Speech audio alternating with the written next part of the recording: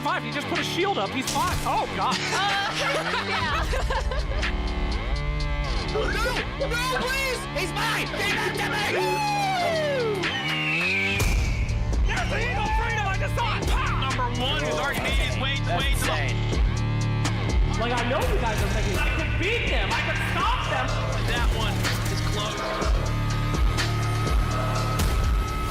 Come on, baby. Bring it on. We're a live show. Hello, everyone, and welcome back to another week of Gamers and Guardians. Week 4 here, presented by Onward Ops. You're probably wondering, well, who's this guy? It's me, it's Trent. I'm here replacing our lovely Slacks. Couldn't be here today, so of course he had to tap me and say, Trent, get in there and help me out. So alas, here I am, very excited to be doing this here and be here for another week. So we got a lot of exciting stuff planned here on the show for you guys, and some exciting games. We're gonna have a little bit of Marvel Rivals. I know you love that. Keep asking for it. We're gonna have a little bit of Rocket League. Also gonna be really good. And then the ending, well, I'm gonna leave it as a surprise. I won't even tell you that we're playing Call of Duty. That's a fun surprise for later. You'll figure that out. But yeah, we're gonna get ready to go here, get things set up.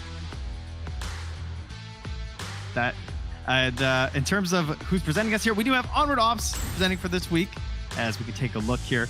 That's our military transition support. You've heard about it a few times from us here, but the main idea, of course, is you know how to get out, you know what the options are, but if you need any sort of assistance when moving on from the service, that's what Onward Ops is going to do for you. It's free, it's veteran built, and it actually works. So you can sign up now at onwardops.org, and they're there to help you out and for any sort of transition assistance that you require. So thank you very much to them. And for our format here, is you'll see we've got, if you've watched the first 3 weeks, you know, you're aware that we got a couple segments that we like to do. We got our variety games, which this week, of course, we're starting with Marvel Rivals. After that, we're going to have our family game night, which is something where we're going to be having something that's a little bit more toned down. Still very competitive, mind you, but something that the whole family can get involved with.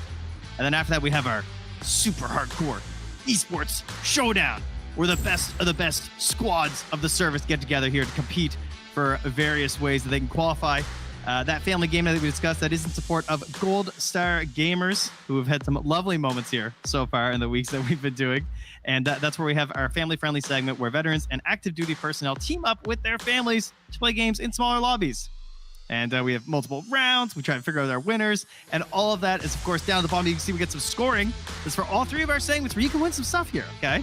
Got ourselves prize pool and then the family gauntlet invite for first place. Second place, 50% of the prize pool. And then third win, no additional benefits, but don't worry. You can always just keep coming back. Keep competing over and over again. That esports showdown I'm talking about, the hardcore stuff there in support of Face the Fight. We've got a couple different games. We've had some Call of Duty, some Apex, Call of Duty, some Apex. The Call of Duty format is going to be 4 teams in a single elimination bracket with 1 winner team. That's the plan here today. This is our competitive segment where veterans and active duty personnel form teams to compete in a rotating title, as I said there, Call of Duty this time. And if you get the win, okay, you get entry into the Esports Gauntlet, which is going to be an online qualifier for a LAN. Try and bring you guys out to actually get to play in person. So that's going to be very exciting. And if you do win, you know, the good news is if you lost, they don't get to come back. So, you know, you come back. If you lost, come back and have a good time. And again, that is here going to be benefiting Face the Fight, one of our lovely ones here who are trying to help with the stigmas around mental health inside of the services and just ensure that everyone's getting the assistance they need. And you can join them at wefacethefight.org. And first up, of course, as we'll go back to where we're starting the show here today, that's going to be our variety games. And as we said, it's going to be rotating here. This week, we're going to have Marvel Rivals with a couple of lovely casters joining me soon. We're going to have 3 rounds with 2 winners. And don't worry, we'll sort all that out. And similar situation where we're going to have an entry to the Gamer Gauntlet if you do come first place here. So you get access to this LAN qualifier for your chance to win. And again, qualify to actually come and play in person. Second place gets for a second one, you get 50% of the prize pool. If you win a third time, you know, nothing after that. Don't worry about that.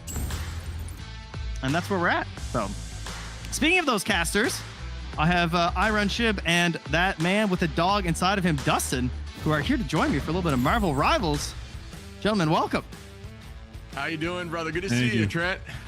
Wow, thank Great you. introduction, Thank you. man. It's very, very nice to have you guys come here. I need a lot of assistance. Okay, I got nothing on Marvel Rivals. The Gamers and Guardians is my only experience. I used to play the Marvel like beat 'em up game on Super Nintendo, and I always played Venom. Nice. Thought that was awesome. So that's where I'm at. So I need you guys to really help me out here. Did you play Odubski? Did you play Overwatch 1 at all a little bit, or no? Yes, only one. So I always felt like, I don't know, Shib, I don't know about you, but like I feel like Dota actually kind of does. It feels like Overwatch is like a Dota FPS almost to a degree. I mean, obviously you have Deadlock now, so that kind of takes the cake there. But you know, They really took that and ran with it. Yeah. yeah, they took that idea and ran with it. Huh? But it does feel like that. It's very much so like you play like the lower skill characters to a degree, where like the ones you just want to like make sure you get good ultimates off, and it's the same kind of thing as Dota, where you just like have to have good team fights and whatever a little bit. Oh, so teamwork. You're telling me it's teamwork. Yeah, That's yeah, scary. teamwork is Absolutely. the- yeah. Cooldowns, understanding, very Dota-esque. I put some hours on Dota, Trent. It's gonna gain some Okay, respect. that's Couple good. thousand. All right, a long time ago, Excellent. but I need that. been a This while. is good. All right. You guys it's are awesome, very man. welcome here then. This is good. You're going to be very good for helping me and our viewers here understand exactly what's going on. And I mean, it's obviously been a pretty exciting game. There's a lot of people who are playing Marvel Rivals right now. We've seen the community wanting to play. So it's what is it about this game for you guys that you really enjoy? Yeah, I guess I'll jump in first, and then we'll toss it to the old pro from Overwatch 2, so he has some good insight. But my take, man, big Marvel guy, right? Obviously, Marvel's a huge in the gaming space, but also huge just in general right now with the MCU, comics, and all those lines. But it takes that Overwatch-style hero shooter and puts it in a space that people really like, so you're more invested in the characters. And it's really well balanced, which I think is a good state right now. There's a lot of different heroes that have different, like that are all played at a competitive level, which you rarely see in a game like this. But what about you, buddy? Yeah, I kind of agree with all of your points. I think it's just like a really fun game. It's just fresh, right? I mean, like we haven't had another hero shooter for like 7 years or something. So it's just like we're on this sort of cycle where it feels like every 7 years a new one comes Wait, out. Overwatch 2 was brand new and totally different. What are you talking about? Bad news for you, buddy. Oh no. Yeah, totally new game, totally amazing. Marvel Rivals, though. Oh, well, look at that. Our These game for lobbies sure. are fast today, gentlemen. Take it away. We're already into it here. Right in we go, as we are going to see some different comps here, Dogman. I'm stoked for that, man. You got any, who do you want to see today that we may have not seen on maybe the pro scene? I mean, we're already seeing that Squirrel Girl, so that's an easy option. Maybe some of that Spider-Man Venom. I know it's super hard to play, so don't know how many people are going to do that, but I mean, I'm excited for anything that we see here today, Shib. Obviously, a lot of people like Squirrel Girl at the lower ranks, and oh my god, immediate pickup by Adam Warlock. Triple support on the attacking side. We know how strong that can be, Shib. Yeah, running the Guardians comp on the attacking side, there's going to be a whole lot of lives as Doctor Strange is going to press in here early by Prop, trying to find some space, take that zone. Going to lose a little bit of shield, but still going to take that off angle off to the right here. And there is somebody flanking as Yaya is going to find one on Magic, turn that towards Team Blue. Just going to walk in, another pick there to turn that around as the numbers are back in the attacking side's favor. Very difficult to find those picks when you're on a pushing team, especially against that Guardians comp, because Guardians, if you don't know, will have a res each character when you have that team up with Warlock, but then Warlock can also use his ultimate to bring them all back, and there's a 3-piece, 4-piece there when it comes to Mantis and Star-Lord. Beautifully well done by Fatty, and that perfect play. Okay, I don't know how sweaty red team is right now, but this is like pure meta that they're running too. Like they're against the Magic Punisher Cloak and Dagger Squirrel Girl. This is like unbelievably sweaty from the attacking side. They've got Groot, dude. We were just talking about that character, how strong it is. Nice pickoff, but guess what? As you know, Chip, doesn't matter. You just self-res anyway. So that character's back in the fight. We're already into the second phase of the map with 5 minutes and 12 seconds, dude. So unbelievably quick time. Ultimate's ready to go, and they're going in immediately with the Guardian in the sky. Gotta be honest, this team comp is disgusting on the side of the attack, and there's a nice pick immediately by the Galactic Legend, trying to spin to win with the Barrage, gonna try to find a second as the Mantis is gonna follow up and get 2. Beautiful play, make that 3 as they walk towards point 2. You're not lying. Talking about sweaty, this comp looks disgusting, and they're capitalizing on 4. At this point, walking this thing completely through and almost to point 2. I mean, this guy's tracking is absolutely absurd from Fandiest on the side of the red team. And overall, they've just been kind of rolling over the defense. And that's exactly what you want to see on an attacking side. You just constantly take advantage of ultimates, constantly take advantage of positioning. And we'll probably see a pretty heavy engagement from the attacking side, maybe set up for the res as well. So a lot of things already going very well for the attacking side. as they're just setting up full press advantage with these brute walls at choke point. Yeah, and the major thing that you want to do against a group like this who seems to be taking a ton of space with those walls is you get that guardian, or you get that, oh wait, hold on, as we got to follow up again. This Star-Lord's an absolute demon, putting a ton of work in, making 2 go down, trying to find some more value. The ult gets popped there. We are going to see a little bit of purple on the ground, if you will, as Vitality's pushing in. I can't quite read it, but there's another pick again on to the Magic. Make that 2 more from Doctor Strange, and once again, red team shoving it into the spawn door here. I think you need to potentially see a switch up in comp here, or get that rocket out for Team Blue to help out with the Punisher, just to find a way to get rid of some of these walls, man. Yeah, there's definitely something you got to do. I mean, unfortunately, a DC too for the defense. So right now, you might as well take full advantage. You have Thaddeus also swapping over to the Black Widow. Going to take advantage of the Mantis damage boost, turns that character into a real hero, the Black Widow character, and you know, that's honestly the only way you can make Black Widow viable is with Mantis. Otherwise, it's not as strong. So we're going to constantly see the damage boost onto the Black Widow. Looking for those pickoffs. Not that they really need them, considering they're in a 5 versus 6. You know, they would really have to throw this to lose this upcoming fight, I think. Yeah, I'm with you. Ooh, a lot of good damage there off the rip. Tries to follow, but not able to get anything, as we do see the Bond on the ground, keeping the team up. But there's the pick that is necessary during Ultimate for the side of Punisher. Not going to work. Judge, jury, executioner. Down goes Punisher. Trying to find a second. Nice shot there. Going to find an additional pick at this point. Just keeping that space and moving forward. You're right about the DC. Does make it difficult, especially when the team's staying this coordinated. But they are just a well-oiled machine out here, walking this thing through. And at this point, we might see record time up there for point 3. Yeah, this is going to be unbelievable. We'll have to take a look in the top right of your screen just to see when this cart closes out. But this is not typical, by the way, for sure. It's very hard to cap out with this much time in the bank. So the attacking team really played phenomenal. 3 minutes, 51 seconds, dude. That's absurd. That is they lost 9 seconds. That's what they started with. That's absurd. Oh my god. Yeah, I didn't even consider that. But yeah, very difficult. Like you mentioned, the DC does make it a little bit difficult there by 17, but still, you got to show some props here to a unbelievably coordinated team on the side of Properish, Fatty, McFlankster, Jack,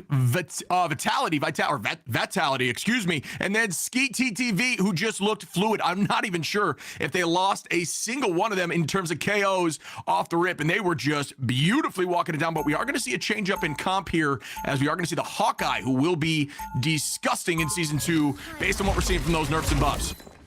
When it gets disturbed. Is his name Fatty Squared? Sorry, that's all I could think about here. Is his name Fatty Squared, or is it? I think it's a 1. No, it's a 1. It's a so one? fatty to the first, I think. Fatty to the first. Okay, that would be. That goes, I was gonna say, but you know, Fatty to the power of 1. He's been popping off, man. He was he wasn't even getting the damage boost from Mantis either. He was just like going in. And honestly, you kind of don't have to, especially when you're up in 1. And, you know, for the attacking side for Blue Team, not much you could do when that DC happens. But right now, you know, they're going to have to rely heavily on this Hela to find these picks or something along those lines. At least you're going against a composition that's more reasonable to play against, the solo healer. So, you know, maybe you put yourself in a good spot considering they have 1 heal for this defense. Yeah, I do like the change up here on the attacking side. Try to find something that gets value. The Groot's going to be nice, but then you also have something like Cap, who can kind of play on his own with that shield, has a ton of self-survivability, obviously, with that ultimate, trying to find a way to get some more values. We start off here. It looks like they are getting some early space. Walls do go up. Very difficult to press through them on an attack or defense without something like Punisher or the Rocket to deal a ton of damage. Yeah, going to try to make a play here on the high side, looking for some damage. Is down low on HP, but almost trades with the Strange. Unfortunately, does fall there from Prop, who does find the early pick. On the downside, we have Warlock looking for a right click, does land. Gonna keep the team bonded up and just at this point try to get out of this door, and it is a tough ask with 1 down. Yeah, I would like to see Blue Team maybe take a few more angles, set up on flanks, but I don't really blame them for the situation they're in. I like this push onto the top left spot for mortality. If we can even get 1 elimination, that would be a win. I'll be honest with you, because of the fact, you know, it's really hard to win in these. There we go, they got 1. Let's go. My God, the attacking team got 1. But as we know, Chip, it's really hard to win 5 versus 6, as everybody knows, right? It's going to be an uphill battle across the way. So pushing one pick at a time, you can't Nice. feel too bad about that if you're the attacking side. Yeah, you got to show some love here. That's two. I mean, those, yeah, like you mentioned, in a game like this, in a hero shooter, it's all about numbers as we find a third. Good job here on the attacking team, figuring things out and making plays on their own, finding some space. Wow, I got to show some love here to the Kappas when hyper aggressive. Another pick there from the Warlock, and the attacking team getting on their feet, make that 4 as they walk this point, heading towards point 1. And that is what you want to see, the team getting on their toes, starting to press forward with some speed. Cap just taking a ton of space, finding every single isolated duelist, and gonna take out one more. And those individual picks are very valuable because it does start the stagger timer. 20 seconds on those reses. Immediately on to Hawkeye. Will he find it before the group gets there? And down goes Hawkeye. Immediately gonna get Groot on it, puts up the shield, still falls from Skeet, who is gonna turn that around, but you gotta show some love to that push. Yeah, you'll take that. I mean, that's just so much pressure provided by the Cap. I mean, he'll be able to run back to sprint back in record speed back to the fight. And, you know, as long as he can keep that up, diving on the back line. But unfortunately, these picks in the mid section of this first point are going to result in them having to back up. Big Rudolph, but it's immediately blocked. Actually, no, that was just spread very well and blocked by the shield.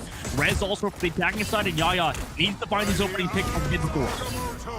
Yeah, I'm liking that play. Great eye of Agamotto. The follow-up, will they get any? Do not manage to make it happen. The rest goes up, and we are going to see the turnaround there, but I like the idea a lot as we do see immediately going to be popped with the Eternal Bond on the ground. The team's going to try to stack up and fight on this. Will it work out for him? Still down that number, unable to get back from the DC. Skeet going to find another onto the opposing Groot, saying, I am Groot, and here we go. A Psylocke going to pop off and find one. That dance of the butterfly is terrifying if you don't have a strategist already, and there is that Venom with the Fanta skin, cheeked up, ready to dive with the Captain America, and here we go.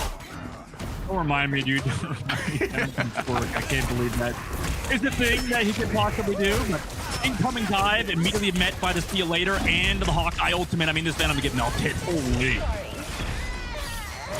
Yeah, and here we go. There's a, Yaya again, finding a ton of value on these off angles with Cap, and there comes that ult. Just gonna try to hold on for as long as possible. Will he be able to assemble the Avengers? Tries to find one, almost two. Still holding on to this fight and just buying some serious time, but is going to get taken out there again by Skeet TTV, doing a great job on group, finding those isolated picks, even through ultimate. Almost gets that Venom pop there to get the Feast of the Abyss and get some shield, but not able to get it done. But now that they have one more touch, they may be able to pop some of these ultimates here and get through point 1, which would be a massive advantage. Just the fact that they're able to do this here. Oh, but great start. As Salak says, no, I don't want that to happen. It takes a 2-piece right down, and Blue is going to have to touch. They do manage to do so. Captain America 1 HP is going to go down, and here comes the Venom. Going to pop all to try to stay alive. Does manage to hold on as Salak goes down. One up on the side of the attacking team, but will it be able to last for long? Doesn't look like they will, as they do fall on the point from Doctor Strange. Yeah, pretty good hold. Overtime ticking down. I mean, Cap, maybe a bit much. No, he's not.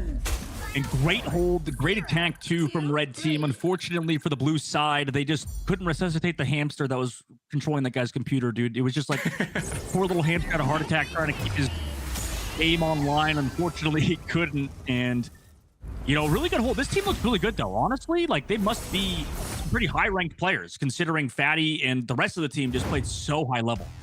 Fatty to the first, 43-5 did I just see? That is insane. I honestly had no idea how many eliminations were on the table right there, but that was disgusting. Definitely, like you're saying, some solid players, some high-ranked players. Just the way they were playing, their compositions, their picks looked really beautiful. Trent, did you learn anything from that? Do you know what's going on? I learned so much.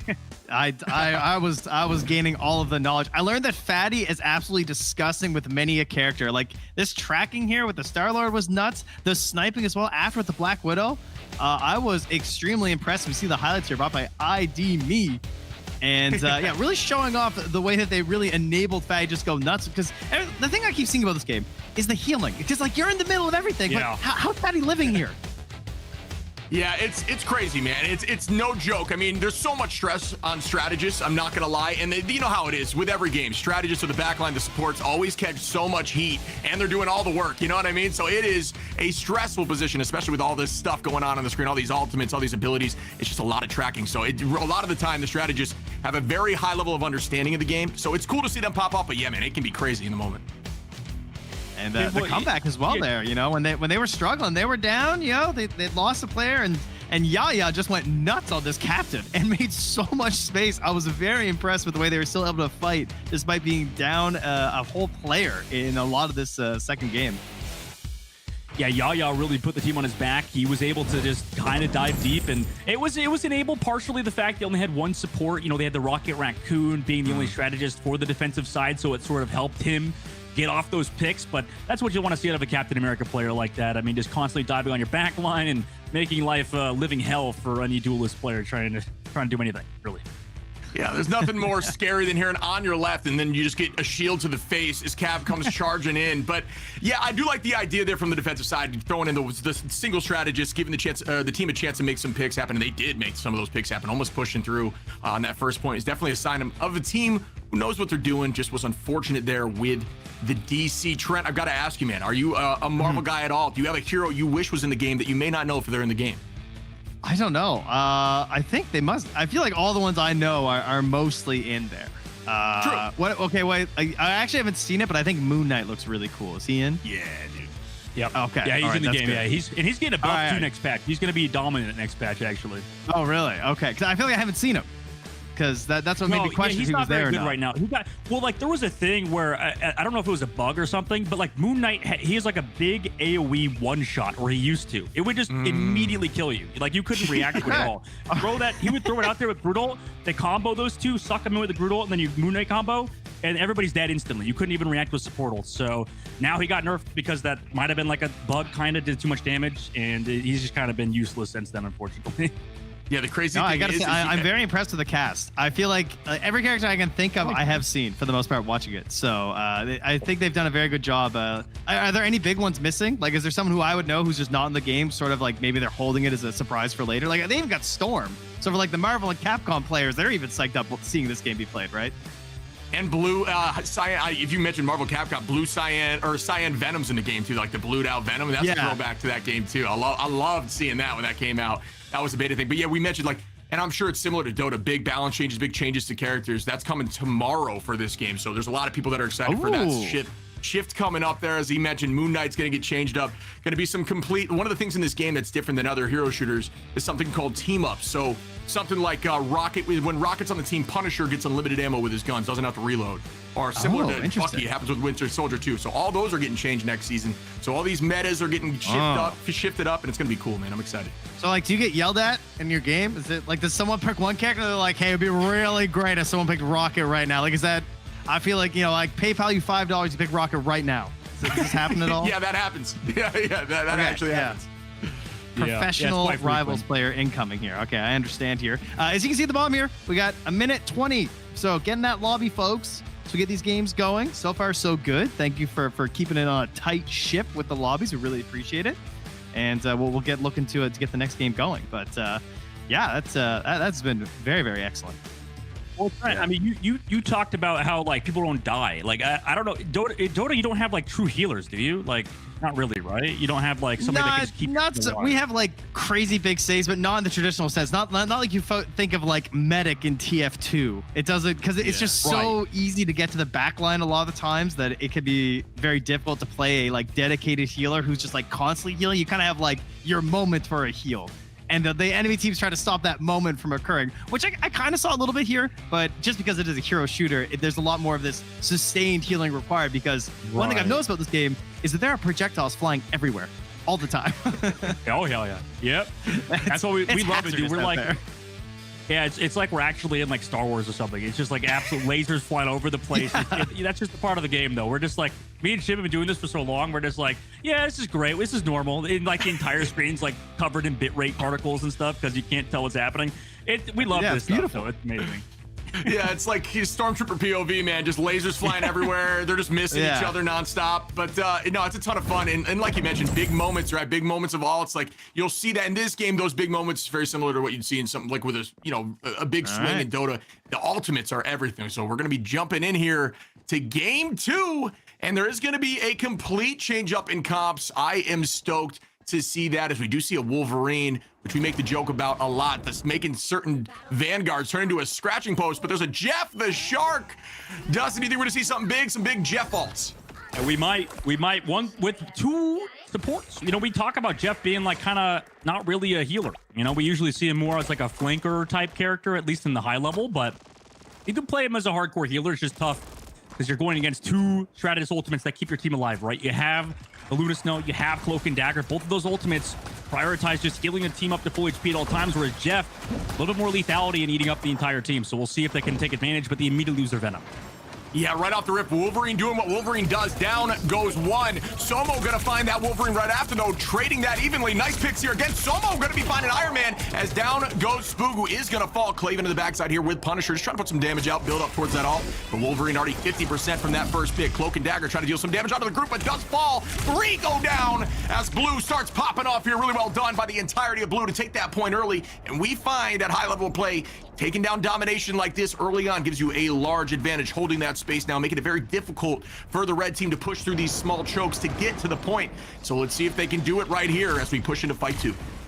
Yeah, big comeback there by the blue side after losing their Venom early, but he's able to come back so quickly just because of that character and how fast it is. And, you know, they have to walk up with this group right now, slowly but surely into this fight. They don't have the team with the Rocket Raccoon and Punisher, so that character is lagging behind in terms of the potential damage output. On incoming flank, interesting turret spot, sort of bunker up. Somehow works out. They find the Jeff early. Yeah, I don't hate that. That was a good, you know, sometimes popping that turret out is essentially like going tank mode. Down goes another, though, as we're going to lose that Wolverine. Great damage here from the duelist on Blue, as Somo is popping up, as well as this Star-Lord here. Can't quite see the name Cam. Cam doing some serious work back on to the group now, making this potentially 3. Spin to win now. Got the Galactic Legend, doesn't want to use it. Great hold on that ult right there. Not necessary as they fight 4 and hold on to 60% of this point. Pretty good hold at the moment. Like you said, Shib, the duelists are absolutely popping off. Another one by the Psylocke of the blue team. Ultimate's still ready to go as well. They haven't even needed to use anything. Now pops the Dance of the Butterflies, getting rid of that Moon Knight, I believe it is, on this side. So, I mean, they're just constantly staggering them. 80% on the board. That's what you want out of a team, just constantly making sure in these neutrals you're not comfortable. They've got ultimates ready to go as well. No Stratus ultimates to counter on the other side too, so there's gonna be so much damage here with the Meteor M and the Galactic Legend, and immediately the Storm gets found early. Yeah, good early damage there again. Down goes Kyle. Good work here by Cam. And here comes the Galactic Legend trying to find someone in the back line. Great pop of the dance floor there. Fate of Both Worlds going to hold on to the back line and try to negate this ultimate. Really well played there by the strategist side on Red. We are going to have a Hawkeye out now looking to try to get an early pick there. One headshot and down, but not enough, as Blue is going to take point 1 and turn the first map in their favor. Best 2 out of 3 when it comes to domination. Well done, Blue. Yeah, clean stuff. Anytime that they got picked, it seemed like there was just immediate trades and the duelists getting their final hits. We talk about that all the time, Shib. Just, you know, Psylocke specifically is a character that falls into that boat of, you know, get in there, get a one shot with the right click, left click combo, right? Just sneak up into somebody in the stealth and get close range headshots. There's so much lethality with that Psylocke. And then on the other side, the Star-Lord just getting Magneto bubbles, right? This team clearly knows how to play, similar to the last one that we saw in Midtown, man. Yeah, Camarexis and Simodian have been popping off on the duelist side. We are going to see a change up and have the Magic, though. Magic, a ton of fun to watch. She does have this giant sword. If you don't know much about Magic, uses the portals, goes into a different realm. Oh, and we see Venom just twerking away on the screen for the April 1st, the April Fool's Day dance. And I'm not going to lie, this thing is hysterical, and it couldn't be more BM after you get a pick. Tell us how you really feel. Tell us how you really feel, brother. I don't know, man. What are we, is this Fortnite? What are we doing? What are we doing, guys? I actually loved it. I love it so much, but I'm in awe every time I see this. It's just hurt you too many times. I get it. You know what I mean? Yeah.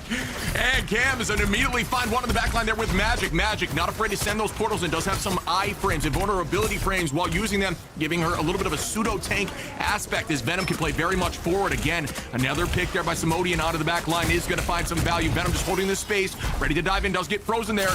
Once again, some strong play from the back line here on Red. Good defensive work, but that flank is devastating, and down go 4 there. Again, Team Blue, just perfect communication, understanding on when to engage, and they are engaging together, but that crosshair is crazy. Oh my god. Dude, we got a fighter in the lobby. Jesus Christ. Holy, it's like one of those early 2000s fighter plane games that you could play, and you just got a giant cross. But I want to see what, I actually want to see what Trent thinks about the Venom twerk afterwards. You got to remind me to bring that up afterwards, because surely he's like culture shocked after seeing that. Yeah, hey, there's some BM emotes, that's for sure. Again, the back line is going to fall, so we're going to lose 3 there. Simone doing a good job on the Psylocke. That Psylocke can be so devastating. It's tough to handle, too. You know, some of the best picks against Psylocke include things like Namor, right, to try to shut that down, but even then, she's pretty strong as long as you understand when to engage, and that's the real nuance. You would know a lot about Psylocke because you play her at a very high level. I play her at a good level, you know, but a character, like you said, yeah, you have to get those one shots. That's really what it's all about. Good peel, by the way, of the Storm ultimate towards the point, dropping out the invisible boundary. Late pull comes through as well as the Eye of Agamotto towards the point, but everybody's split, so they can catch anybody. Your ultimate, they're really trying to win it here and now with the whale, but no eliminations come for the red team.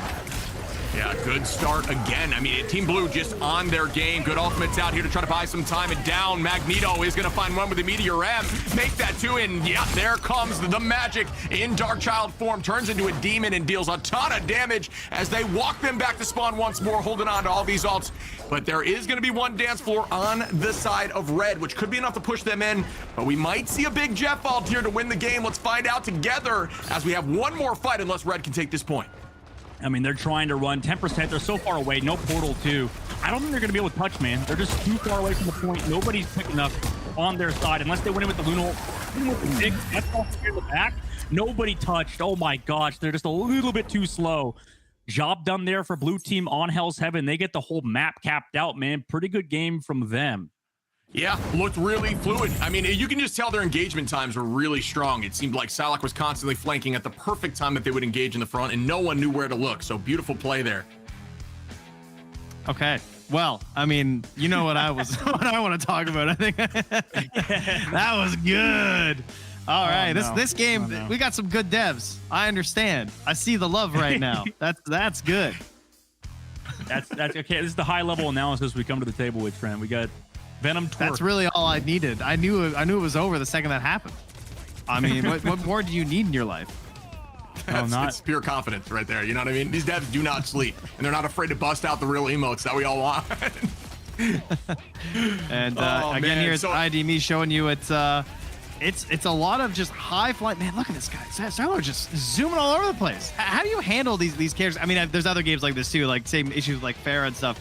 It's so hard to track these flying nuisances in the air in these games, I find.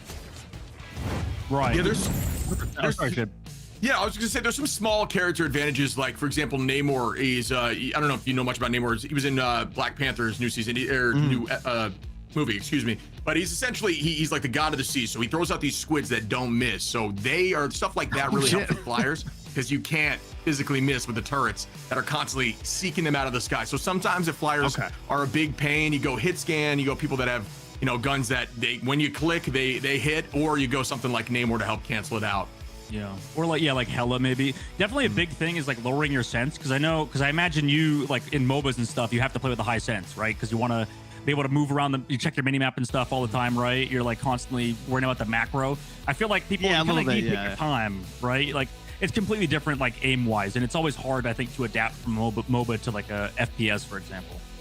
I did appreciate the reticle you guys were looking at. I have to. It looked like something like Ace Combat or something. Yeah. It's hard to see even what you're aiming at with that. Maybe they're just like really far back from the TV or something. I'm not sure, but I appreciate the idea. It's a good call. Yeah, there's some unique ones, man, because you can customize them per hero. So, for example, when you use an Iron Man, he has like a laser that he can hold with right.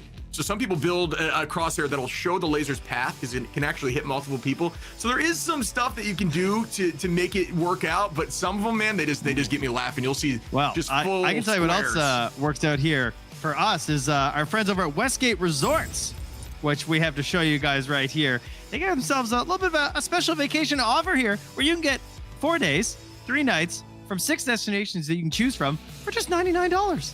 That's right. And now hold on, military members, you also get $100 back. Well, if you're doing the math there and you're like, did I just make $1? That's right, you did. And that's exclusive for all gamers and Guardians viewers who are part of our service. So that's pretty wild. Make sure you click the link there in the chat. Do you like free vacations? I mean, look what the message says. That's all you need to know. So make sure you check that out if you're available for that. So that's pretty wild. Almost as wild as that game just was. Shout out Westgate Resorts for sure. And also shout out all the vets. We got to say it ourselves as casters. Thank you so much for your service. And it's been a pleasure doing this with you guys. I'm looking forward to more of this as we keep pressing forward. But got to get your thoughts, Trent. Is this starting to grow on you a little bit? You're starting to see how this game works. That was a domination game mode. So that's like essentially King of the Hill. And the other one was push the point. So there is some different stuff in the game to shake it up a little bit, similar to Overwatch. Oh, 100%. It's nice to see familiar themes from like other similar games, right? So you, even though you've got all these new characters and new abilities and stuff, at least you're comfortable in the idea that, you know, I've played these game modes before. I know how to push the payload. I can get that cart moving. I know what I'm doing in this situation. So yeah, and I think the roles, one thing I'm noticing, the roles look pretty clear. Like a lot of the similar people, despite having different abilities, which is great, you can kind of tell like, okay, that's the tank. I see the tank. I know what their job is. I see the healers, and then I see crazy DPS monger jumping around all over the place. And you kind of know your friends too. You can like recruit your friends and be like, I know you're the tank, you're the healer, and I already know that you're gonna be picking that Star-Lord flying all over the place. So it seems like it's a game where it's really easy to like grab your crew and get into it.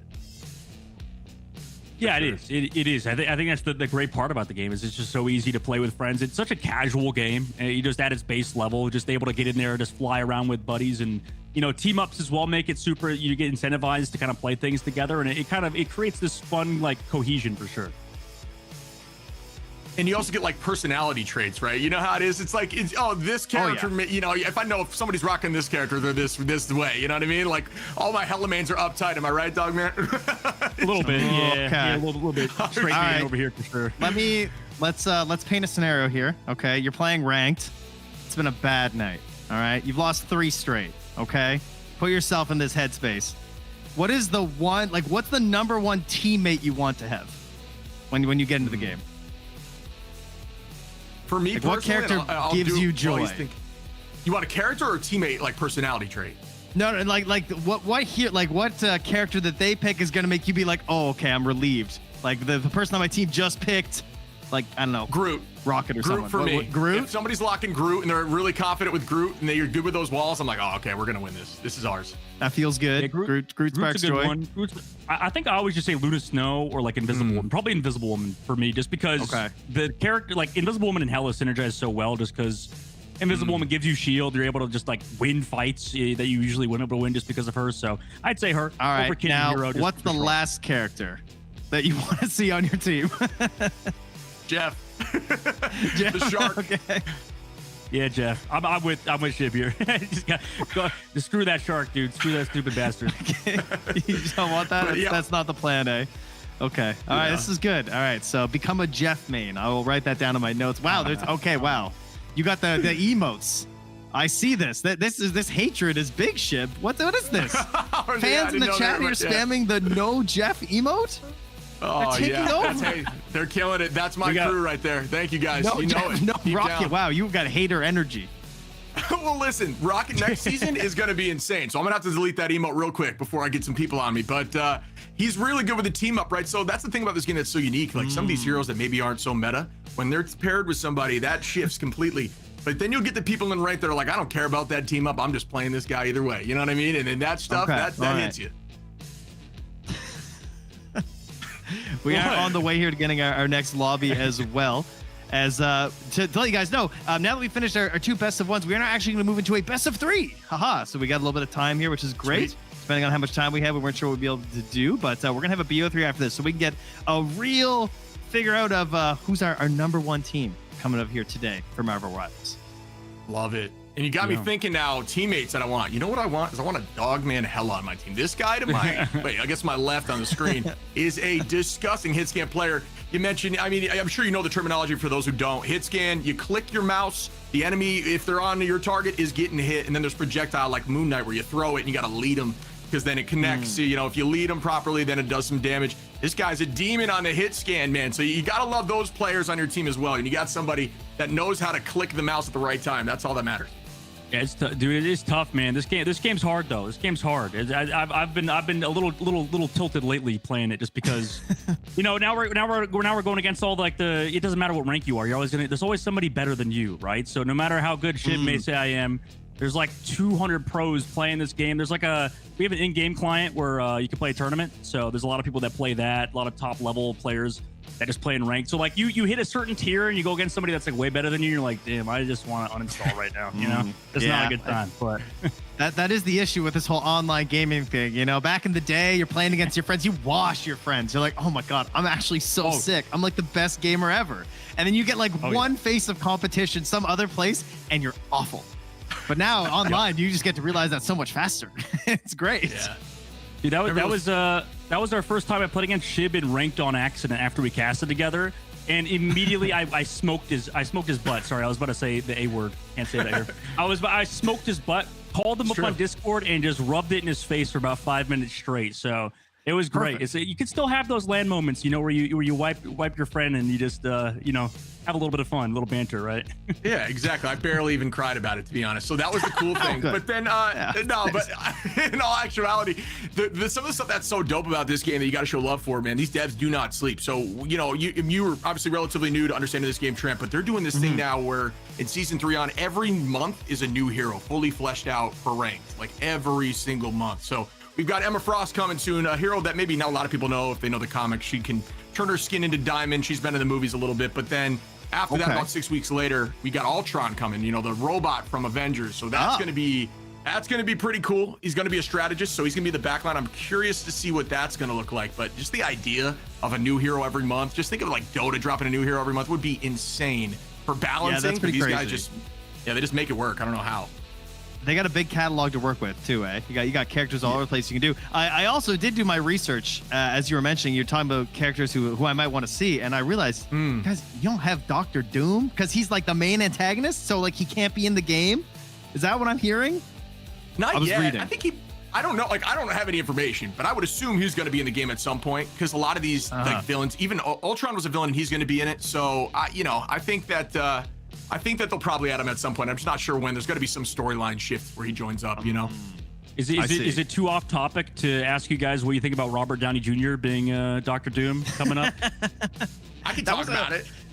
I can say that they were truly desperate when they had to reveal it that early. Come on, let us live a little. Like, what? Come on, dude. Like, stock was tanking. It's just like they pulled the valve in the office. They were just like, we gotta bail out of this, man. And surprise, he's back.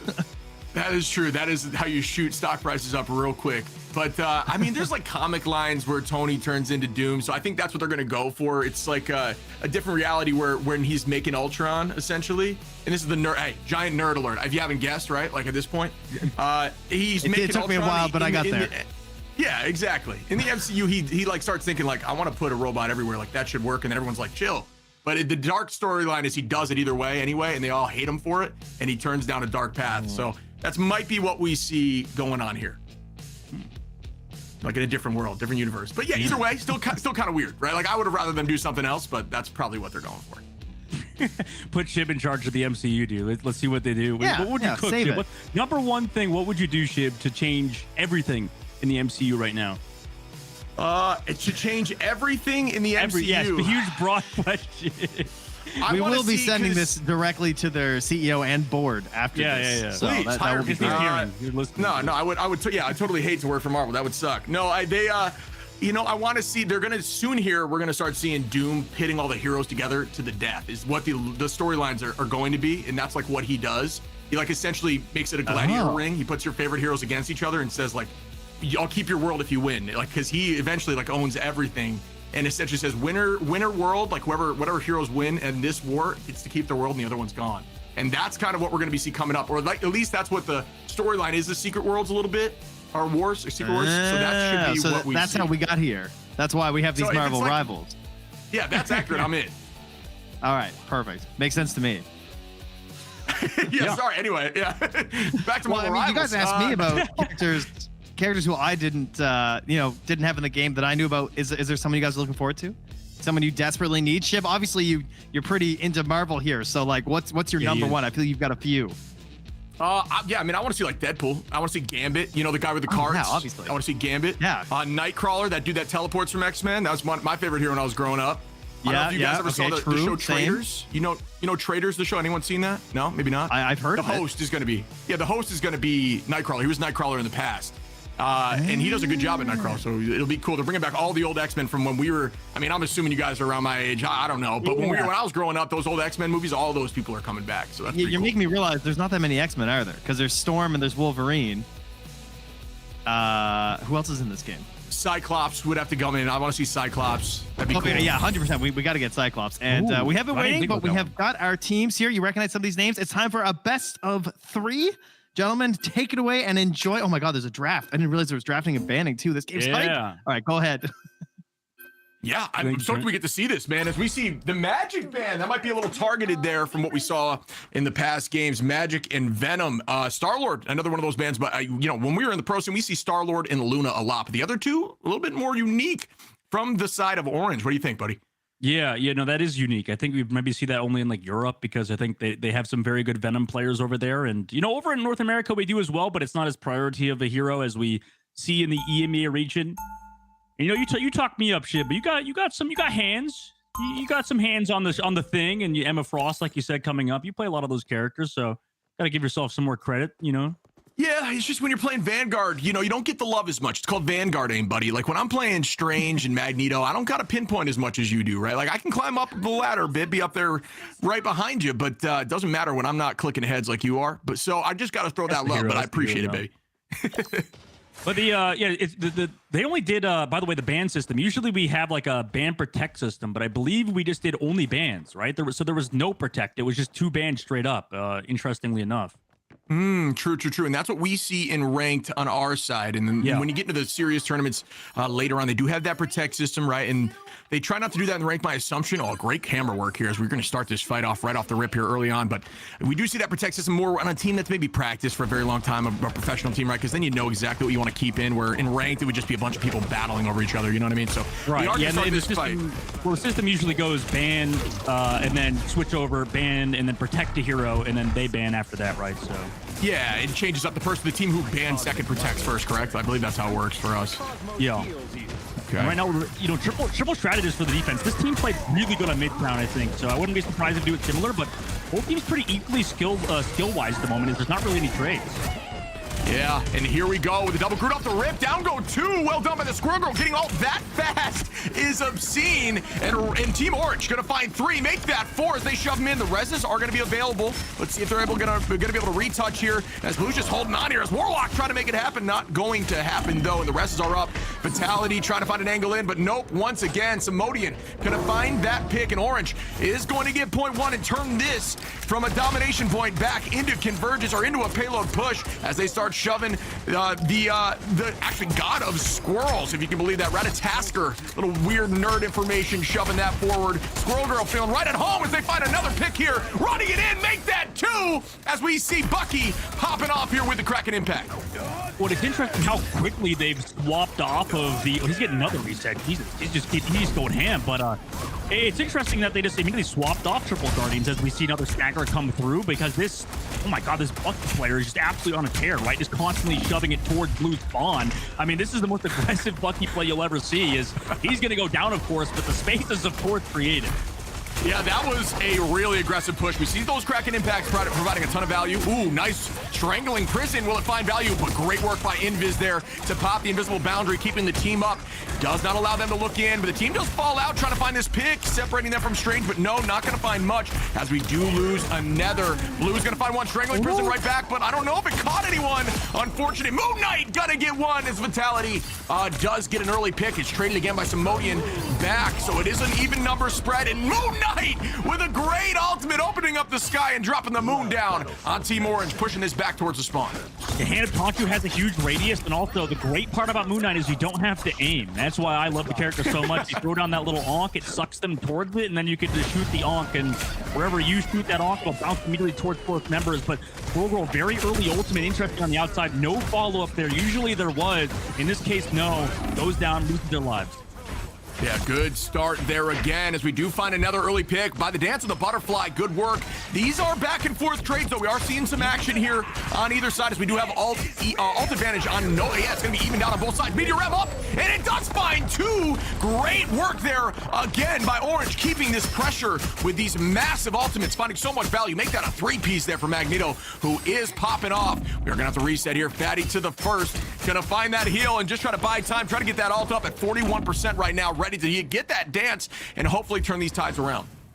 It's gonna be tough for Fatty to actually live here. Double dash back to the team. Never mind, it wasn't that tough. And they have 3 minutes and 10 seconds on their attack, but no ultimate. So this defensive side should have a huge advantage with the ultimate. They could screw it up by getting picked off early. Yeah, good work there. They didn't even touch. They didn't even touch the card. Oof. That's unfortunate. It is going to be forced back to point 3. This is a little more on the defensive side. You do see a lot of teams hold up here as the spawn, especially as you push up towards the stairs, which we'll see shortly is heavily in the defensive side's favor in terms of speed. And there's another ultimate. Will we see Conjure Rain on the enemy? Yes, we'll see 2 go down. Well done again. This Moon Knight is popping off. Make that a 3-piece. Great placement of the Yonk there, anticipating the dive. Yeah, he's playing really well. You know, it's just a shame they couldn't touch the point. Because, like, all those eliminations would have been really helpful. And now, you know, there's such a huge time bank, right? You keep getting them brute ultimate. When you're the only one, they actually boundary it. I don't even know if they needed to do that, but they'll take the 1-for-1, I think, on the defense. And right now, considering, you know, how far they have to push, 4 minutes to go is not that worrisome of a time bank, I think, for this attacking side. So Fatty now off the Skylock, gets the huge hook to open things. Yeah, good set of work there from Fatty to the first one. Nice pull. Unfortunately, not able to get a ton of value just because everyone's here. Do I see another Moon Knight raining in? It is. Unfortunately, not able to find any value there. The pull-in would have been crazy onto that. Would have been a nice combo. Strangling Prison finding 2, though. Fatty trying to get the dunk. And here comes Kraken Impact. That's 1 reset. Can we see 2? And it's on the Rocket. Will they be able to finish it up? No. Great work there by Rocket to dive into that invisible boundary, keeping him up and not allowing the reset. Gorgeous play there on the offensive side. Rocket doing a great job staying into the fight there as the opposition is turning that right back with another Kraken Impact. Will we see the dunk and reset? It does fall on the other side. Rocket, and the reset is up. Will they find value? Another pick. Make that 2 more as Orange is holding on to this pressure with almost 3 full minutes on the clock. The difficulty for the attacking side now as they try to close out is, yeah, they have to deal with the Moon Knight tactics. Oh my god, he goes for the spawn reset here. Is he actually going to get the elimination? No way. He's just going to get all the reset shit. Holy moly, falling right to the spawn door. 4 go down from that set of ultimate, and them holding them at the door like this is very, very difficult to get out of. This Moon Knight ult could be enough. Doesn't get 1, it does, it gets 2. Blue now taking the space out. Eye of Agamotto gets popped, and they are sweeping him right back. The numbers back in Blue's favor, and they do have 2 minutes to hold here, but that is a good start. Ultimates, unfortunately, had to be committed there, but it looks like they're still up in terms of this next fight. Well, see, this is the difficulty when you get overzealous and try to go for a spawn camp with nobody pushing the cart. We saw how slowly it was moving. They had such a big time bank, but did not take advantage of the fact that they just went for the spawn camp with everybody. Everybody's just going towards the spawn. Nobody's switching objective, and when you don't play objective, you get in a situation like that. Mr. Fantastic, by the way, out now, Shiv. We don't really see this very often. I kind of like it, man. Fantastic, going to be much more valuable. Off map? Yeah, no, left side is not off. I do that all the time. I always think left side is off map. There is this little like crevice here. So I've thrown people there myself thinking I had them, and they didn't go. But here we go. Mr. Fantastic in the big form. We're going to have a ton of HP. Essentially another Vanguard trying to drive them outside of that invisible boundary, but not able to make anything happen. Blue again with an early pick, but it does get res from the Rocket BRB. Vitality again with another onto the Rocket. So there goes there. And off the map goes 2 as Red is so back and forth. The numbers are evened out here, 4 and 4. But who's going to find the majority in the end? Meteor M not able to find one good idea here for Red, and here comes Hella up in the sky. How are those steals alive back there? Okay, finally the Rocket goes down, but Blue team really doing a good job holding on. This Hello, nobody was paying attention, and look, that's so much damage gone down range, and no Stratus ultimates here. Yes, this Hello is 13 HP, but just was able to get so much value out of the ultimate. Now 47 seconds left. Shiv, imagine they lose here. 43 seconds. They almost capped out the map. They went for the spawn camp and got punished by a really good Moon Knight player. Wouldn't be more of a storybook ending than me calling out that the 3rd point is super defensible on the top of the stairs, and that's exactly where they hold it as we see Vitality, trying to find some more damage off the rip to get that ult charge up. Moon Knight, biggest advantage is the ability to get that ult back insanely quick, 66%, and we've seen him launch that thing like 4 or 5 times now. He is able to find one early, and that is just an insane start to the fight here again. But Orange is up on ults in this fight. They've got to commit heavy here to try to make something happen. There's only a few seconds left on the clock, and here comes that ult. You're right on top of the Eye of Agamotto. Goodbye. 3 seconds. Nobody's here. Goodbye. See you back at the spawn. Hold for Blue team. Wow, I loved that combination. That was gorgeous. I don't think I've seen that happen much, but it was perfect. I have Agamotto to stall everyone as Moon Knight opens up the sky, and Conchu just rains those fists and sweeps 4. That is so well done by Blue to hold on point 3, but will Orange hold them tighter? Because point 1 is also pretty defensible. Oh, it's orange. I always thought it was red. Am I colorblind? What the heck? I think it is by standards. Is it orange or is it red? On my screen, it's orange. If it's orange, type 2 if it's red. I honestly, the thing is, I talked to you about this shit. Like, I feel like I don't know what rank this is, but Moon Knight is like a heavy healer text, right? Like, somebody's got to look at him first of all. But I mean, if you have insane healers, you can kind of out heal a lot of that damage and kind of avoid the hand of the Conchu damage, even though it's a huge radius. You know, it doesn't one shot anymore. So. Yeah, I mean, I'm with you. Like, the thing about Moon Knight, and you kind of mentioned this too, he also has like a big frame, right? So like, you can take those challenges onto Moon Knight with things like Psylocke and Hela at range and still get those wins. You just have to have eyes on him at all times, because if you don't see him, he's looking at you. You know what I mean? And you mentioned, and I know you know how strong Moon Knight can be in the right hands, but it's all about positioning. And Vitality was really popping off there with those high side angles, finding picks before the fights. I think 2 or 3 fights in a row, which essentially allowed Fatty to go in there and deal a ton of damage, some big strangling prisons. We saw some great work there by the backline, keeping everyone up, but Team Blue just a great job on defense, but it gets everything changes here as we go towards attack, especially when you see a Wolverine against a Groot here from Simodian into Skeet. I'm with you, Ship. Shout out to our observers. They're doing a great job with these cinematics so far and in general. And you mentioned earlier in the broadcast how this map is super defensive sided. It seems like Fatty and Vitality don't care. They just found one immediately, traded back. But so it could end up mattering. But that's a pretty far distance the defense now has gotten. Nice opening picks though by the attack now currently. Yeah, Blue just has a ton of momentum in their favor, but as I say that, again, Simodian here on the Wolverine, just getting picks back to back is going to pop off that damage reduction, try to find some value. Wolverine does have that passive where if they lose their HP, Moon Knight going to open up the sky again. Unfortunately, no one goes down, but as I was saying, Wolverine, oh man, as I said, there is going to be a pick, but it is on the side of Red, who do take out the Psylocke again, so we are going to shove in. Teleported from Strange just to try to find some damage. I think they're waiting here for the team to regroup, potentially. Yeah, it looks like it. This is the difficulty with attacking Moon Knight, is it's really hard to find these angles. They eventually do, though, on the front line. Able to get one. Also, the follow-up damage. Wolverine gets the passive pop. But everybody else is here cleaning up on the point. Blue team did a good job on their attack. And do they have a portal play here, Ship? Do they have that retouch? Yeah, I'm not sure they might. I think Wolverine's thinking about doing it himself. Does have that last stand. Gonna tackle the Moon Knight out. Great position. Ooh. But Fatty to the first says, you are not tackling my guy. And immediately gonna burst that wolf down as numbers are again back in attack. Oh, I saw that ultimate in his eyes. He wanted that. Oh, yeah, he wanted it for sure. But the Psylocke getting value out of her ult on the outside. Oh, my, nice two-piece on the both strategist players. The value of Psylocke has been shown. My God, just deleting everybody right now. So much damage. Top 3, maybe top 4 or 5. Duelist in the game. Fatty doing great on that hero.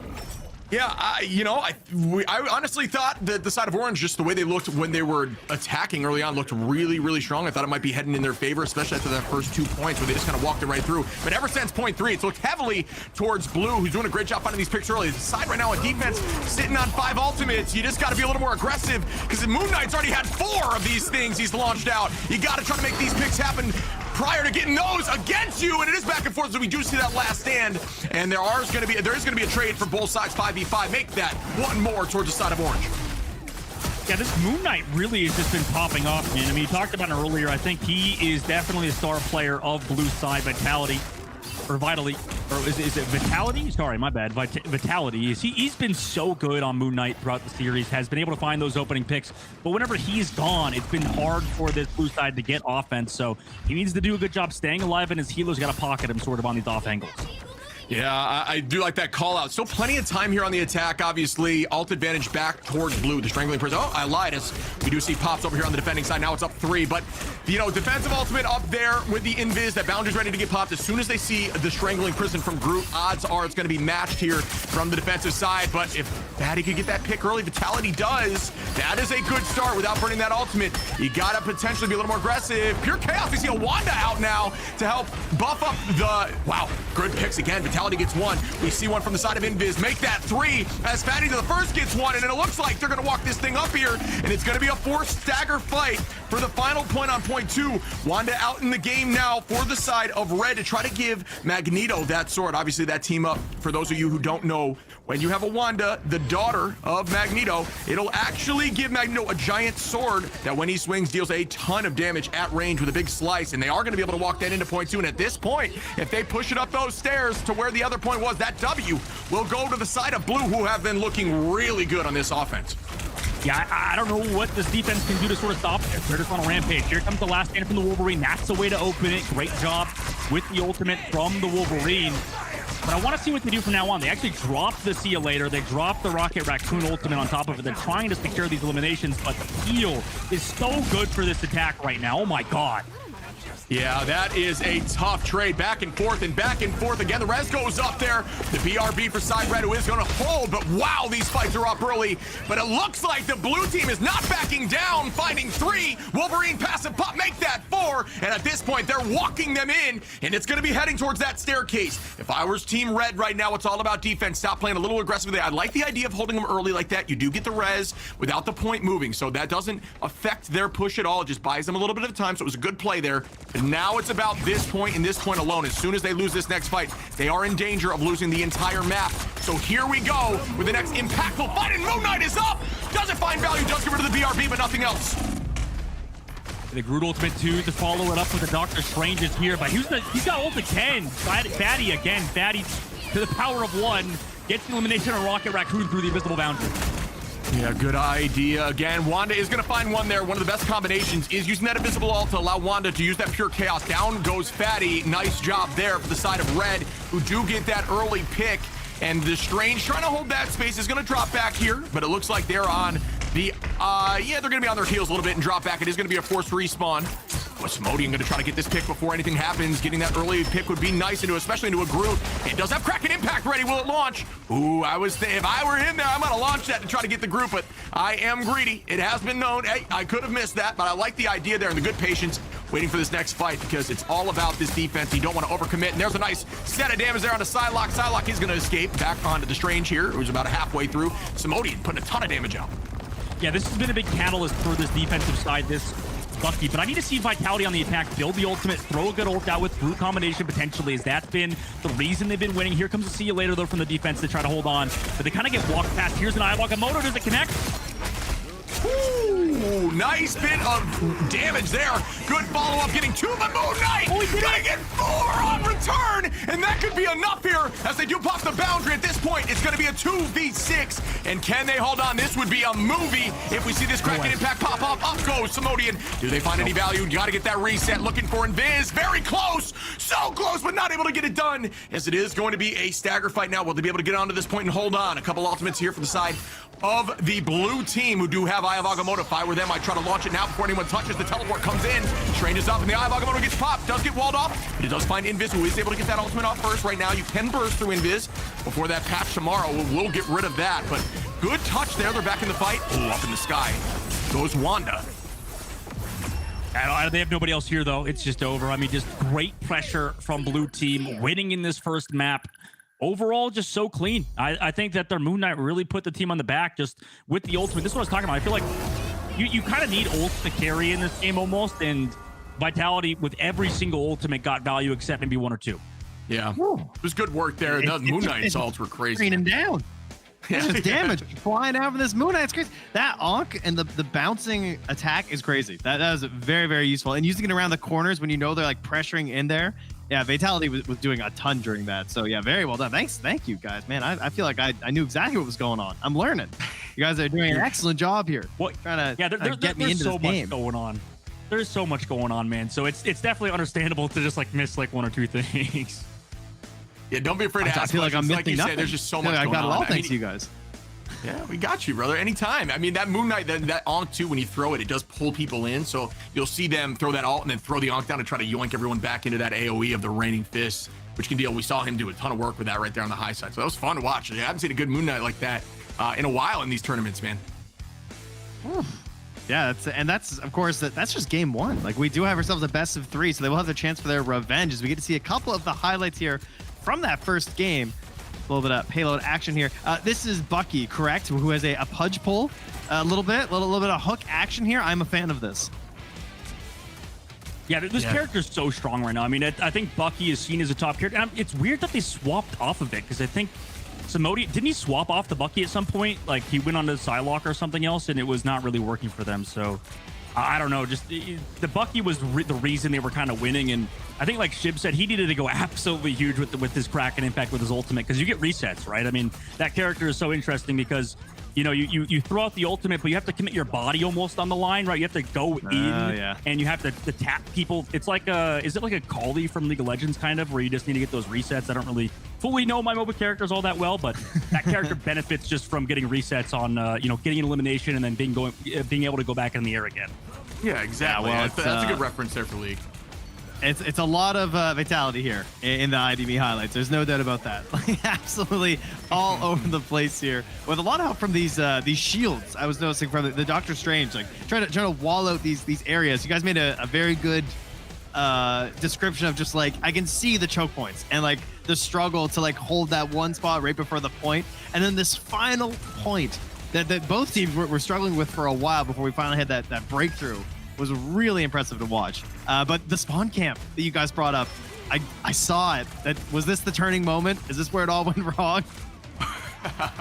Yeah, they came out heavy. The problem was they got out of the spawn door, but they used 3 alts. We talk about overcommitting a lot in the pro scene where it's very difficult to understand when you need to use an alt and when you don't, right? And that's what really starts defining some of the best players because it's all about alts in these games. You know, you can definitely get neutral fights where you have a lot of success, but if you overcommit alts and then the next fight, the team has an advantage over you with theirs, it's very difficult to come out on top. So we did see them have to force a lot to get out that door, but it did work out for them. They did get out, but they weren't able to hold for long. Well, yeah, it's like the difficulty is the attacking team. They just need to have somebody on the freaking cart, man. Like these games, the cart moves faster the more people on the cart, and nobody was on the cart. Everybody went for the spawn camp. Literally, not even a single strategist player was on the cart, and that's what happens when you leave the objective. You just lose the game, right? So that squirrel right there would have moved so much quicker if they just had 2 or 3 people there instead of everybody going for the spawn camp. Good thing it's a best of 3. Take some notes, figure it out, get themselves to game 2, and then hopefully game 3 after that to see what we can figure out moving forward. In terms of the other game mode, so I've seen the payload, I've seen this Domination King of the Hill. Is there anything I haven't seen yet? Well, what am I missing? So there's 3 modes. So that one we just watched is called Convergence, where first there's a point that you have to cap to 100% before you even get the payload to start moving. So you have Convergence, which we just saw, which is tricky because, like, if I were somebody who's just started watching the game, I would think it's the same mode as Push. Push, you start a lot of the time right out the spawn door. It'll start walking it. Then you got Convergence, which what is the actual name for Push? Justin, in Overwatch or like this game? No, in this game. Oh, I think it's Convoy. It's called Convoy. Convoy Convergence. Yeah, Convoy is the one where it just starts, and then in the Convergence, like you said, it's just like a hybrid from Overwatch, kind of.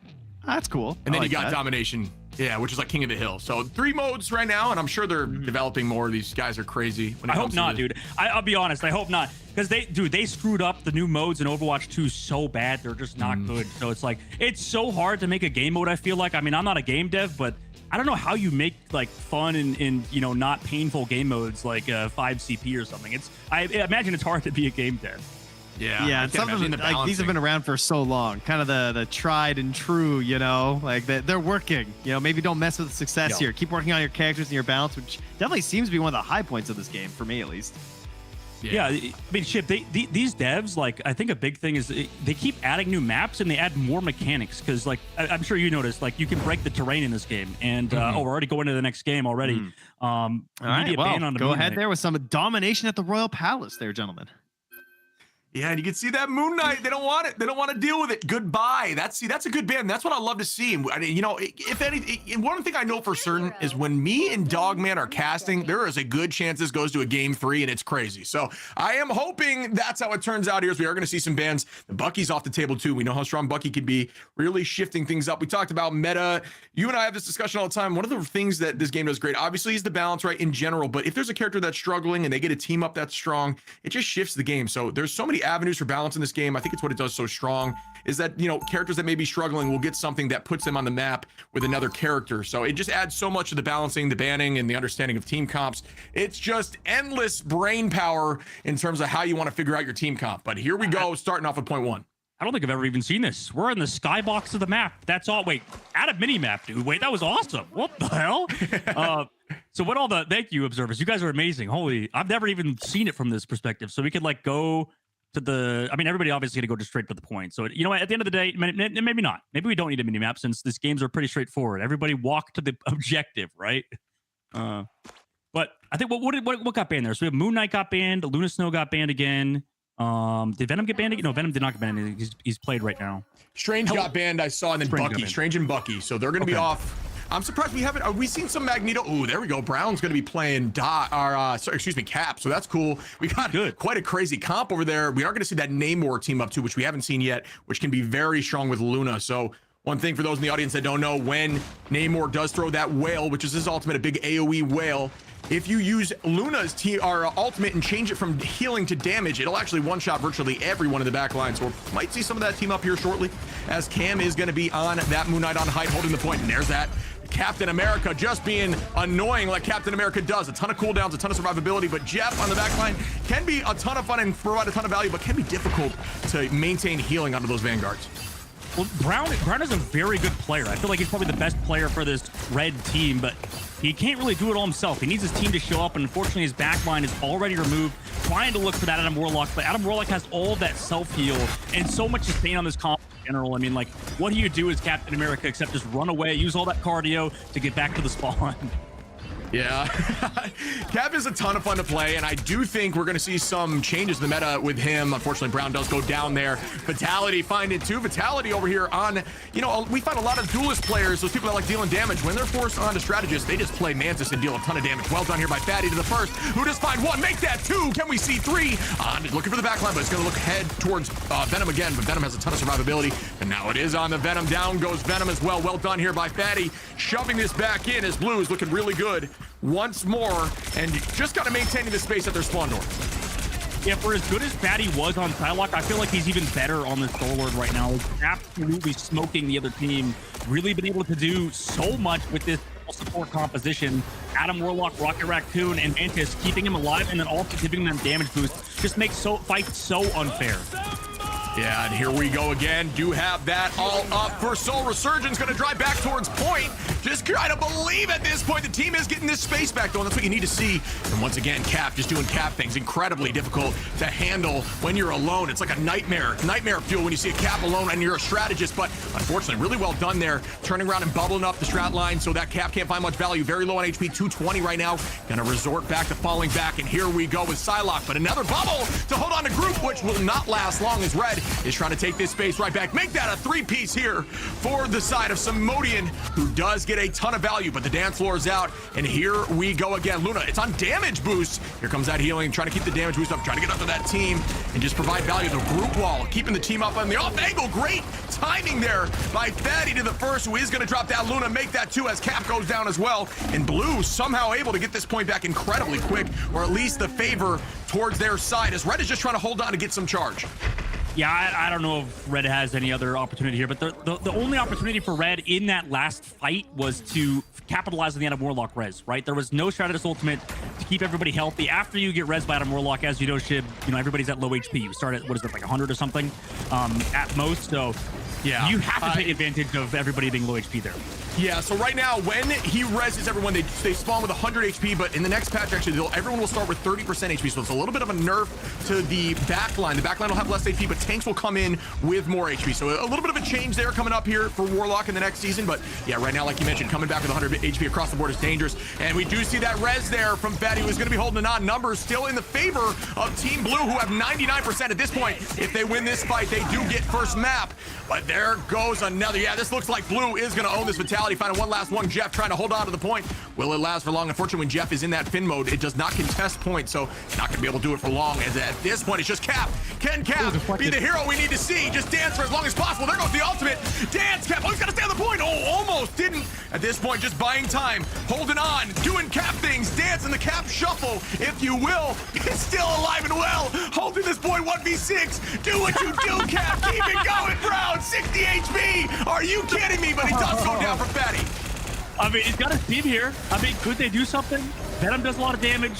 Jeff, Whale got elimination. Wait, potentially doable. He has ultimate too. Can he get the eliminate though? No, it goes for a tank.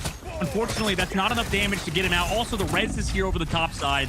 But the Cap could come back. Oh, no, they get off the point. I liked it, though. That was a fun watch, man. They almost turned that around, but still, that was an insane hold. It showed promise.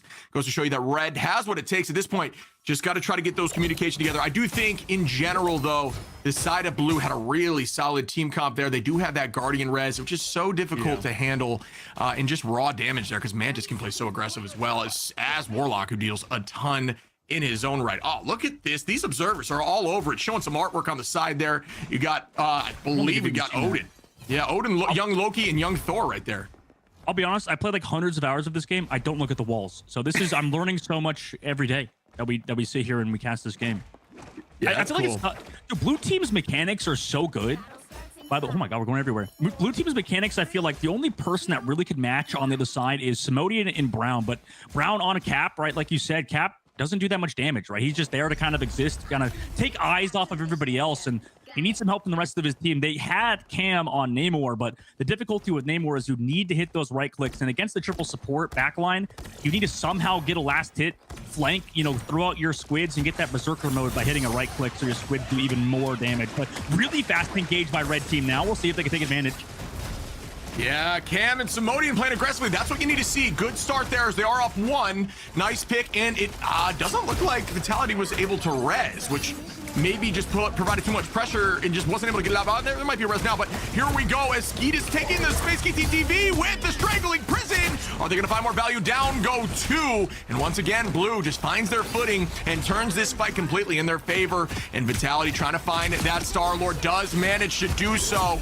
And they're not able to land the sleep. Well done there by the side of Brown, who is now on the Magneto, holding on.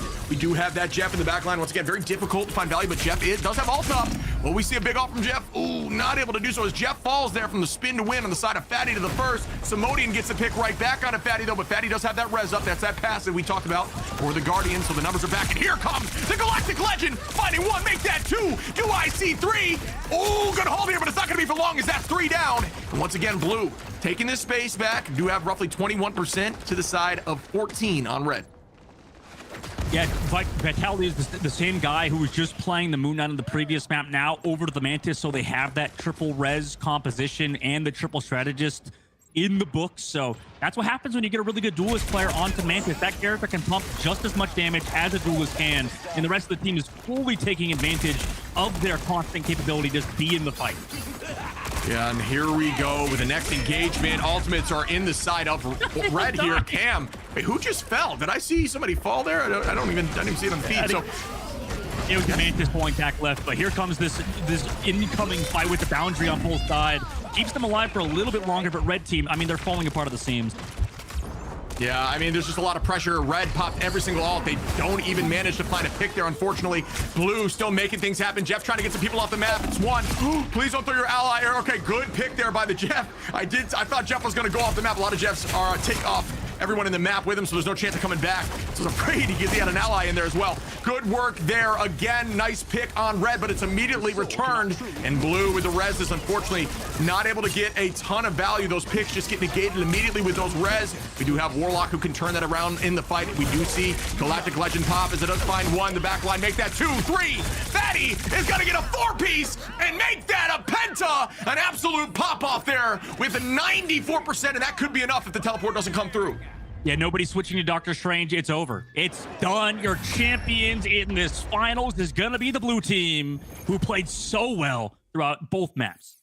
Yeah, really well done. That looked, practiced, man. I'm not sure how much this team has in terms of experience together, but their compositions made it look like they've been doing this for a while. So really well played there. Good looks and just fluid ultimates.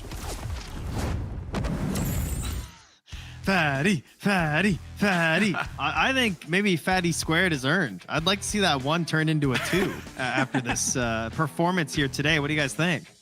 Yeah, Fatty to the 5th after that penta at the end there, you know? Yeah, seriously.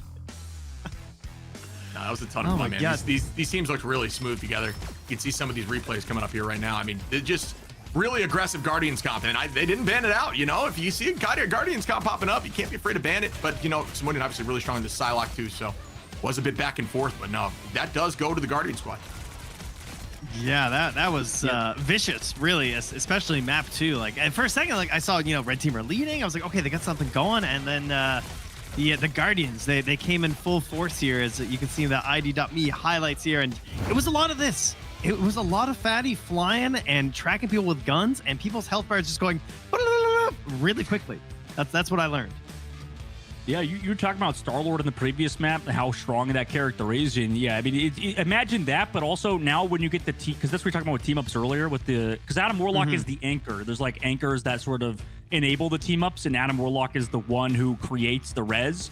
So Adam Warlock gets a self-res when he lives, right, by himself. If you have Mantis alongside that, Mantis also can res immediately, like come back into the fight where she just died. And then same thing with Star-Lord. So imagine you get a pick off on Star-Lord. Guess what? It doesn't matter. He's just back in the fight immediately. So yeah, brutal. And then after all that, Warlock's ult is to res everybody on the team again. Yeah. So these fights, it just messes with your mental when you get a pick and you find out that that person you just picked off is still in the fight, you know, right off again. So really well done. I feel like I need like a board, and I need like the pictures of the characters. I'm gonna start putting the yarn and the string between them, and I'm gonna start concocting lineups here if I'm playing this game. That's pretty much what I'm learning right now. I see the team ups do look a little bit absurd. So well done. I mean, that's cool because it incentivizes you to play like other characters, pressure your friends a little bit to play the cool characters. That's an impressive. That's gotta be hard to balance. I mean, you guys keep talking about the balance and stuff, but yeah, very much impressed. And from what I saw, I mean, obviously characters are available on both sides. There's a little bit of banning. We didn't get to see the Moon Knight again because it was so successful. But overall, it felt like players were kind of jumping around a little bit in the game, jumping between the characters, and it made for some really fun games to watch. So thank you to our players. That kind of ruled. Oh yeah. Oh yeah. Shout out to our Fatality in players the for playing chat. amazing. Yo, shout out to that Moon Knight. Holy. Yeah. Holy Fatality. My goodness. Can you relax, please? Thank you. No, we'd like to see that. That was some good competition too. A lot of back and forth fights. Obviously, you know, teams looked fluid together, man. So it was cool to see these guys playing at such a high level. It just goes to show you that you get a group together, hanging out for whatever reason. You know, some awesome vets here. You know, once again, appreciate all y'all for what you do, but seeing you on this game as well, man. Great play. Gotta love it. I'm sure these guys each have their own takes on the meta too. Like I guarantee it. Like I bet Vitality's like, dude, I bet Moon Knight's goated, dude. He's like absolutely popping off on that hero. And that's I mean, Trey, you talked about how like the characters in this game are so strong. It's kind of true. Like Marvel Rivals, it's like they took Overwatch characters and cranked it up to 11. So the characters are just absolutely insane team up wise, and it's brutal to play against. But it's fun. Like OP is good, right? It's fun to play against broken stuff if you're broken too. Yeah, they do the mentality where it's they call it like a hero fantasy where every hero feels OP. So if every hero is overpowered, nobody's overpowered. You know what I mean? So it gives you that power fantasy. Yeah, you get the job done with anyone. So it's cool. Yeah, that's all the best games go that route. That's what I have learned over my years. So well done, Marvel Rivals. So you guys might have seen we've had some votes in the chat in terms of games and stuff. Of course, we have a Discord you can join too. If you guys want to vote for games you want to play, or if you want to play more Marvel Rivals, get into the Discord, get a part of those votes, because I am definitely down to watch some more after this. I'm gonna have to assemble the crew, I think, to get in on this. Have they done any deadlock? Have the gamers and guardians wanted to vote for? No, some deadlock? we have not gotten there yet. That's a scary world to enter into. Oh yeah, that game is hard, man. Deadlock is so hard. Yeah, that's the Dota of like. You have like shooter versions. Yeah. It's really intense item wise. It's similar to Dota where you can really hard carry too, which is pretty cool. I saw they're reworking the item shop, I think, right? Yeah, they probably are. They're doing a lot with that game. You know, it's not released, so yeah, still in progress. That's right. Yeah, Slacks. So in here in spirit, would be loving to talk to you about Deadlock right now. He's top 50 Abrams. We know Slacks. Yeah, okay. Sure, bud. Oh, he's top 50. Yeah, 10 people play. Yeah. Oh my. Yeah, that sounds about right. That's that's pretty much how it goes. The reason why I have people that assume why games aren't I mean, obviously Deadlock's not out yet, so we have to wait and see. But Deadlock, the problem is Marvel Rivals. We have so many amazingly attractive characters. Where's Deadlock's attractive character? They have a lizard. It's fair. They have a lizard for fan art. Like, that's all they got. I'm sorry to say. People like butts. They know what they want. No, it is it very much is though, like just a servicey game. I think the reason that Rivals does so well is just so much coming so fast, and it just seems to be more balanced. Obviously, there's meta, right? Stuff still works better, but it's just one of those rare occurrences that it just seems like everyone they're dropping, like even with the new character coming out here tomorrow, I've got hands on with her for a while and still feels strong, but doesn't feel like they're just going to run the game over. So I don't know how they keep doing that, but they just keep doing it. Well, I mean, hopefully it continues to grow. We get to see more of it. Thank you so much, you guys. If there's anything you guys want to shut up before I let you go, as we do have an interview to get to with one of our players. Chib, what do you got? Yeah, I'll just go ahead and say thank you all so much again. Appreciate your service. It obviously means the world to everybody, right? So really appreciate that. Happy stuff like this is able to happen. You guys get to have some fun, man, because this has been a blast to be a part of. We appreciate you guys bringing us here. We hope to see more Rivals here. Don't be afraid to call us again if you need us. It's been a ton of fun. I've been Iron Chib. Hit me, buddy. What you got? Yeah, I mean, same sentiment. I mean, I love the initiative. I love the whole thing. And that's why, obviously, we had to say yes when we had to, or we not had to. I mean, it's obviously a pleasure for us to come through, and I'm sure it is for you too, as Trent. So, I mean, it was awesome. Yeah. And yeah, just follow I Run Shib on TikTok. That's my whole thing right now. So, all right, perfect. That's what I love to hear. Well, thank you very much, gentlemen. Hopefully, we will see you again. And we have a couple players who will be joining us. We'll get rid of these ugly mugs here and get the real stars of the show. Coming for you in just a second. There they go. There we are. Now, I have been told that I've got Fatty, and then that's the only name I have so far. So who do I have here with me, folks? It's Fatty. And we got Skeet. Oh, Fatty Skeet. Okay, Skeet. I saw you in the chat before. Reckon some games you're playing. Am I correct? You were just playing a lot of Groot, I believe, in that last couple of games. I was Groot. You are the Groot. I am Groot, dude. You guys, that was impressive. This is my learning Rivals arc right now, and holy, you guys are kind of beasting that Guardians lineup. Fatty, I don't know if you're aware, but your name was mentioned a lot. Kind of beast moding through a lot of these games. What can I hear your gamer history? Because watching you is like your hit scan tracking looks a little ridiculous. Can I be honest? You're kind of insane. Yeah, so I mean, I started playing FPS back in Overwatch 1. I never made it to the contenders level, but I know a lot of players in that genre. I've been playing Marvel. I just retired USMC, and then I just go to my 9 to 5, come home, and feed and rank games. But apparently, I did something today, so GG's. And Skeet, you've been here a lot. I keep seeing you in the chat. You're like the wall. You are the force that allows Fatty to be such a beast here with that Groot, right? I saw you dropping trees all over the place. It's a tough job just sitting in the back, making sure point doesn't get taken over when nobody contests it. Super difficult job. Listen, someone's got to do it. Sometimes Fatties should let someone slip through, just one person, so I can so you get do to smack somebody. Yeah. Okay. Because the only time he seems to let someone through, it's all 6 of them. But then he comes back and gets rid of them. All right. So in terms of Rivals, obviously it's been very enjoyable to watch. You're playing a lot of Groot here, Skeet. Are there any characters that you would like to see in the game? I'm curious about people. I know Marvel's obviously a pretty huge thing. People get their favorites. Is there anyone that you're missing right now in this game? Man, I'll tell you what, I'm excited for Ultron. It's like the DPS guy, support player, It seems pretty fun. I think Cable would be a fun character. Oh, that actually sounds awesome. I kind of forgot about that. There's actually so many when you start to dig deep in terms of characters that are available in this universe. It's ridiculous. We don't need a Daredevil because then you just got Spider-Mans out there.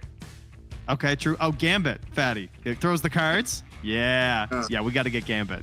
Yeah, I'm in agreement on that one. Put that guy in there. I'm trying to play Twisted Fate and Marvel, Yeah. Okay, sounds good. When you guys aren't rocking Rivals, what else are you guys playing? What other games we got going on here? I just got back into Warzone, me personally. Okay. If you're a polar player out there, just know that I'm not fond of you in Warzone. That's really difficult to play keyboard and mouse in Warzone when you're going against somebody on the sticks. Yeah. That's about all I understandable. Yeah. What about you, Skeet? The Gambit, right? Play pretty much everything. Sports games I really enjoy. Obviously. Oh, okay. FPS. But can you give me some tips? Because I'm about to be casting Rocket League for the Gold Star gamers, and frankly, I haven't played a whole lot of Rocket League in a while. What do I need to know about Rocket League? There, Ski, you Rocket Leaguer? I've not really. When I say sports, I mean. So I figured sports was close enough. You know, I thought it would help. Like, football, basketball. Ball go boom. That's all you need to know. They fly. That's good. I'm kind of hoping that's all. There's going to be massive skill level differences. You'll see some people who can barely move the car, and some people just flying across the stadium. You're like, this is a fair matchup. Yeah. Okay. All right. Perfect. Good to know. All right. All right. Well, thank you so much, guys, for joining us. Really, really appreciate it. Awesome to watch you guys play. Congratulations on the win. And we're gonna make our way over to said Rocket League. So, is there anything you guys want to shout out before I let you go? I'll shout out my teammates. We in there. Candy bars for everyone. You can't tell a fat guy you're giving him candy bars. I expect 1 cent here. Thank you, guys. Okay. Thanks to Gamers and Guardians for putting it on. This is amazing that they do this every week, and it's a good time, and more people should do it because it's fun. All right. That's what I like to hear. That's right. More people should do it. Make sure you guys are signing up, joining the Discord, and being a part of this like Fatty and Skeet here so you can win and come talk to me and get chocolate bars. That all sounds really good. So, again, thank you guys very much, and hopefully I'll be seeing you guys again. Have a good one. Appreciate it, buddy. Easy. Have a good night. Alrighty there, folks. That is the end of our first segment. We made it. We got through there. That was awesome. Got some Marvel Rivals, got some different game modes. Next, we're going to be moving into a little bit of Rocket League for family game night here. But before that, we're going to have a quick little break while we sort things out. So stick around, and when we come back, it's time for some Rocket League. We'll see you then.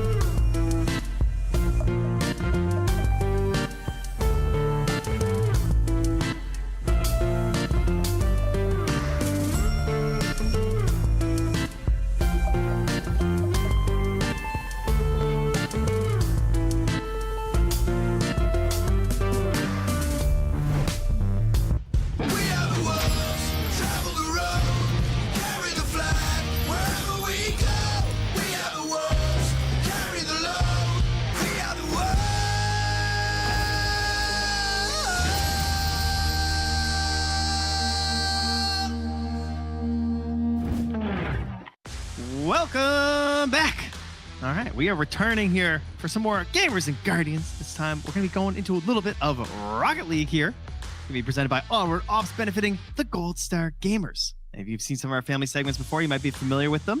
And we do have ourselves a little bit of a video that we can show you to get into the mood here for what the Gold Star Gamers are all about.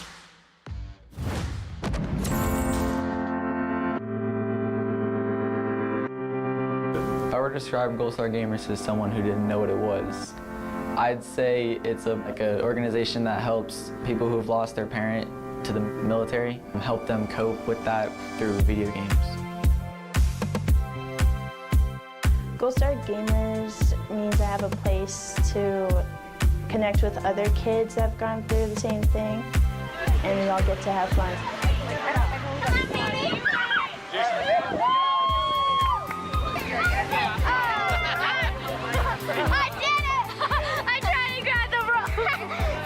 I would describe Gold Star Gamers as a caring, warm community of people that look after you and will basically give you a big, giant hug.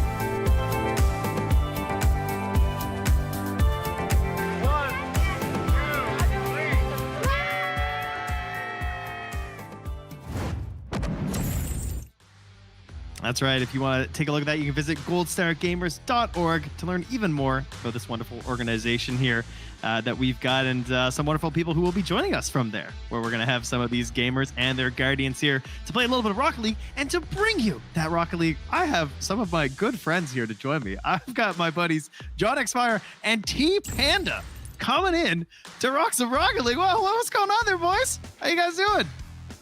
Yeah, it looks like the whole Dota gang's coming in together here for some Rocket League. Trent, good to see you, man. Doing a great job there.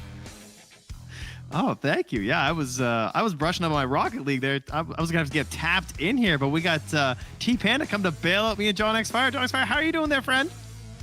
Doing great, Trent. It's been lovely to watch. It's been lovely to watch these games. Actually, I was tuning into the Marvel Rivals one. You know, I'm not much of anything outside of Dota, but I've played a little Rocket League. I've played a little Rivals. I'm looking forward to the Rocket League part.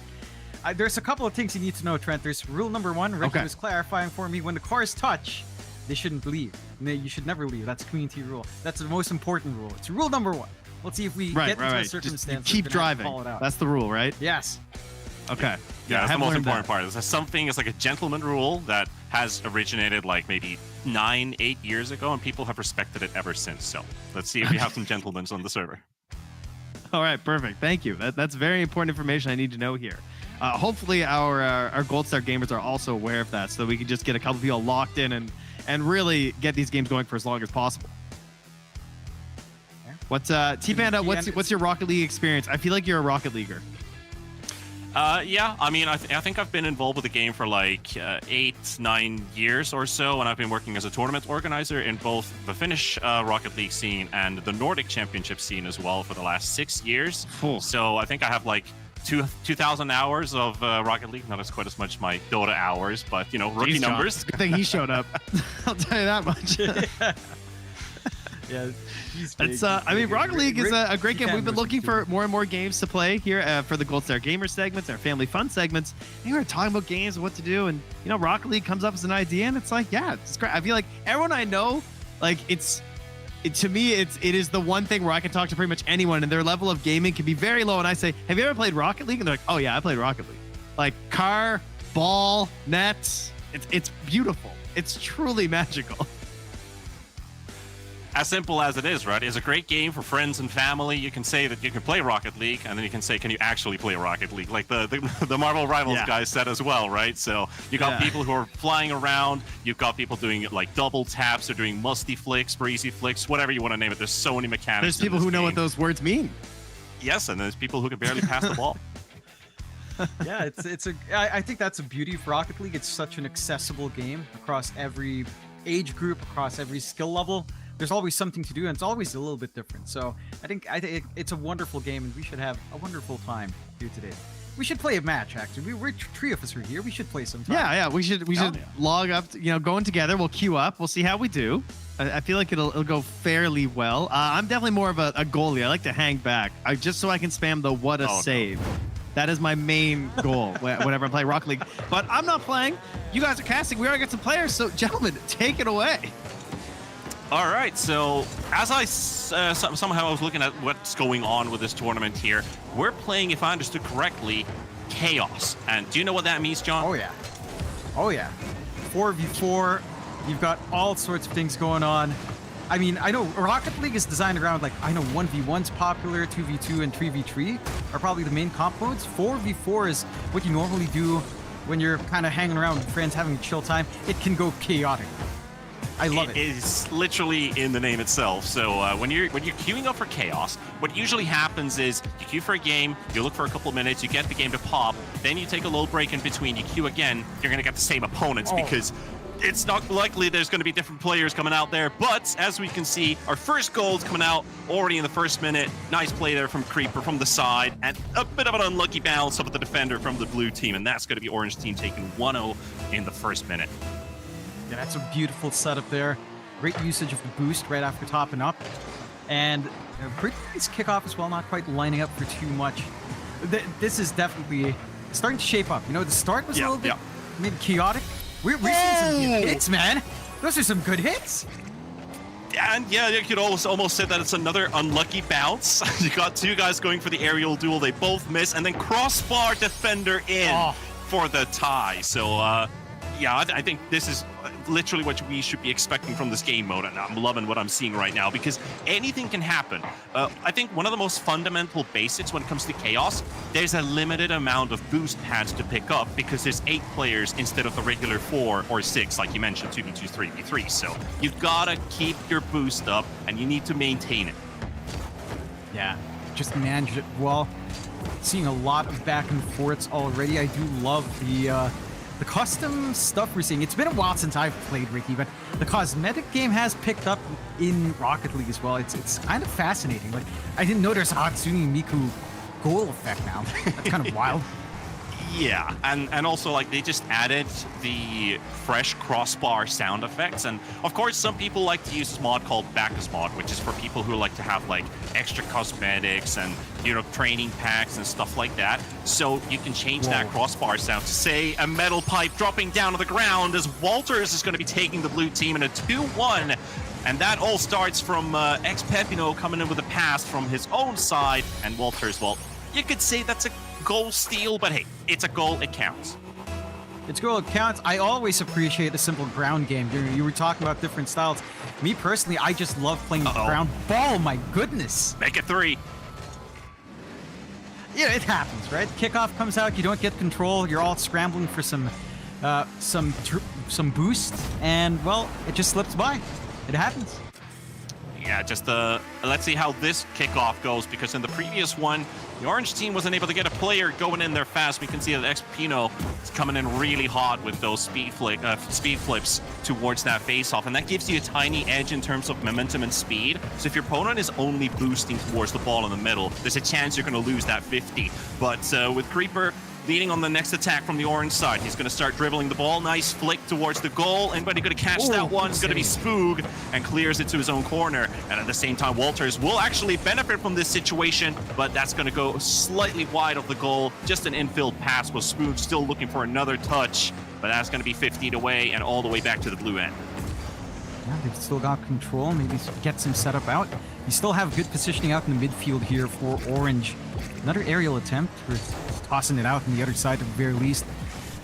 It's a good back and forth, I have to say. We're seeing some impressive ground and aerial plays. A little bit open on the goal, but Chaos is really coming out. You can also really see the way that people are doing those aerials, who's done it before and who's still trying to try to calculate the angles you're going into the ball. You can see Spooge and both ex-Pepino have been showing that they can hit that ball from those very high aerial plays. Well, let's see what comes out of that, as we only got 2 minutes to go. And remember, these are best of ones, if I understood correct, until you head over to the finals, as Spooge is going to find an opening, go straight towards the goal. That's the first touch from the end. He beats that 50. He waits patiently, and a nice crossover, just high enough so the defender can't catch it. And it's a beautiful little flanking shot. Love to see it. Again, nice, simple. You don't need to be too fancy. We were seeing a lot of aerial shots. Sometimes basic is best. If it gets you the goal, you're happy enough. Kickoff looking pretty all right. Again, a little bit chaotic on both sides with all of the cars on board. You're getting some stability out for Orange, although ball control has been pretty sharp here from Blue. Not sure what's going on with Bourne Chevy, taking a bit of maybe some tactical pauses there, trying to calculate the game. Maybe he's more of an in-game leader, right? He's trying to call out who needs to go where. Not really the thing to do because we need all 4 players on the field, but let's see if Creeper can make that situation a bit easier for the Orange team. And that's going to go in. He'll be able, it looks like a bit of a fake in the end that he might take a second touch after the initial here, the first touch. That does he take a second, and Spooch, he falls for it. Yeah, beautiful. Again, that's the lovely thing about Rocket League. You've got flashy plays, you've got basic plays, you've got mind games lined up where you want to put your car. Are you going to go in a different position? Are you going to be able to block it? Always great to see it. This is what makes this game, again, it provides so much across every single group because of all of the things going on. Some of the coolest stuff that you can find on, like, say, TikToks or YouTube Shorts is people doing fake goals in Rocket League where they're charging towards the ball, the defenders are scrambling to block the shot, and then he just pulls the brakes. He never goes for the ball, just like we saw there with Spooge, and they end up getting an empty goal. But here, there's the man we're talking about. He finds a 5-2 for the blue team. Walters, nice, very high pass to the backboard. Creeper misses on the touch, and Spooge, he makes sure that this one won't miss. Coordination coming out from Blue has been pretty solid. Like, they're getting these big passes off. They've been very in sync for their defense as well. Orange aren't doing too bad because they don't have too much time to equalize here. Just half a minute left on the board. It's still doable, but they're going to have to find another tally goal as soon as possible. Just 30 seconds left on the clock. Spooch, nice 50 against Creeper. And now Walter's going to be challenging on the side. Master Duck, he's going to miss the ball, but he's got a backup coming right behind him. Born Chevy does get a nice touch from the ceiling of the field. Miss, the shot's going to miss. Creeper coming in for the follow-up, and that actually is going to go all the way to the orange end, and Walter is looking for another goal, but it does look like it's going to be the blue team taking the victory here with the final golden seconds. And Walters, he'll keep the ball alive, looking for maybe a 6-2, but there we go. The blue team will take this one 5-2. Yeah, again, I really appreciate just how well Blue we're coordinating. We're managing every single boost they had. It felt like they knew where to be on the field. And again, maybe a little bit more chaotic out from Orange. They were trying their best. They were getting a couple of good shots in, but you could see a little bit of that difference kicking there, at least in that match. Well, Trent, how was Chaos? Dude, I was loving it, actually. I was messaging the admins. Like, oh, I like this mode. This is good. It truly was chaos. People driving all over the place. I saw a few explosions there. Walters in the chat. I saw you in there. I saw you making moves.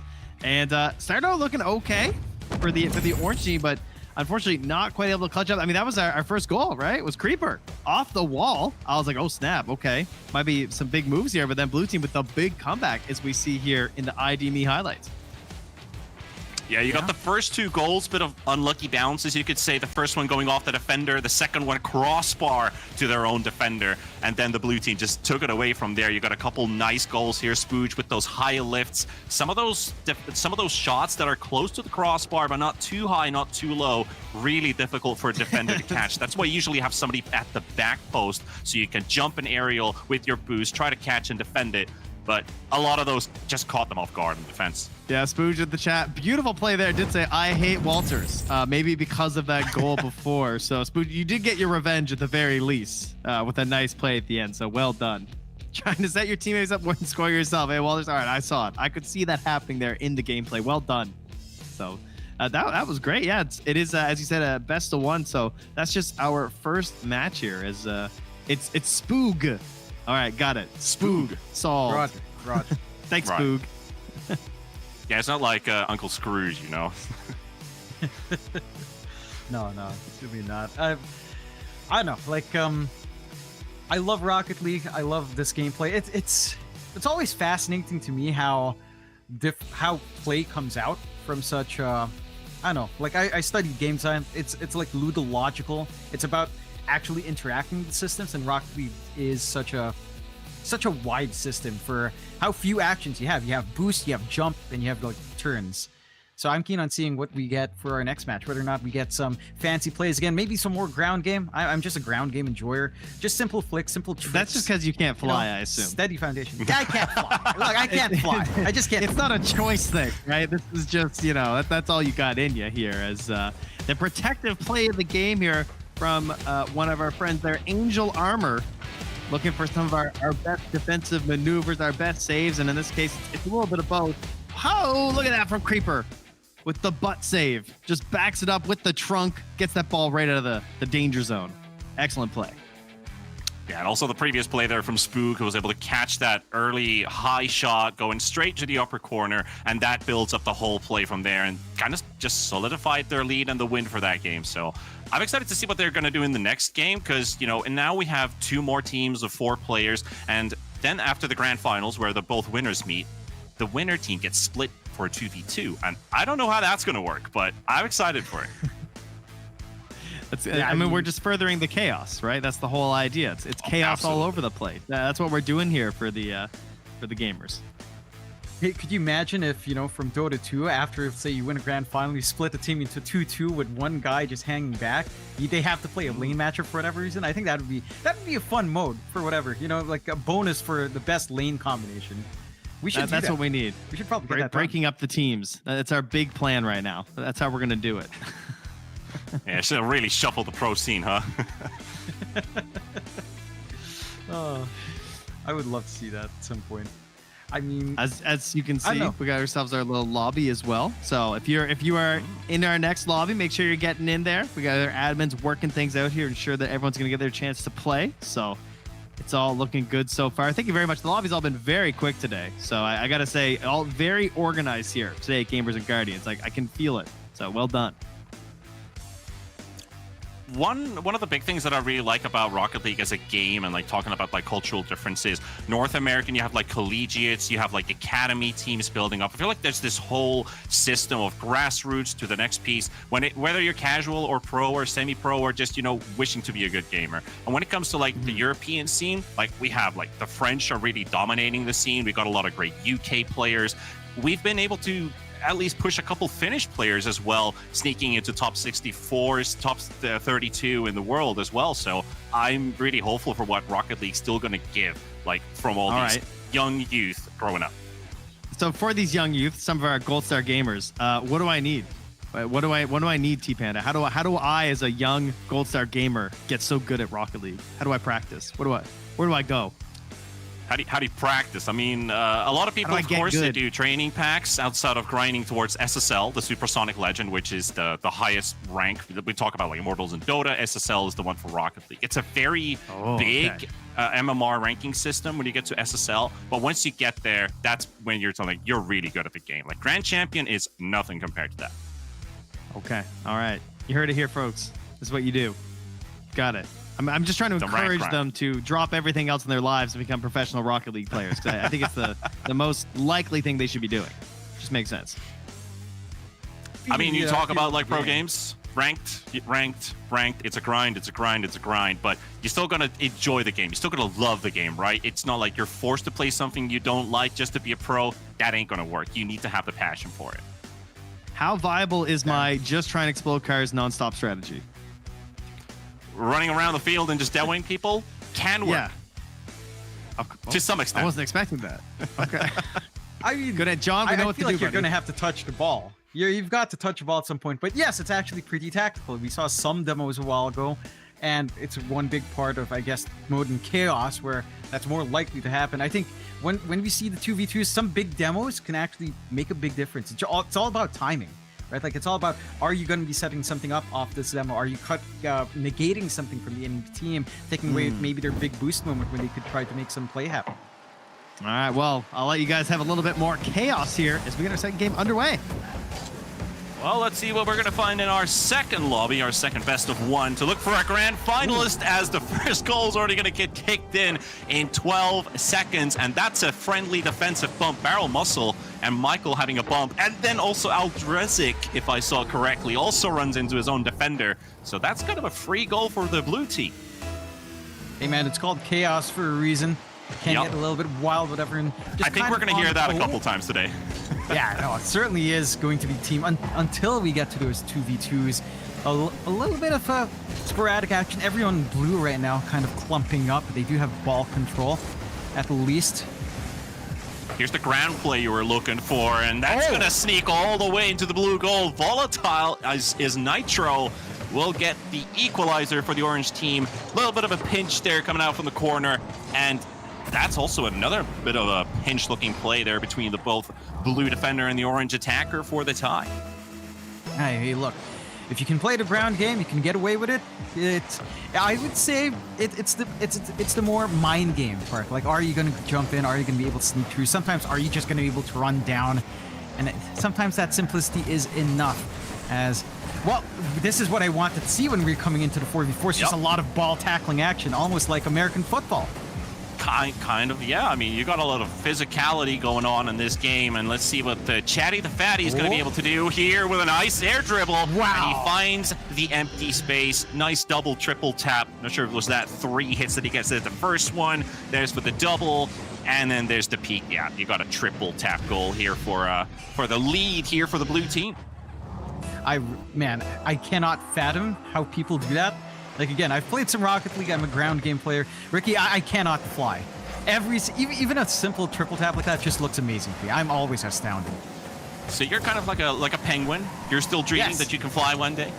I can't. I try. I try to get the corners. I can't coordinate. I have no sense of depth here, Ricky. I don't know what's happening.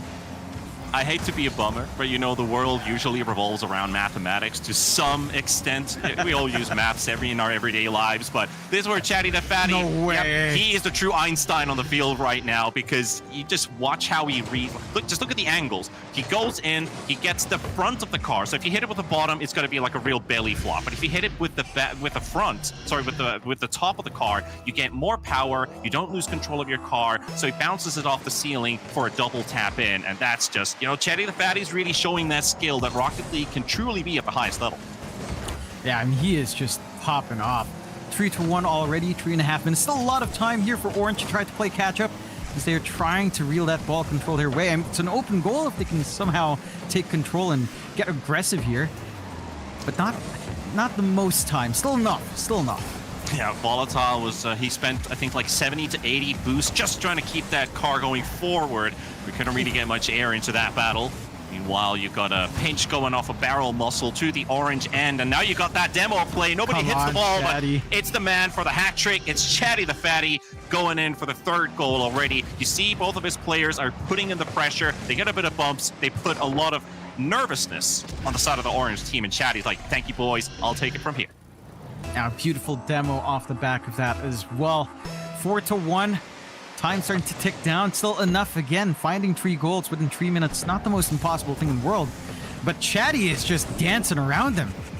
He is. And is he going to make the play here from the backboard where you just jump off? Oh, he's going to let the defenders have a chance. And his teammate almost gets the shot, but he whiffs the ball at the last moment. However, Hamster going to be returning that into the orange end, and there's a wide open net. He's going to hit the side of the goal, though that's not going to count. And the orange team is scrambling to get their defense going, but it's mostly just cars bumping into each other's. Everyone's trying to hit the ball, but no one's actually going to get a good touch on it, except now it's going to get cleared out. Yeah, they've still got control on blue. Their spacing has been maybe just a tad bit cleaner. They've got the position as Chatty. Always you don't want to get this guy space. No, God, no. He's just been so on point. Once he has an opening, like, you've got to stop him. Absolutely. And there's a couple demos coming in there from the blue team. Spectre Gaming also catching 1 demo for himself. Barrel Muscle slightly late for that touch. Couldn't get the shot in towards goal. Will end up whiffing it. Chatty with a clear to the corner. That's not going to bounce into an infield pass. And now the orange team is again sending in all the players. It kind of feels like, you know, you're throwing bodies at the ball, but that's what it is, as Chatty's going to go for the 4th goal out of 3 shots in this game. So he's got a 75% probability of scoring a goal, but man, it feels like every shot he takes is going in. Man, he is just, he's on fire right now, Chatty. He's just setting it up. He's finding openings from his teammates. He's making these angles work.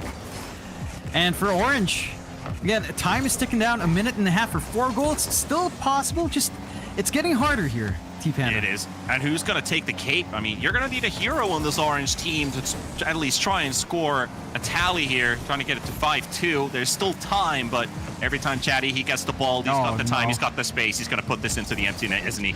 There we go. He even takes the late touch. It goes slightly above the last defender. You can see the charging player. He's going to go for the touch, and Chatty just a tiny bit of air on top of it, and he misses it entirely. Chatty goes for the goal. 6-1. Such a smart player. That is just... This is the kind of person I would, if I dare say, is definitely a Rocket League nerd. He's so he's so on fire. There's a score that could happen next, and I think you're familiar with football. It exists in Rocket League. The Brazil score is next on the line if they can make a 7th goal with 1 more minute remaining on the clock. Don't do it, Chatty. Don't do it. He's going to go for it for sure, but don't do it. Oh, he's looking for it. He's dribbling the ball, and the defenders are just scrambling on top of him. They'll get the clear. They'll be safe for now. They just need to get... Okay, there's a 3-man advantage attack. Nice attempt on the demo, but Chatty. Oh, Chatty. That is the goal. Goal. Brazil 7-1 for the blue team. Absolute domination. What a monster. This man is a monster. Any angle, any position, if you can get the ball out, if you can find that calculation, T-Panda, he finds it. 7-1, half a minute left. And it's looking rough for orange, but you've got to give your props here for blue. Chatty to Fatty.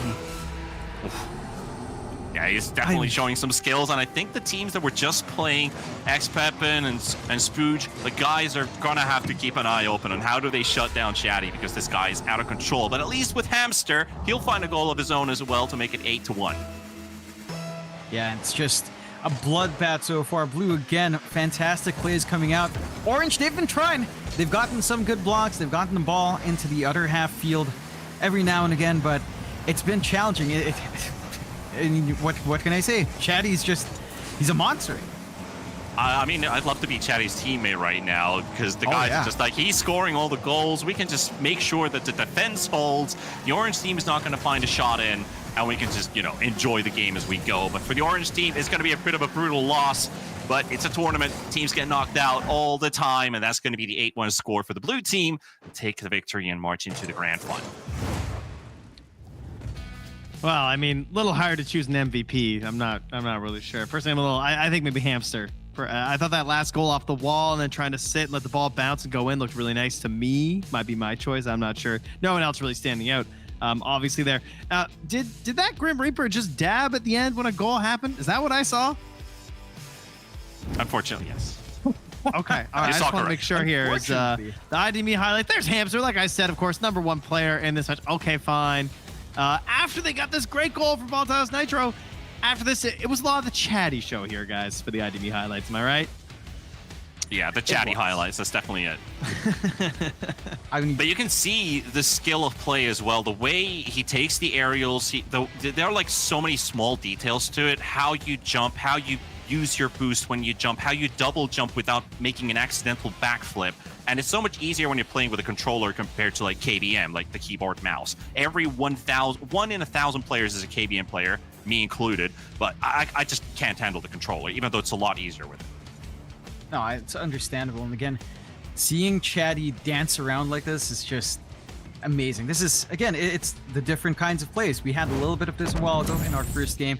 In second game, Chatty's definitely kind of popping off like a maniac. And it's looking amazing. This is going to lead to a pretty fascinating grand final. I think this is where it's going to be a little bit spicy, because we were seeing some great plays in our first game as well. I want to see what happens when you have two guys who can aerial just like this. Yeah, I mean, there was some talk in the chat saying, Walter's saying not scared, Chatty's just showing off, but thinks they can handle it here as we get the Angel Armor. Look at the protective play of the game. There it is. And it was a protective play, because that was about to be another goal on the board, but finally get themselves a solid deny, always spamming the what's a save right there. That's my favorite part of Rocket League. 100% Classic. need to be doing that all the time. Yeah, gotta have it. You absolutely have to do it. Like you have players who will use them for whatever means, but there's still something so good to it. But you have like, okay, dot. Okay, dot. But what a game! Nice shot, great pass. You got some great voice. Chat wheels in the game. Use them. They're there for a reason. Psychological All right, warfare at its finest. All right, well, we got ourselves about 4 minutes here, as you can see. So our lobby's getting set up here. What do you guys think? In terms of our two teams here, what are you guys feeling? Do you think team number one here, the Walter squad, or do you think Chatty and the Mad Hatties have got this one? Where are you guys leaning?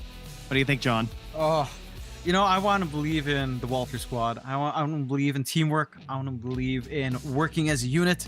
I think Chatty looked amazing. He was working off his team, but I think maybe the coordination from Walters might be enough. They can handle the aerial as well. Maybe not in the same style, but I think they might be able to do it.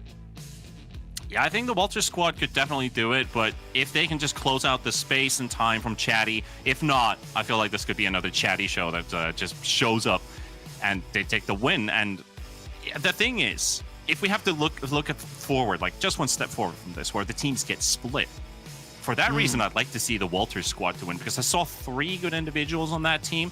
Maybe there's a 4th one that's also going to take the cake for themselves, but it's going to be Chatty +1 for the last segment, right? We are going to split up the teams. I'd like to split out of here sometime. Maybe take a little vacation. How about you guys? Maybe to the Westgate hotels and resorts, perhaps? Because we got 4 days, 3 nights. You can choose from 6 destinations from just $99. Oh, and by the way, military members get $100 back. That's right. You make $1 by going on vacation. Trent, that sounds crazy. That can't be true. Well, believe it or not, it is. On specific weekends, you can indeed get that deal. And there's other weekends you can also go for it and still get your $100 voucher back. So, yeah, get in the chat. Check it out. And this is the big game, guys. Take it away. We're here. The finals. It's the moment of truth. So the winner from this one, their team's going to get split for 2v2 to end the evening. So let's enjoy this one with our last chaos match before the doubles. And you can see Spook is already getting the shot in, and this is what the blue team needed. You got Walters, you got Spook, you've got XPEP and then the boys, and that is an aerial play that you need. Great play from the corner and an aerial read for the drop in front. Those are really annoying to defend. That it is. It's the coordination out from blue. Again, we saw all of this in our first game. For orange, I mean, again, you can't count out Chatty, but they've got to be able to work as a unit. They've got to be able to at least control and set up for Chatty at least, because Walters, it does look like they're at least a step above from what we saw earlier. And I'm not sure if Chatty's going to be able to take sole control as we were seeing last time around, although he's trying. Yeah, absolutely. Like, if this was a 3v3, the one core fundamental would be relying on rotations. Everybody's moving in this, like, the recycling symbol, right? Where everybody's moving around the map. The first one goes in. When he's out, he's the third. The second becomes the first, etc., etc. But in Chaos, you got to find that quickly, because then you have these openings, right? Walters instantly sniffs out that there's only 2 guys back. 2 others have been played out from the situation, and he'll find himself an empty opening and make it 2-0. So the orange team, they got to really find that click and get the tempo going, and that's where things start to get really smooth. Yeah, they need to find a rhythm back in. It's not the end of the world. Yeah, it is. I do get you. I like that 1, 2, 3 talk as well. That's how I was trying to train myself when I was playing some Rocket League with some of my more serious friends who were like, oh, you got to go in, you got to rotate out, you got to get your boost, you got to secure position. Goal is open, but they do miss their shot. And then you got Trent, who wants to stay as a goalie, so it's still destroy the idea of the rotation. But let's see if the orange team can find their first goal here. Spectre looking for an angle, but XPEP's going to be the one to grab the ball first. Dribbling all the way, give some time for his teammates to grab some boost on their side. Spoog going to be the one catching this one. He's got 50 boost, looking for an angle to flick. He's going to get a couple players juked out. Cannot find the empty space to shoot that one. Walters dropping it in front. Now you got Chatty clearing it out of his own side, but again, a turnover there, and a lot of demos, and that's gonna give some space for Spooge, but Chatty is gonna close that one out, so Spook unable to score this one. Yeah, and another big save from Chatty out on the side again. Chatty's taking a lot more of a defensive posture. He's allowing his team to kind of play around, and he's kind of hanging back, covering the holes, which is kind of helping them out defensively, but they've got to find some offense back in. 2.5 minutes left. Nice pinch, not quite on target. At least gets the ball into the other side of play, and maybe they can set up right off of that here. Oh, that was a bit of a scary backflip there from Hamster, but no problemo there.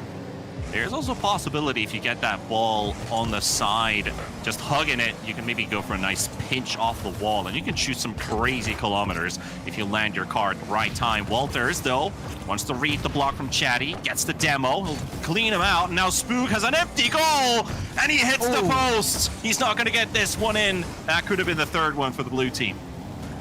Yeah, good attempts coming out, but we're seeing Orange hold their own. Again, defensive game has been on point, just not able to line anything up on the offense yet. A little bit open. Oh, and another one. Oh, that's going to come straight out of the corner of the crossbar, and they still can't find the third goal. Now Chatty is going to miss this one, but going to get a second. Walters, nice read to the corner, very calm play. Doesn't go for that awkward rebound bounce that maybe the Orange team could have utilized. This actually finds an angle. Does he have the boost to go forward? Yes, he will. That's going to be the 2-1 goal. Very important for the Orange team. I'm so impressed. The bounce back here for Orange, the great defense coming out, the opportunities Chatty's finding, the way that Orange is actually starting to take some control on the ball. It's starting to provide some punch back to the coordination we're seeing up from the Walter squad here. And for the Walter squad, I'll have to admit one thing here, T-Panda. Swoog's color is confusing me. It looks orange above. Yeah, it's all the stickers, the vinyl or whatever. Ah, yeah. He's got a lot of different colors, but at least his name tag's going to be still correct. However, this ball is slowly going towards the Orange goal. The Chatty is going to get the 100 boost there from the corner, and he's going to have the time and space. Is that shot going to go in? Can he get a double? Spook misses the defense, but he cannot find the power for that follow-up shot, and it's still going to remain 2-1 for the blue team with 1 minute remaining. Spook with a clear, going all the way to the corner, hoping he can get an infield pass for one of his teammates. Walters! He's the one who arises to the occasion. That's just a beautiful follow through, a nice simple tap in. We saw Chatty again trying to get in position, just not quick enough with the turnaround. And that's going to be a bigger disparity. 3-1, 50 seconds, 2 goals in 50 seconds. It's a tall order, but it is possible. They just need to be on the aggressive. They've been so much on the offensive here on Orange. It's been pretty hard to keep it on the aggressive 100%, but they need to find a way to solve for time to maybe hope for that overtime here. Oh yeah, like when you were pointing out earlier on that when you put your best player playing defense, that is usually a great tactic to utilize because then you can rely on your opponent making mistakes. Hamster, can he find the follow-up? That ball goes off of the crossbar and Spook with the clear. Chatty though, 50 boost, he doesn't have the speed. Hamster misses another touch and his teammate is bumping Chatty, so he cannot even follow up on that, and that's going to be a clear. Walters, 0 boost, gets the clear to the corner. 10 seconds remaining. You're going to need an instant goal here from the blue team, but it doesn't look like it might be happening as time is running out, and it is going to be the blue team gonna go for the double split. They win this one. Yeah, well done. The coordination coming out again, just pretty sharp. I like the way they coordinated. I like the way they were playing off each other's passes, setting up for each other. Just beautiful coordination there from Walters. Oh, that was awesome. That was kind of a quick 2-0 lead for the blue team, but eventually they get one back from the Orange. And I thought, oh, maybe this is it, but they did clutch it up. Walters in the chat he was ready. He was ready to do it. Got it done. As we check out the IDME highlights. This was a really cool goal. That was a beauty. Right off the backboard, awesome pass. Nearly had the save from Hamster, but not quite that time. Because the thing is, like, when we're watching from this perspective, it is easy to watch the full field of view, but when the ball is on top of you and you're sitting at the goal line, all you see is sky, and you're like, where is that ball gonna drop? And you don't see any of your opponents anywhere. So that was just a really good goal from the blue team, and this one too, where Walters followed up with a pass from the corner. So you can really see the teamwork is working on this side. But now they're gonna get split, so I don't know how they actually split this team. Trent, you got any info on that? No, not yet. We'll, we'll have to just figure it out. See who gets to win. It's okay. Chaos, how would you set your team? How would you set up your team out of these players?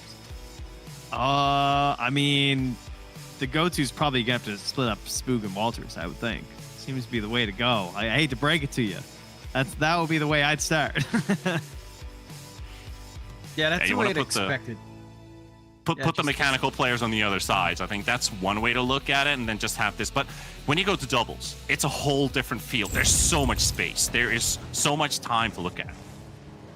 Yeah, as we get our protective play of the game here from Angel Armor. Whoa, Jay the Fatty, keeping the game a 2-goal match at that point. It was a very good save, very much needed at that point because it was looking a little desperate as we started, but they got there eventually.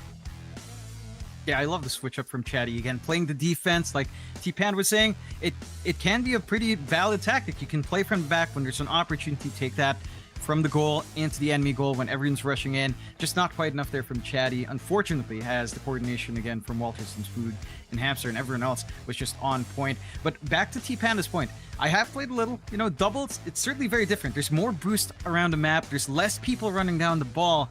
I think this is going to be pretty fun to watch, T-Panda.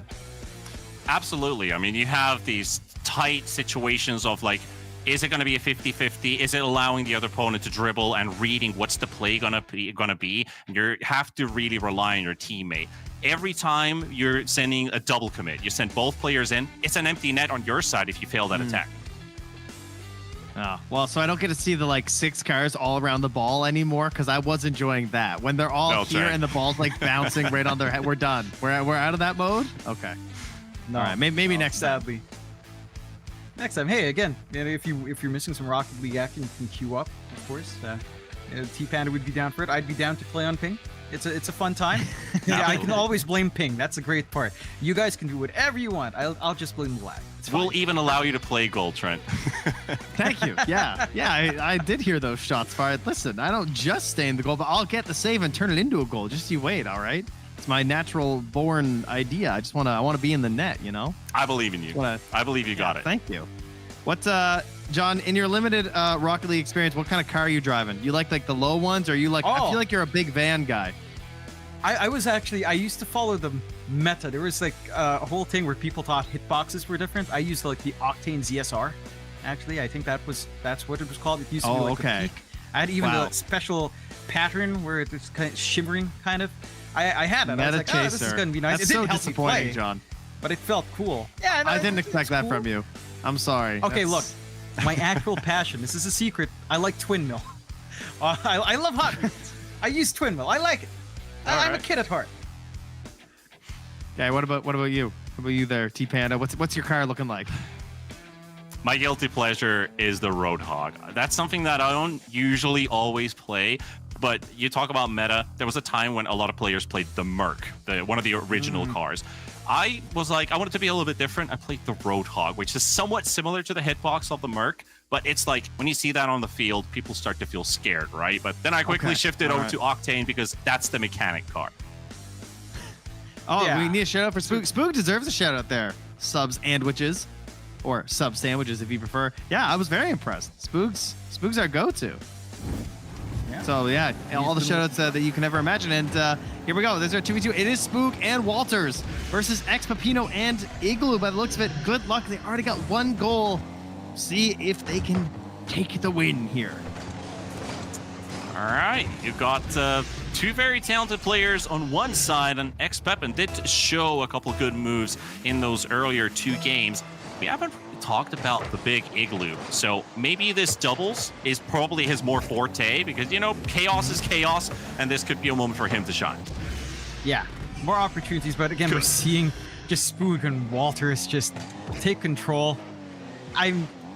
Again, like they play fantastically, and again, you mentioned it. We've seen X Pepino kind of do some work. Big Igloo maybe needing a little bit of warming up. Look, X Pepino, he's got an Octane up.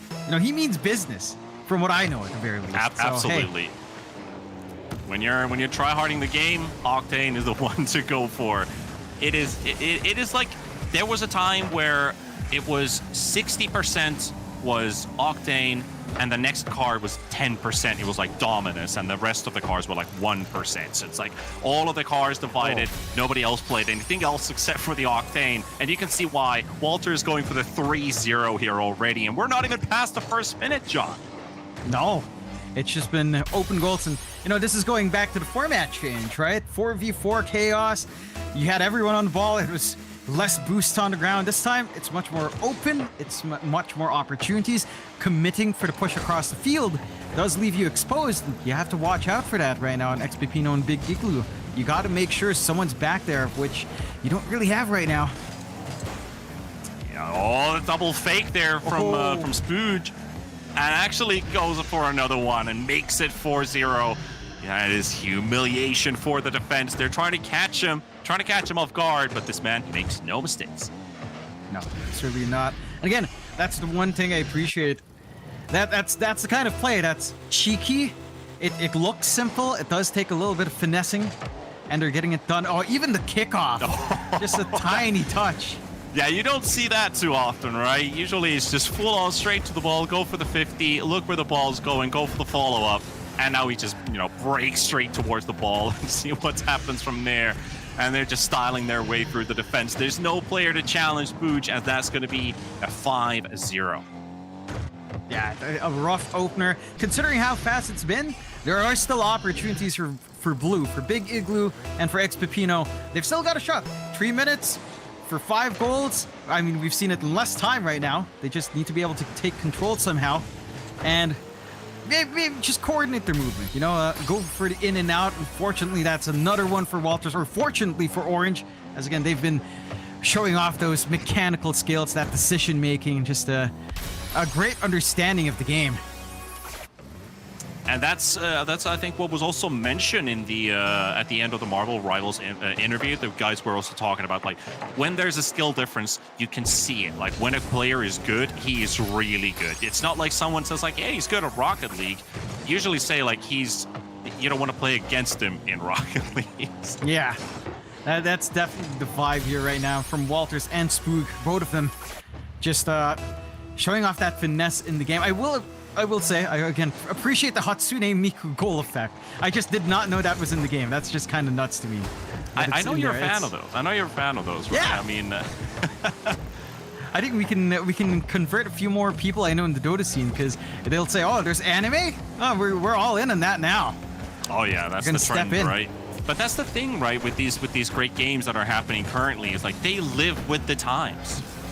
Yeah.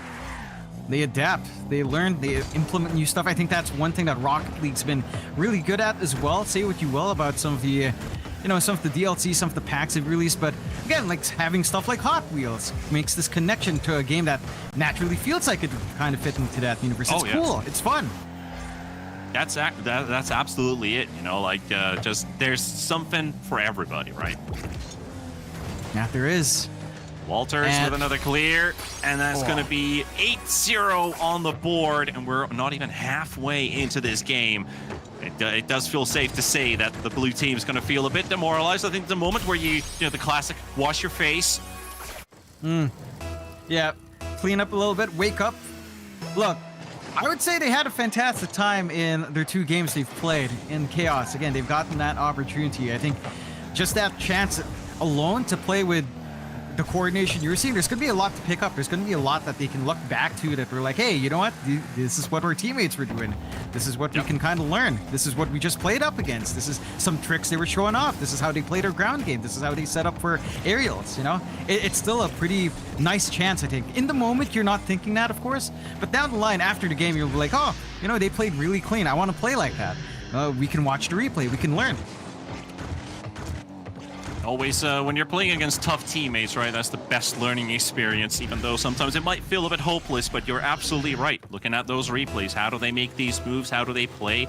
You can, the replay systems and the observer system in this game is so well polished that you can almost even, I wouldn't say you can download those games as replays and replay the game. Unfortunately, you can't do that. But you can go all the way to the player perspective. Look at their camera settings. How do they really just look at the situation when they have the ball, when they don't have the ball? The offensive awareness, the defensive awareness. There's so many things to this game, as we're already going double digits here with Spoog and Walters going for a bit of a double play. The Hatsune Miku there. Yeah. Just I hope I pronounced that correct. Yeah, that's correct. You got it. You got the gist there, T-Panda. I will say for Big Igloo and Ex-Pepino, not to fret. This happens to everyone. You queue up into maybe triples or doubles, and sometimes you just get a match like this.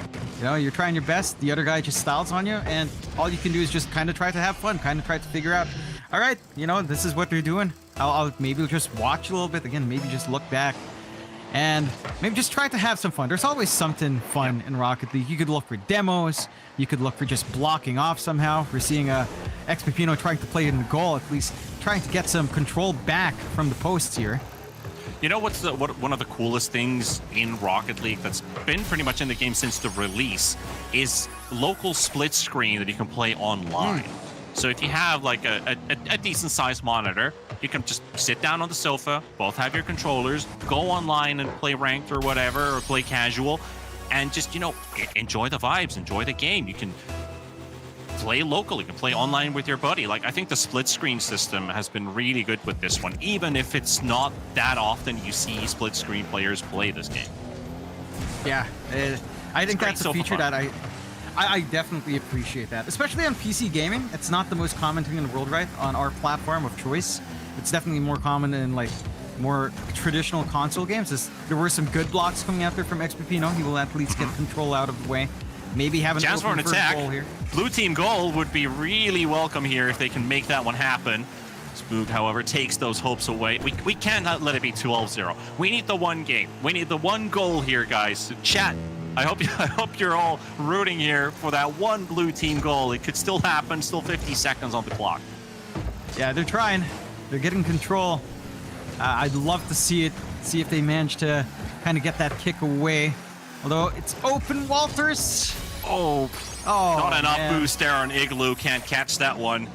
It's going to be 13 already on the board here. If there was a little bit more boost there on Big Igloo, might have been able to catch this one. Yeah, good attempt coming out, but just not enough. And we've been seeing a lot of Hatsune Miku here, T Panda. Are you're really not familiar with the character? You know, not at all, but Igloo! Oh, that was so close. That could have been the dream. The one goal, at least, Xpipino does go for the pass for Igloo, and that is going to be an own goal. But we got the goal on the board. Even if they can't do it directly, it's going to be 13-1, so it's not going to be a clean sheet for the orange team. Not quite, no. Would love to see more on the board. Somehow, half a minute left. Enough time to maybe get one or two more in. We'll have to see here from Blue, but again, Spooge and Walters have just been on a roll, and again, going simple for this one. Oh.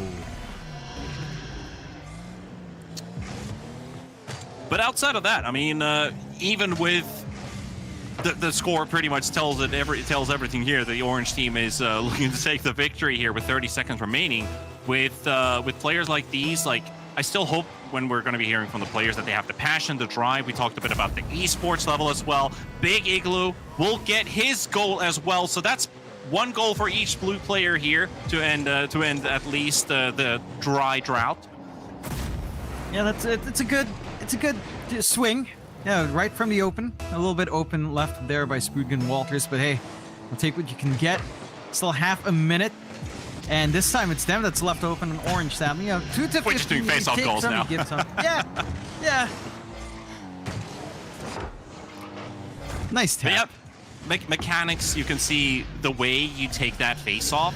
There's so many small things going on to it. I would recommend just opening a YouTube tutorial how to do a speed flip kickoff, because it sounds a lot harder to explain than when you're seeing like what you're actually doing on your controller. That will give you that extra little bit of movement speed to beat your opponent on the kickoff. Yeah. So all those little plays can add up as Walters gets one more. We've got 9 seconds on the board at 2 to 16. And it's been, honestly, I can say for the most part here, this is still fun. You know, even if I'm on blue, I think I'm still... You're just happy to see Hatsune Miku. Yeah, you know, you're happy to see Hatsune Miku. You're trying to play the game. Oh, that is just, okay, that's kind of sickening with that pinch there. Crossbar down. That's accuracy right there. It's not even in the middle of the goal, right? It's like all the way to the left corner. Yeah, that's such a hard one to read for a block too, even if you were in position. Just a nasty kickoff goal. Well, with the time running down on the clock, the last 3 seconds, and we're going to have our Rocket League champions here for this tournament. It's going to go to the orange team. Congratulations to Spook and Walters. It was a beatdown, but it is a win. It is indeed. Now, I'll let you know, originally we were planning on a best of 3, but we have asked the players how they feel about that. I have a feeling we might have just been doing a best of 1 there, as that was some impressive play here for sure. And along the way, a couple of saves there. The protective play of the game being brought up here as Spoog, there was almost a save, and that's why we're calling it protective play, because it was just that close. Yeah, it's close enough. Of course, our highlights as well, just showing off that coordination between Walters and Spoog. And again, they play very nice Rocket League. They play their duos really well. I think for Igloo and Ex-Pepino, just having this chance to play around, having a chance to play with these players beforehand, and then kind of going up against them, kind of seeing just this how much can happen if you invest the time. I think it's still a good opportunity to learn. Of course, maybe not the most fun in the moment, but again, it is something that you can pick up on here. Yeah, it might not always feel like you're learning something, but you definitely are, even if you don't want to admit it. Because Rocket League is a game that constantly evolves, it constantly pushes players' boundaries, and one day you just feel like everything's clicking. I'm learning, I'm doing some good stuff, and you still enjoy the game that you play, right? Because Rocket League, when compared to a lot of competitive games that last for 10, 15, 20, Dota, 90 minutes, it's 5 minutes. You don't even have time to get angry. You don't even have time to get tilted. You just queue again and go. Yeah, that's pretty cool. That was I think what I like about this game, and what a lot of people like, is that it has a very simple idea. Like, that's the main thing, right? It's like you are the car, but the skill ceiling is incredibly impressive, as we kind of just had demonstrated here. Like the way that you can just control the ball, some of the passing back and forth. It looked like Spoog and Walter have definitely played quite a bit together, and Igloo, like, they had a tough time. But, they're pretty good gamers. They were our champions previously in Fall Guys, Spook and his brother. So, Igloo and his brother. But they obviously just got a little bit beasted there. But they still got that Fall Guys win. So well done, Igloo. You got that last time. Yeah. But the Rocket League was not there today. That's for sure. I mean, going far in 2 games, I think, is already impressive by itself. It's not, it's not like what I could say. Again, I barely play Rocket League. T-Panda is probably the closer one to them, as he's very impressive in Rocket League and Dota. With me, I'm just a one-and-done game kind of guy. So it's still something to be proud of, still something to be happy about. And again, they're having fun, I hope. Hey, you can be the Spook to my Walters, right? Perfect. I'll try. Yeah. I'll try. It's the teamwork that we always needed here. Now, games like this, so far for Family Game Night, I'll let you guys know, we've done some Rocket League. We've done some Fortnite Prop Hunt. We've done some Fall Guys. Are there any other games? Oh, we've also done Party Animals. Are there any other games in this category you guys can think of that you think would be kind of fun to do for a little bit of Family Game Night? I know it's hard. I am genuinely asking, because our friends want to do this. They want to know what kind of games they could be playing here. I'm actually really curious. I feel like there are games I know that I probably just can't. I'll let you know. Here, I'll get one out of the way. My head. For next week, a little surprise here. You guys can sign up right now if you've seen the links in chat. Join the Discord. We're going to have some competitive Among Us. Westube in chat is saying Repo, which I know is going crazy right now. Maybe we'll be busting that out potentially. That could be kind of fun. There was a game I ran into. I can't remember what it was again, but it's in my library somewhere. It's kind of like a 3D Among Us, and it has like the similar idea with like a proximity voice chat that you can use. I think that was a pretty cool idea. All right. Well, we do have some interviews coming up here, so I'll let you guys go here in a second. Any final call-outs here? Anything you guys want to say to our lovely viewers about your time here, your fun Rocket League game?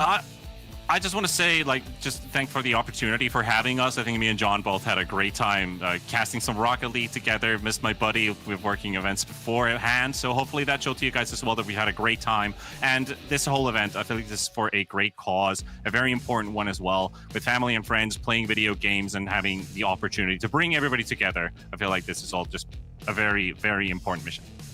Yeah, shout out to Gamers and Guardians, shout out to the Gold Star Gamers, and shout out to you, Trent and T-Panda. It's been fun, and hopefully the community keeps building up. All righty then. Well, thank you, folks, and we're going to head on over to our interview. So, bye-bye. See you guys another time. Alrighty. Hello. They have given me no prep at all. Who do I have here with me? Go ahead. Chatty the Fatty. Chatty, this is Walters. Hey, what's up? Hello, man. And sorry, you're Walters over there, is that right? Yes, sir. I'm Or who Walters. Ah, you're Walters. All right, well, welcome. Man, you guys kind of some beastly gamers here. Very well played. Had a lot of fun. I am terrible at Rocket League.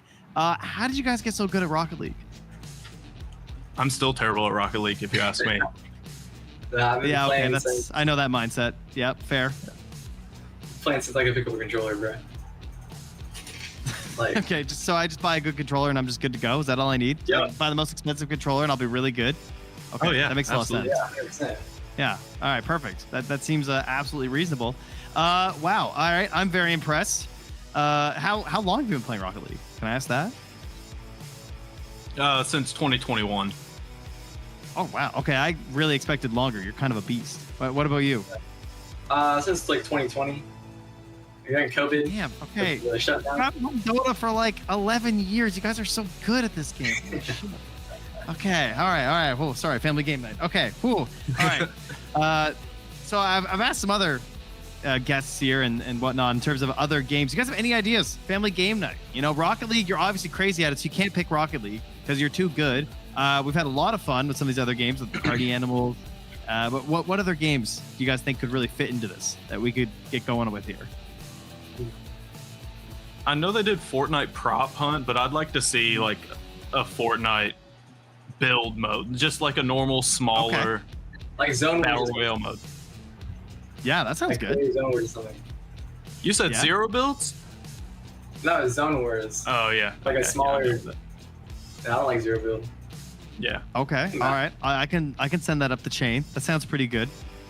You guys Yeah. big Fortnite Not gamers bad. then? I feel like everyone's a Fortnite gamer. It seems like Yeah, it's a who safe isn't? bet for the most part. I'll be rocking the Sabrina Carpenter skin.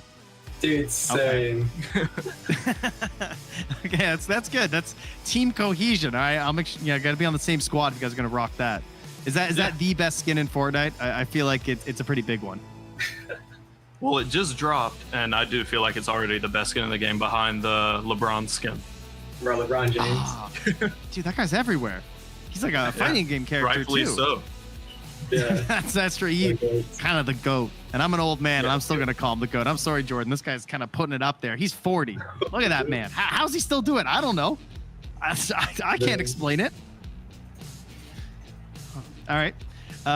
In terms of other games, what do you guys play other than this? I mean, like you're playing a little bit of Fortnite. Like, what are your hot games right now outside of Rocket League? I play Rainbow sometimes. Oh, Rainbow! Yo, okay, Slacks has been talking up Rainbow. He wants Rainbow so bad on the show. He keeps trying to get it in. Do it, bro. It's so much fun. Okay, all right. I'll let him know. What about you, Walter? Also play a little bit of Madden too. A little bit of Madden? Oh, that would be a good one for family night. Yeah. I play Call of Duty, Rocket League, Fortnite, and then like Monster Hunter and Schedule 1. Oh, yes. Yeah, if only we could make Monster Hunter work. Agreed. Yeah. I'm trying to do the speed runs right now. That stuff's hard, man. Yeah. I want to get into that top 10,000. Goshigomas. Yeah. I'm doing my best. I'm grinding. You know, got my A rank, but I gotta get a minute or two off. I want to have any sort of a hope here. So, it's that's excellent. So, in terms of coming back next week, we're gonna be having competitive Among Us. I don't know if you guys are aware. Will you be joining us for that? Ooh, I think so. I'll be joining. Yeah. Okay, excellent. Because I feel like everyone's always having a good time with Among Us. Did you play a lot, especially like when it first dropped? Are you guys big Among Us gamers? Yeah. Dude, when it first dropped, me and my boys would play it every night. Oh yeah, We it was so play good. I feel like Among everyone Us I knew was just VR. playing it every night. And would the yell VR. at like 5-year-olds and scare them. Oh, awesome. Okay, well, good. I really look forward to seeing you guys again. Hopefully, getting some big wins. All right, that'll be the plan here. And any shout outs before I let you guys go? Yeah. Shout out Streetscape. All right, If you know, you Streetscape. know. Thank you, Walters. Yeah, What shout about you, out, Chatty? my team and then my other Gold Star friends and families. Oh yeah, also right, shout out sounds Chatty. Yeah, shout out Honestly, you too, man. shout out Chatty. Big Shout out Chatty you too, shout out. Walter. Okay. Big All right. Chatty fan after tonight. All right, sounds good. Thank you very much, and hopefully we'll see you guys next time. Bye bye. All right, bye. Love you. Thanks, Kevin. All right. Thank you very much to our lovely interview guests there. And right now, we've got ourselves finished with our Rocket League. We've gone through our Marvel Rivals. I know a lot of you are always talking about that Call of Duty. So that's what we're going to be working towards next year. That is next on the list, our next plan. Before that, I believe we're going to take ourselves a little break here. We'll get that all set up for you and stick around. We'll come back with a little bit of Call of Duty. We'll see you then.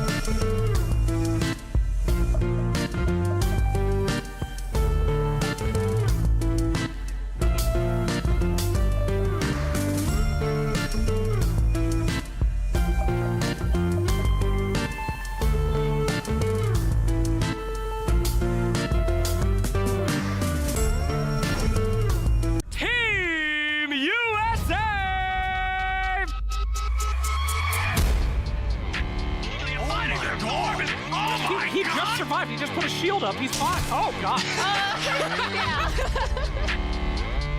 No, please! He's mine! Give him to me! There's the Eagle Freedom! I just saw it! Number one has already made his way to the... Like, I know you guys are thinking, I can beat them! I can stop them! That one is close. Come on, baby! Bring it on! We're a live show! Every day, our veterans face unseen battles. But no one should fight alone.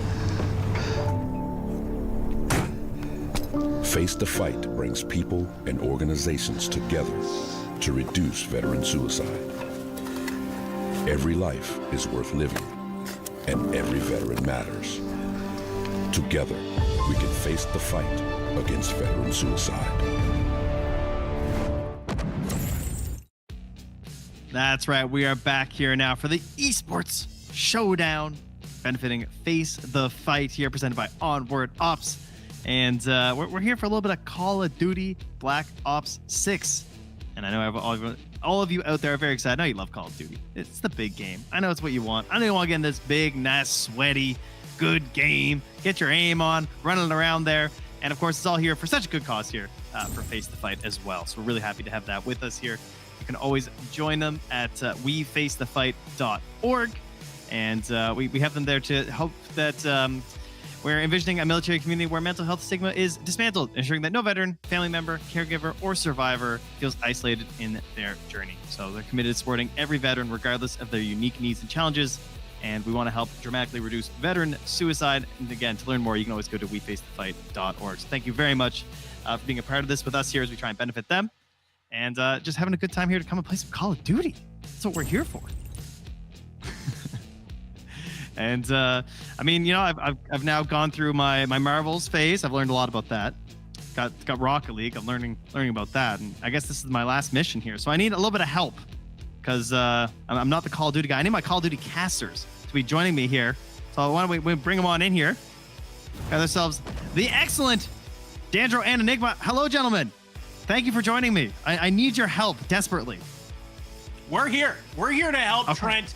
That is our job. That is our goal. Okay, listen now. I was watching the show through Marvel Rivals. Hey, it's a lot of pretty colors. There's a lot of superheroes jumping around.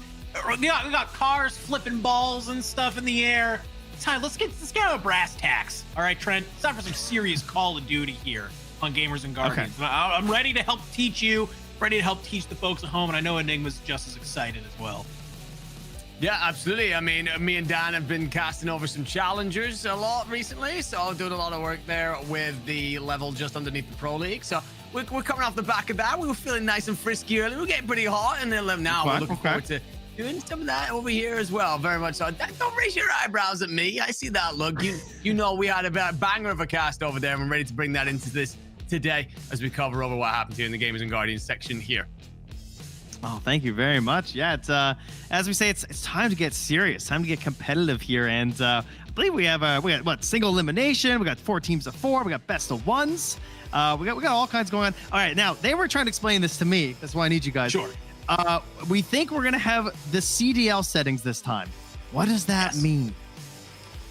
So there are a lot of some fun settings. We had a blast last week. I want to make sure everybody knows it was hilarious watching people run around with the score streaks and just Regiment bringing out the snipers and just hitting quick scopes. And I was feeling like I'm back in early YouTube days, you know, that are there going on in. But it's a little bit different this time. We got the CDL settings on in. It's ranked play, so it's going to be a little bit more restrictive on the guns, what maps we can play, things like that. So if you've loaded up Black Ops 6, you've played ranked play, you're going to have a good idea of what our players are going to be doing here today. So we're kicking it off with a hard point here. This is, of course, the game mode where you have this moving point around the map, and you only get times points there on the top when you are sitting in that hill, but it moves. You only have 60 seconds per hill. First team to 250 is going to win.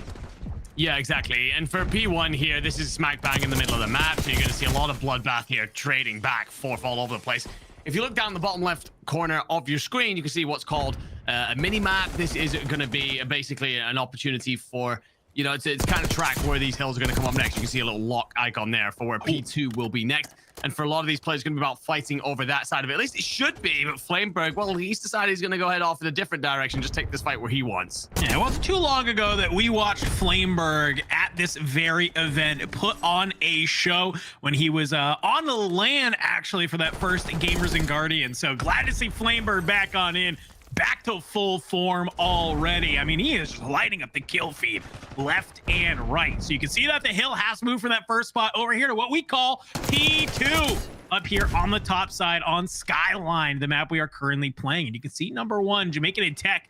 He's made a little bit of a way into the backside, trying to hit that hill, but unfortunately will get cut on down. So Burgerland, I just realized we got actual team names this week, and I love it. Burgerland's gonna manage to hold a lot of P2 here, get some solid points on the board. Yeah, I will say, Ropes for Days keeping it a lot closer than the KDs would suggest. Making in tech, unfortunately, alongside Clavin here, having a rough start of things, but Anxiety Deadly keeping them in the fight. But for Burgerland, they've managed to get themselves over towards what is next hill. This is P3, will be in Kitchen. It's another one of those hills, though, on Skyline, very middle of the map. This is a very high-paced map, so expecting to see a lot of up close and personal gunfights. And right now, well, all you're seeing in everyone's hand is the SMG called the Jackal. And what that will do is deal out serious damage up close and personal. And right now, a lot of people on this map love to bring out that Jackal PDW. So really, like Enigma saying, get up close and personal. And Flameberg gets a nice slide out, finds one. Not going to be able to convert that on anymore, but it doesn't matter when you got Dizzy here and Honesty. Good for 2.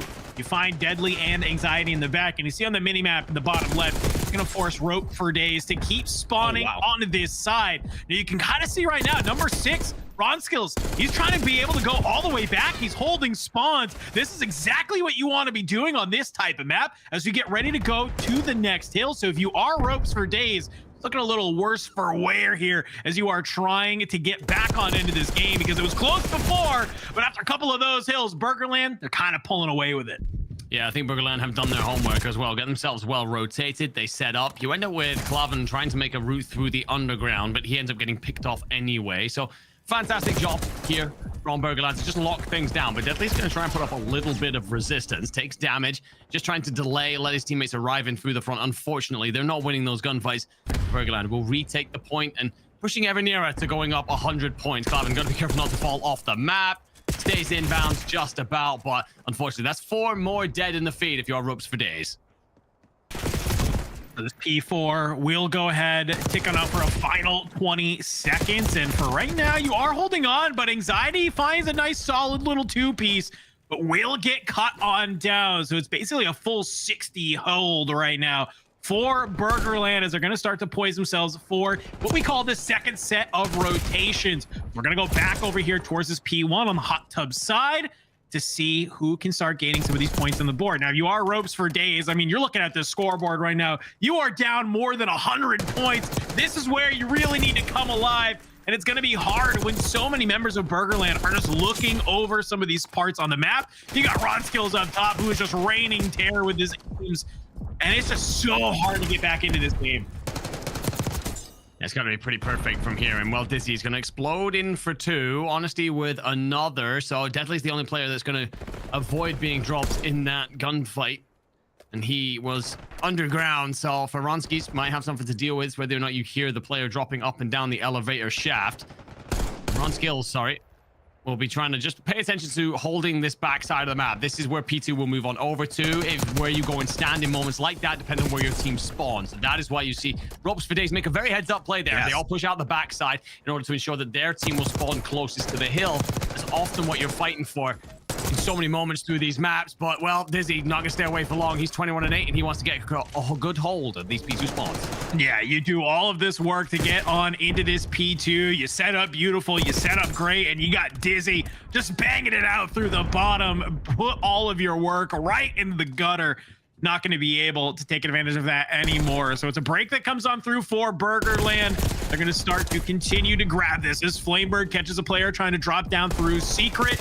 No routes available here. Jamaican and Tech trying to make something happen on the board, but it's just not enough. The last final 50 points needed for Burgerland here. They won't be able to do it on this P2, but if they keep playing like they have, we got to imagine Enigma P3, probably the hill to do it. Yeah, they are looking fantastic. This Burgerland team, Flameberg leading the way with 28-9. Dizzy not far off that, 24-8. 2 superstars taking over our lobby right now, and Ron Skills not to be outdone, 20-5. Gonna push on out towards P4 and starts to just make sure that Burgerland have a side that they can be comfortable as defended. And well, we do see Flameberg finally fall, sent off the map as well. Kill out there on the edge of the map. But Ropes for Days, they got to start to play around the point, and oh no. Yeah. Unfortunately, hey, it happens. Everybody's trying to flood on this point. It's the final last moments, and sometimes you just accidentally drop a nade on top of your teammates' heads.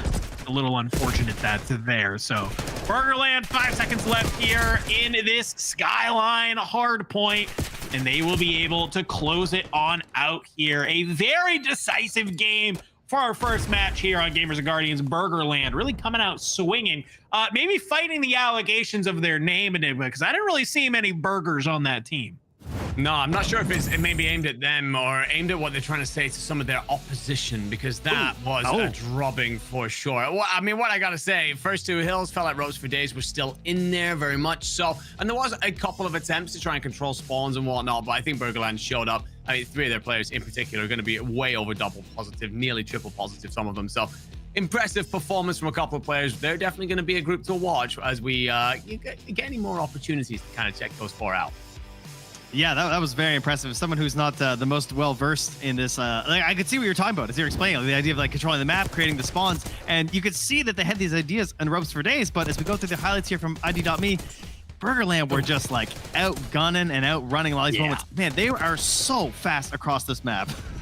Yeah, and that's kind of the something we talk about a lot in Call of Duty is like you can have all of the best ideas, know how to play the game at a fundamental level, but sometimes you just get gunned out of your shoes, Trent, and you can't really play against that some days. And that kind of felt like what was happening. Ropes for days, they knew how they wanted to play the map. They had a good idea of how they wanted to hold some of these parts here. But when you look at some of the stat lines from some of the members of Burgerland, it's just tough to try and play in that sort of fundamental position when you just have players shooting like this.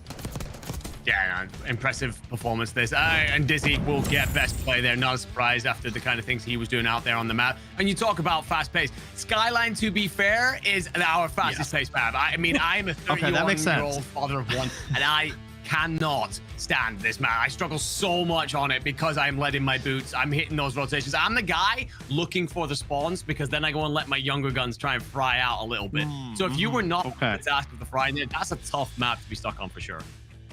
Yeah, man, they're sliding all over the place. It's very vertical. It's up and right down. Got like snipers come down near the pool.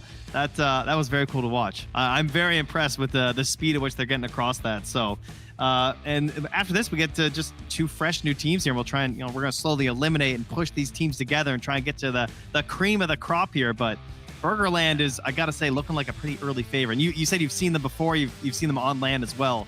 They look very impressive.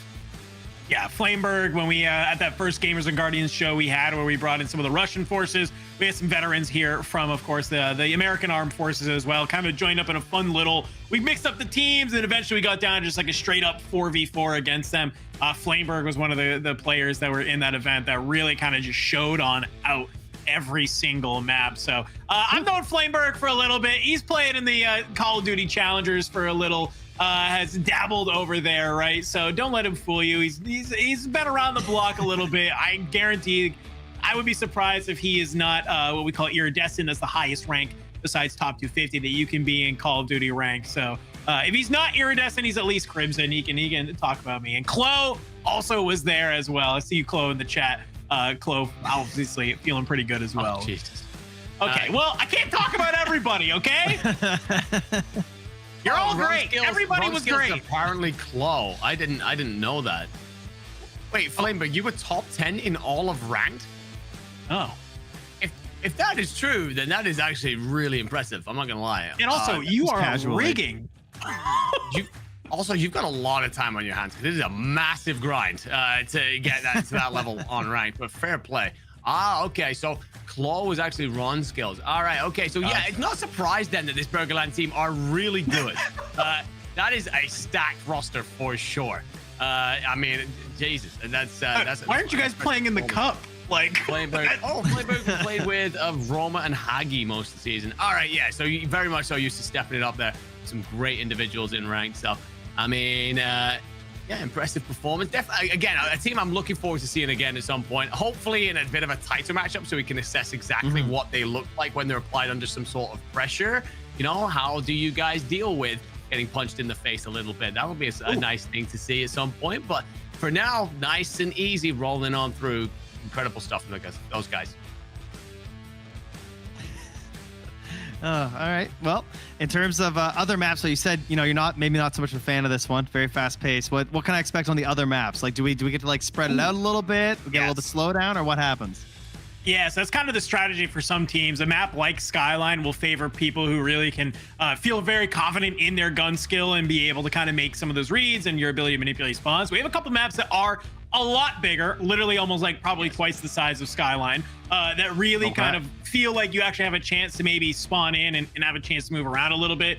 Red Card is going to be probably the biggest map that we have that really kind of lets you actually, the way we talk about it is that if you know how to play the map and can play really good fundamentals, you get rewarded a lot for it because you can really make a team spawn way far away from the objective that they are coming on into. And so if they're doing that, that's a lot of time they're spent getting back on in. If they manage to lose their life again, it's really easy to kind of get put in this cycle on hardpoint. If you're in search and destroy, you know, obviously the one life mode where you got to plant the bomb and or defuse it, depending on if you're attacking or defending, like that huge map allows for a lot of different routes, a lot of different strategies that can come on through. So that alongside another map we have called Protocol are really big maps that you can definitely have a little bit more finesse with, I guess I would say.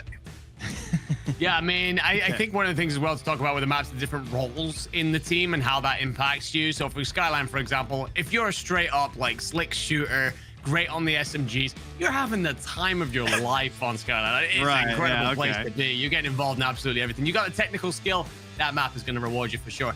If you're, again, like me, or, you know, a different type of anchor who's looking to just kind of rotate across the map, put their team in the correct spawns and hope that they do the business, you're looking at places like Red Card to be that guy who's just trying to slip around the back, put his team in the right place. So, you know, different maps are going to suit different folks, different horses, different courses, all that kind of stuff. I think that's one of the beauties of the situation that we have here at Call of Duty. Every map is different, and we end up with it suiting different teams in different ways. So, yeah, beautiful thing. I'm looking forward to seeing how these different squads step on up. Do we know where we are going next? I don't know. I don't. No, not quite yet. I mean, I know obviously it's coming in soon. We only got like 10 seconds left here. So, yeah, I'm loving this. Thank you, Call of Duty. Thanks for the COD Endowment as well for helping to support gamers and Guardians and helping provide this for us here so that I can learn more and get better at this. Because I think the last time I played COD was like Black Ops 2, 1. I don't even know. It's been a long time. It looks much faster. Make sense.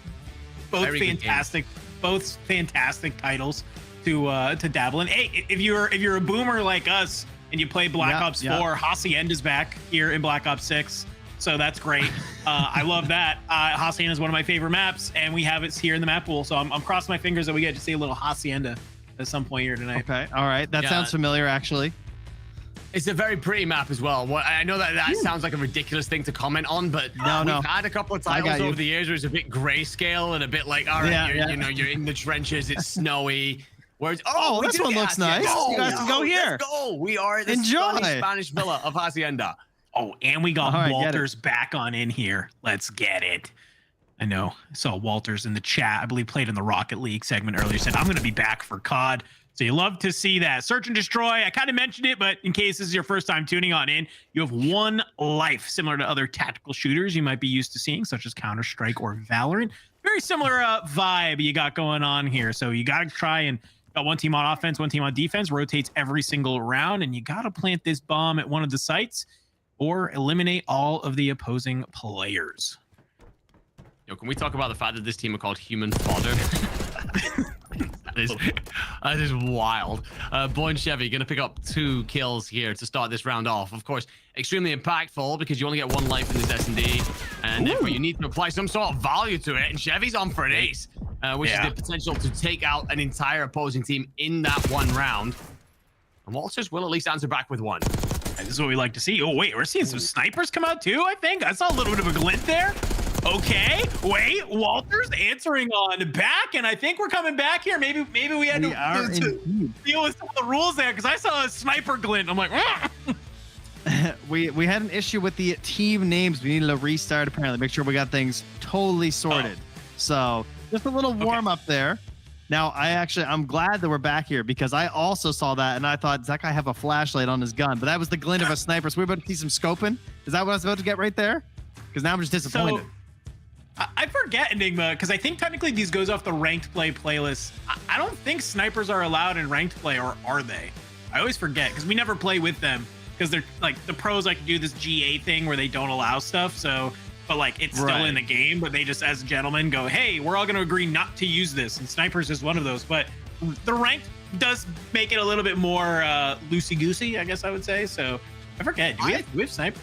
I thought they were fully banned. I've not seen one in a very, very long time. So I mean, surely, if I'm playing out there, I'm playing ranked. Surely, if there is one available, even though a lot of the community will try and follow the pro GAs, you end up in a situation where someone's going to pull one out at some point. So I think they are banned, but I don't know. Maybe one has slid on through there. I mean, we get Dizzy coming into chat saying the snipers are indeed banned. So all right, so we end up in a situation where we've got to restart things anyway, and maybe someone can whisper into that guy's ear saying, just put the sniper into the back pocket for me there, my friend. But yeah, I mean, I'm hoping we get to keep the same names though. Human fodder. Also, someone had that was good in their clan tag. So yeah, we got some interesting stuff to comment on here. Wait, I just had an idea. What if somebody equipped their AR, because there are a couple of those AR optics. The scopes can give you a glint. If it's over 3 times, I think it's I think if you're using like a 4x or higher, it glints. So that could also be what it was. Someone just really needed to look down range with their AR. If you are using like a 4x scope on this map, God bless any gunfight that is not like one end of the map to the other. Because you are going to be seeing like, you're just seeing this. Like this is all you got. Right? Any engagement that you're trying to take on there. So a fair play to you if you manage to make that work. That's going to take Try and pop off a couple whiteheads on your target. That sounds good. That's nice. Exactly. That's very kind. What are you trying to say? Oh, brother. Whoa. It's 3 a.m. for me, all right? I haven't hopped a shower in a little bit. Oh, good. God damn. I'm getting roasted out here on the stream. But yeah, I mean, I wonder if it is just the 4x, because a couple of people confirmed in chat that they are not allowed in the ranked playlist. So yeah, potentially someone just trying to make something. I can't even think what 4x scopes we would even be able to use. Dog, I don't know. I haven't. Even Warzone, I think the most I use is a 3x. And I haven't put 4x. It's actually, working. I'll tell you exactly. I can tell you exactly the last time I put a 4x scope on something. It was going for Dark Matter, the Mastery camo in multiplayer when the game released all the way back in October, playing Stakeout and just lining up one particular hallway, and I was just going for headshots. So I said, if I make the entire screen only their head, I can't miss. It's just about reaction time. And that was the last time I put on a 4x, probably on literally anything. So fair play to you. I genuinely, I'm sitting here trying to think of it. Obviously, sniper scopes will have that like resume to them, but maybe like the RPK meta, like early Al Mazrah, so like 2 years ago. Even that, it was 3x all the way. And... All right, so yeah, 3x. God damn. I mean, that thing was a bouncy house. It's so every mental time you shot warfare, it, so. is what I'm learning here. Because like now I know that if this is the reaction you guys are having, like, imagine if you're in that game and you see that glint. You're just like, whoa, what are they doing? Yeah, I forget who it was who like picks up the 2 kills there towards the end. But whoever it is, you definitely see that glint come around the corner. You're like, since when? Like, what's going on? So, yeah, terrifying moment. I mean, what I will say, by the way, we nearly had an ace on the cards there. So, one player there pulling off 3 in a row, potential opportunity there where we're going to get this really tasty 1v1. So, I was really looking forward to how that round goes. When we do get back into the game, I'm really excited to see them 2 square up against each other. Yeah. Listen, it's not often we get aces in Call of Duty, especially in Search and Destroy. They're pretty special. They're pretty rare. So I would love to have Gamers and Guardians come in and well, at least in our first Search and Destroy of the night, be able to see an ace. Would be really nice. I would enjoy that. Meanwhile, on the other side, you're really glad you got that reset. You're like, oh no, no, we need to fix that. But we are on Hacienda. I did ask for it, and we are on Hacienda. Yes. So that is a great. It is beautiful. It is. It's very nice. I believe it's like it's set in like the Italian like countryside. Like, I'm pretty sure it's a winery of some sort. It's Spanish, but it's okay. All right. That makes a little more sense. Yeah. The famous Italian hacienda. Listen, I just loaded and shoot my gun. Okay, I'm not looking at the etymology of the map names. I'm sorry. Okay, sorry, my bad. Oh, wow. All right, that is being used against you for a long time, my friend. That is superb. Yeah, I mean, it's the one thing I will say. It is great. It is a great map. It allows so many different players to do their things. We talked earlier about roles. Again, you're gonna have ARs, you're gonna have SMGs. Yeah, and if you best player of the team is an AR, you very much want to control those long lanes. If you're an SMG type player, you want to get mixy in through places like Secret and so on, so that you can take best advantage of those sort of players. Me and Dan were casting over some Hacienda earlier, and sometimes the SMGs can struggle to find a place to be on the map. And then there's a really good one in Challengers called Too Real, and he was kind of putting himself in these different positions that were making it so difficult for the other team, so oppressive. So a couple of players here, if you're stood there and you're thinking, I'm not really enjoying these long-range fights, stick on that Jackal. Get yourself in a couple of these corners, especially in that top corridor section. You can make yourself a nightmare to an opposing team. As opposed to last game, which was just all SMGs. That was it. That was the whole thing. So I see what you're saying. Yeah. I'm getting Everyone there got now. fried. I'm learning. Like, I don't know if the gun mattered in that last game, to be quite frank with you. I don't remember any guns. I just saw a sniper scope glint. That's all I got from that entire round. Before that, but yes, that too. I'll let you know, we are working on the lobby. We're getting in there, just having a slight delay. They're trying to sort it out. So we appreciate all your patience here, of course, to our competitives there. And we'll see if Walters can run it back here. As you guys mentioned, yeah, Walters was in the wrong. Oh, speaking of the devil, they're back already. Take it away, gentlemen. Have your hacienda. Oh, thank you. I love this Italian countryside that we can see to the left here. It's looking fantastic. Oh, Base Slayer, he's going to have the bomb. And it's a fast plant at A, Enigma. If you are the odd squad, you've split up into a 2-2, but you're going to see that bomb go down. A couple players already making their way on over. Might be able to find some timing here. Born Chevy was 1 kill away from the ace before we had to go ahead in the reset and is already kicking us off here with our first blood. Well, Base Slayer does indeed find that blood, and well, will be a 3v2. Bomb is down, so lack of numbers. No, Base Slayer continuing to make things happen 3 in a row, potentially on for that ace. Joker. Beat him. Oh, wait. Oh, okay. beautiful. Joker. No time, though. Well, at least you try to get the kill. Get it! Get the ace! Do it! Okay, thank you. Listen, we don't get them often, so anytime we can. No, you're right. All right, but are you good? I mean, it's round 1, brother. Like, carefully your blood pressure. That was insane.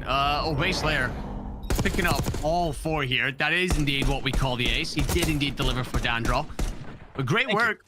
Feels like completely controlled this side of the map. I did say there was, I can't remember exactly which player it was that stepped up for Odd Squad last time out, but I want to see those two kind of like fight each other to the death.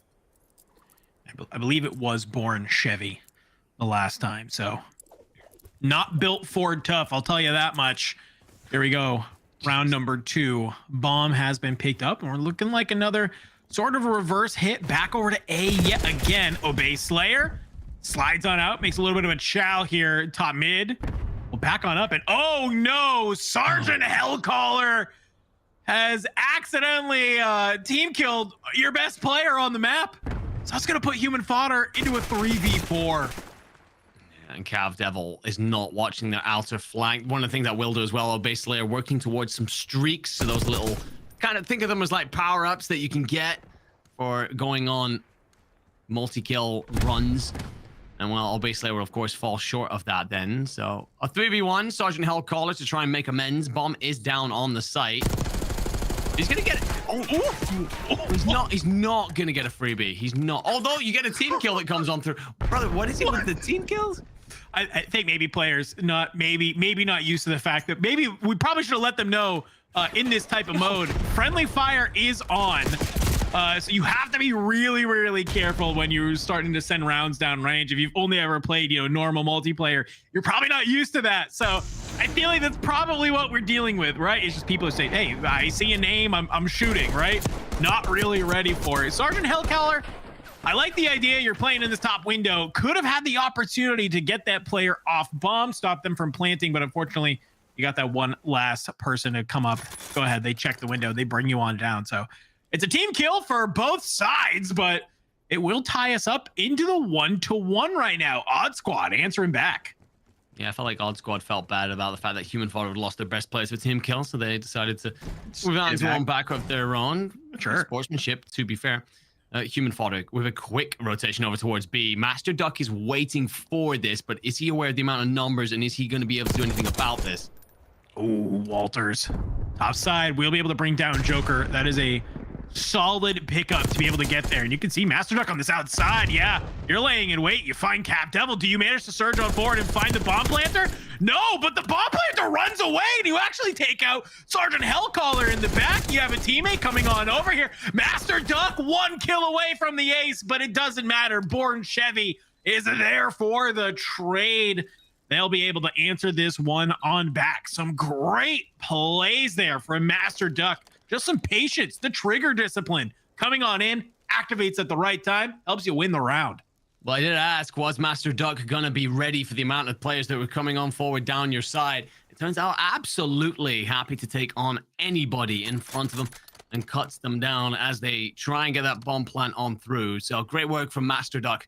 Could have been a very difficult situation. If the attacking team does get the bomb down, they then have a timer, which will burn through before that goes off. And Odd Squad, they would have had to move very quickly, if not for the work of Master Duck. So great stuff. And this bomb, well, you can see where it's headed, my friend. It's on over to B again.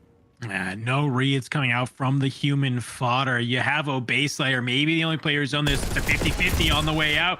The shots, it gets a little windy. I don't know if you're playing from Chicago, brother, but maybe dial in the settings as Walters tries to hit a nice little timing. Is good for one, but will get caught on back. Joker brings down Sergeant Hellcaller, and just like that, it's Cal Devil in the 1v3. Shots go a little wide. Odd Squad, they are starting to run away with this one, Enigma. They are indeed. Human Fodder got to find a way to build themselves into this. Odd Squad have clearly gained all the momentum of 3 great rounds. Rather straightforward rounds as well. So, Born Chevy, we got a look in there, cleaning that up. The Human Fodder will be looking towards Obey Slayer in particular. Their start to help kind of be the tip of the spear here, lead the charge. Get them back into this and not let Odd Squad get too far away in the early stage of this matchup. You are human fodder here. Like you mentioned, this is the round you really need to come back on in. You go down 1-4. It's a tough task to come on the way back. You do see some movement from them over to B. Okay. Trades come on out. Obey Slayer taken down at the start of the round again. Thankfully, you got Walters on the trade there. Born Chevy from top plat trying to get some shots down range. I don't know if human fodder have realized that the bomb is down. They need to pick that up. But Born Chevy swings on out, is good for 2. Can you find Half Devil? Just barely making it out with your life. Joker's gonna hop up here and no, the con timing.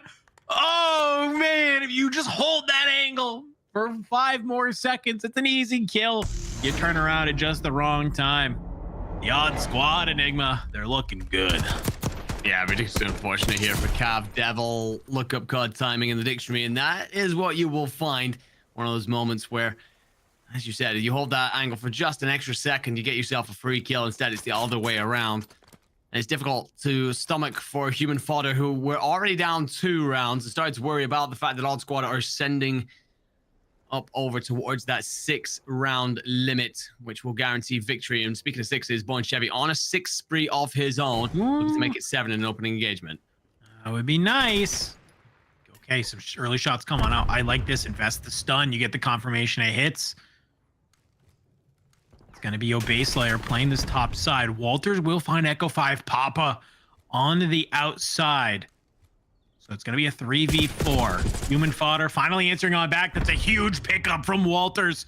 You cut down Born Chevy. You do not let the spree go out. Joker, though, will find Sergeant Hellcaller. Walters good for another. It's just Joker in the 1v3. Slide out here, bottom U, and Walters yet again. Is that an ace for Walters in that round?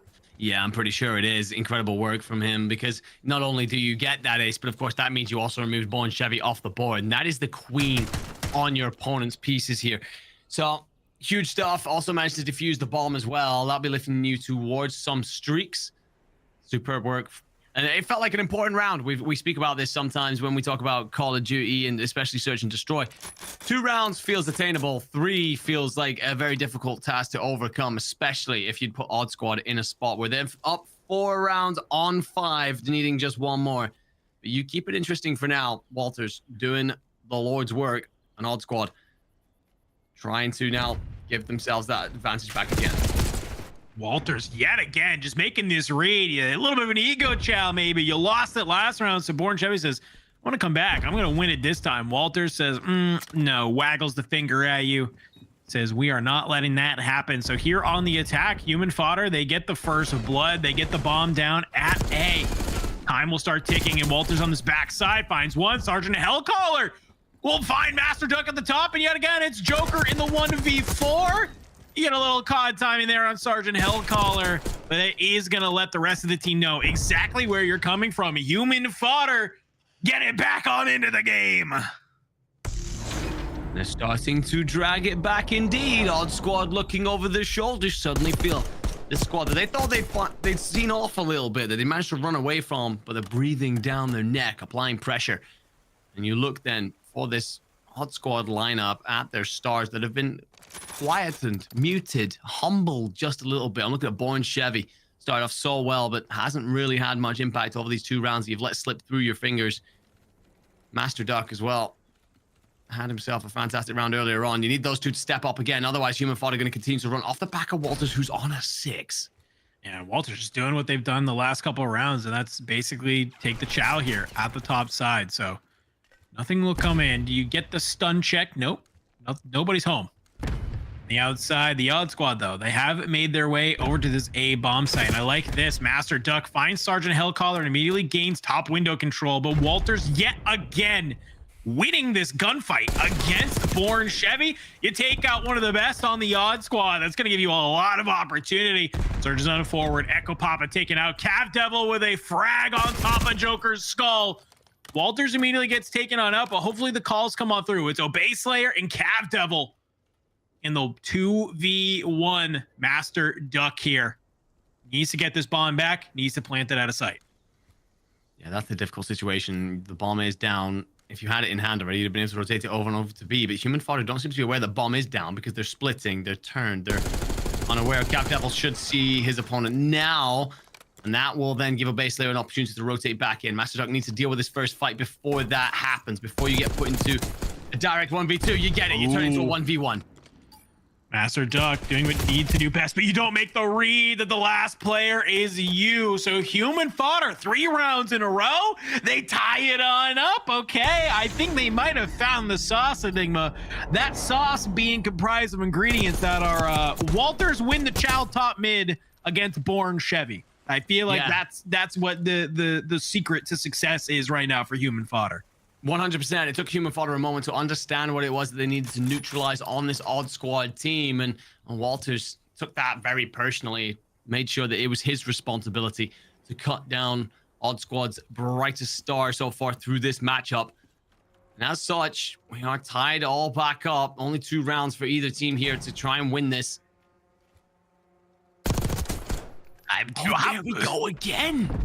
Listen, Einstein said it best. The definition of insanity is doing the same thing over and over again, expecting different results. 4th round in a row, Born Chevy has tried to run straight out that door and into the sights of Walters. Oh, while that happens, the rest of the Odd Squad out here towards the bomb, and Walters, I think that's his 2nd ace of the game, puts you up on map point here, Enigma. Walters putting the team on the back. Backpack is cinched on up, says, come with me to the finals. And to be fair, the player he's putting down last, Joker, he had a huge 2-piece over by you there. Ridiculous stuff. Spins on the 2nd player. So cutting down big names round to round to round. Walters off a 15-6 performance has put his team just 1 round away from victory. For Odd Squad, again, we need to see a bit more out of Born Chevy. He's been muted. Master Dog also been quietened. Joker 8-7. Good play in the last round, but it needs to be so much more if you're going to see a res round 11. Well, looks like the 4v4 bang out over here on the B site. Nades going up over the top, and Obey Slayer playing this heady. He's going to be able to claim first blood on a Born Chevy, and Walter's still here at the top. Maybe the comms not coming on out. He'll have to back on up. Thankfully, he's able to play his life. Obey Slayer slides on forward. You're going to find the bomb carrier. You're good for 2. You're good for 3. Obey Slayer ends the map with an ace on the B bomb site. Human Fodder down 4-1. They march it all the way back. Insane. That is some way to end a map off. That is done in style. That is incredible stuff. We spent so much time talking about Walters. No, Base Slayer says, don't forget about me, gentlemen. I'm ready to step up in this as well. He calls game. He delivers the slam dunk. Wonderful stuff. Great work from that team. Because as well, they fell so far behind. What was it, 4-1 at one point? Yeah. That takes real resilience. That takes real composure. That takes a leader in your comms turning around and saying, look, guys, this is what this team have been doing. This is how we figure out how to counter them. Obviously, a big part of that was Walters dealing with his opposing number there and making sure that Born Chevy was put under a lot of pressure. But you then execute on that play as well. So beautiful work by these gentlemen over on Human Fodder. Got to tip my hat to how to bounce back when you put up against the wall. How do you respond? These guys come out swinging even stronger. No, I mean, the strategizing, you guys called as well. Like, you can see it in the highlights here from IGME, but that top battle between Walters and Born Chevy they just kept going. It was like this discussion in Rocket League where it's like, well, there's an honor among Rocket Leaguers where if you bump into each other, you just keep driving into each other forever. That's kind of what it felt like at the top of that map. Born Chevy and Walters decided they're just gonna run into each other forever, and Walters kept coming out on top. Yeah, you're kind of just playing that game of whoever wins this wins the round. And unfortunately for the Odd Squad, that was Walters time and time again. You're not wrong. Like that's very like maybe a self-pride moment where you're like, oh, I've gone down 3 times in a row to this guy. I can't let this happen again. It won't happen a 4th time, right? And then it happens a 4th time and you lose the map. Unfortunate situations for Born Chevy in that situation. Born Chevy, I'm going through that door too. I just want you to know, I also am going through that door over and over. You're not alone. It's okay. It's okay. I mean, listen, I've been there. I think we've all been there, right? You're in some sort of ranked game or you know something, and the same person's taking you down over and over again. You're just like, just give me my one. I just need one to get back on in it.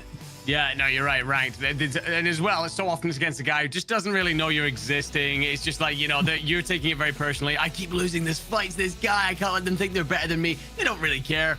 You got it in your head that they do. They most definitely do. And you're just getting absolutely smoked. For me there, you got to change up that strategy a little bit. Keep Walters guessing. Or maybe, just try and take on a couple of other players first if you're Chevy and put yourself in a spot where it's all right. We have numbers advantage. Walters now come and fight us all. And to be fair, he still might have done because he was ridiculously good out there. But even still, it took a moment as well for them to come online. I think that's one of the things. Like me and Dan, we cast over challenges earlier on. One of the big things we talk about is those adjustments that you make. Okay, this is their strategy. This is what we need to do then. Very impressive, again, to see Human Fodder manage to pull all that together. I mean, the numbers were saying it all. I didn't have a whole lot of hope. When it was 4-1, I was like, geez, that's a lot to claw back because it looks very volatile. Like, I mean, it's just the COD angle, as you're saying, the COD luck, like one bad turn, suddenly you're dead, you're down a whole person. And to have to win that back 5 rounds in a row is actually crazy without dropping any. So I am extremely impressed seeing that performance. And I'm glad to see that because, we talked about our first squad there. Burgerland, perhaps finding some strong opponents here with what we're seeing here now. Yeah, I mean, I'll be really curious to see how does Burgerland stack up against the Human Fodder. I think if we're playing a hard point here in this last final map of the night, then I don't know. Burgerland was just looking too good on that earlier one. But Search and Destroy, it's kind of known to be a little bit more RNG favored, right? Like, even if you're not the best Call of Duty player, all it takes, getting that 1 kill can completely change a map. It can completely dismantle somebody's strategy that's there. So, even if you are looking at this, maybe you watched earlier on in the show or you watched Burgerland in that map 1 and you're like, I'm not feeling great about this. If you can get the Search and Destroy, I know we got some coin flips going on in the background and stuff that's determining all of this. So hopefully if your team does get the mode pick, you're picking Search and Destroy. If you are Human Fodder, I think if you are Burgerland, though, you are picking Hardpoint and you are picking the closest map you possibly can to try and get this one done quick. Yeah, sorry, just a moment here. A true Call of Duty moment coming on through in chat as High Rama comes in and says, anyone in chat want to play the next tourney with me? And the response was, hell nah. All right. Well, that's the Call of Duty community that I know and love and grew up with right there. So what I now want to see is those two actually forced to play together. That would be, of course, really something. But yeah, I agree with you about where this final game is going to go. I'm looking forward to seeing it because, again, we've seen two. I'd say the second game was a closer matchup for sure. First one was a considerable blowout, but I think that we end up in a situation where it's like, okay, well, we know there's a couple of stars on both of these teams, so let's see what happens when you put them all in the same lobby. That's what we're gonna do here. And if if you are in chat, you do want to play. Well, you can't get in right now. Yes, hi Rama, you did just get blamed a little bit. But if you go to that link here in the forums, you can sign up to compete next week. That's great. Maybe help us pick some of the games or just play some Call of Duty. All right, indeed. Yeah. Fair enough. I got you. But we got to prepare to join. Come join us next week and then get your revenge. That should be the plan here. I do believe next week we usually alternate the esports segment between here Black Ops 6 and Apex Legends. So maybe if you're also an Apex gamer, hey, that's maybe more your forte. Go ahead, jump on in there, or you can join us 2 weeks from now. We'd love to have you. We'd love to take anybody. I think that's we spend so much time like casting over the best of the best, and people who are really good. It's really fun sometimes just to get some veterans and service members on in here who are competing. They're trying their best, but they're not these players that are playing tournaments all the time and things like that. So it's always cool to be able to give them an opportunity just to kind of get a little sweaty, get a little competitive. But hey, at the end of the day, it's all fun here on Gamers and Guardians, and it's a blast, man. I love being able to see these people compete in these types of game modes. I fully agree with that because as Dan said there, we often do like challenges and whatnot. And you're in this situation where there's a meta, there's a situation where this is how the strategy plays on out. We get something different every time we come in Gamers and Guardians here, so it gives me and Dan plenty of food for thought, plenty of opportunity to kind of talk over those strategies and ruminate about how exactly those tactics play on out, whether it's Born Chevy banging through the same door 5 rounds in a row, or whether or not it is Walters absolutely taking full advantage of that. Again, we get to just sit and talk about something very different here in Call of Duty, so wonderful time. Hi Rama coming in there saying W casters, wasters. All I gotta say, I think he's saying wasters. Is that what that casters with a W? I was about to say wasters. Again, we're still rolling down that same Call of Duty vibe that we've dealt with for years. Trent, if you played Black Ops 1, Black Ops 2, you should remember what lobbies were like back then. I was there. The community, that's what we were built on. All right, casters with the W. And then fair enough. You know what? I was about to, say something here. You're about to flame him again. All right, it's all right. Yo, you know what? All the love. That's all. I back off. Dan saved you and me from confrontation. It was all right. We're fine. Okay. That's good. We also have, in terms of our finals here, it will be a best of 3. So we'll get a couple of different things going on here between our two teams, which I'm sure we like to see. Obviously, we want more games. We want to see what develops here between these two squads. So they are just working on getting that again here. We're going to reset the timers. We sort it all out here. So stick around here if you're waiting to see exactly who's going to take this between Burgerland or the human fodder. I'm not sure which one. I don't know what I think I want a Burgerland jersey. Like if I had to get like a real jersey done up, I feel like Burgerland could really have some sweet stuff on there. I feel like it'd be the colorway would be like it'd be like a bun color in the background, but then like the font being like ketchup and lettuce. You got like a little I don't know why. Like I want like a burger mascot, like a fat burger, like a wide one with like little tiny arms and tiny like legs, like Dunkin'. We got graphic design going on here. This is good. All right, write this down. AI is a fantastic tool. Somebody go cook that up for me.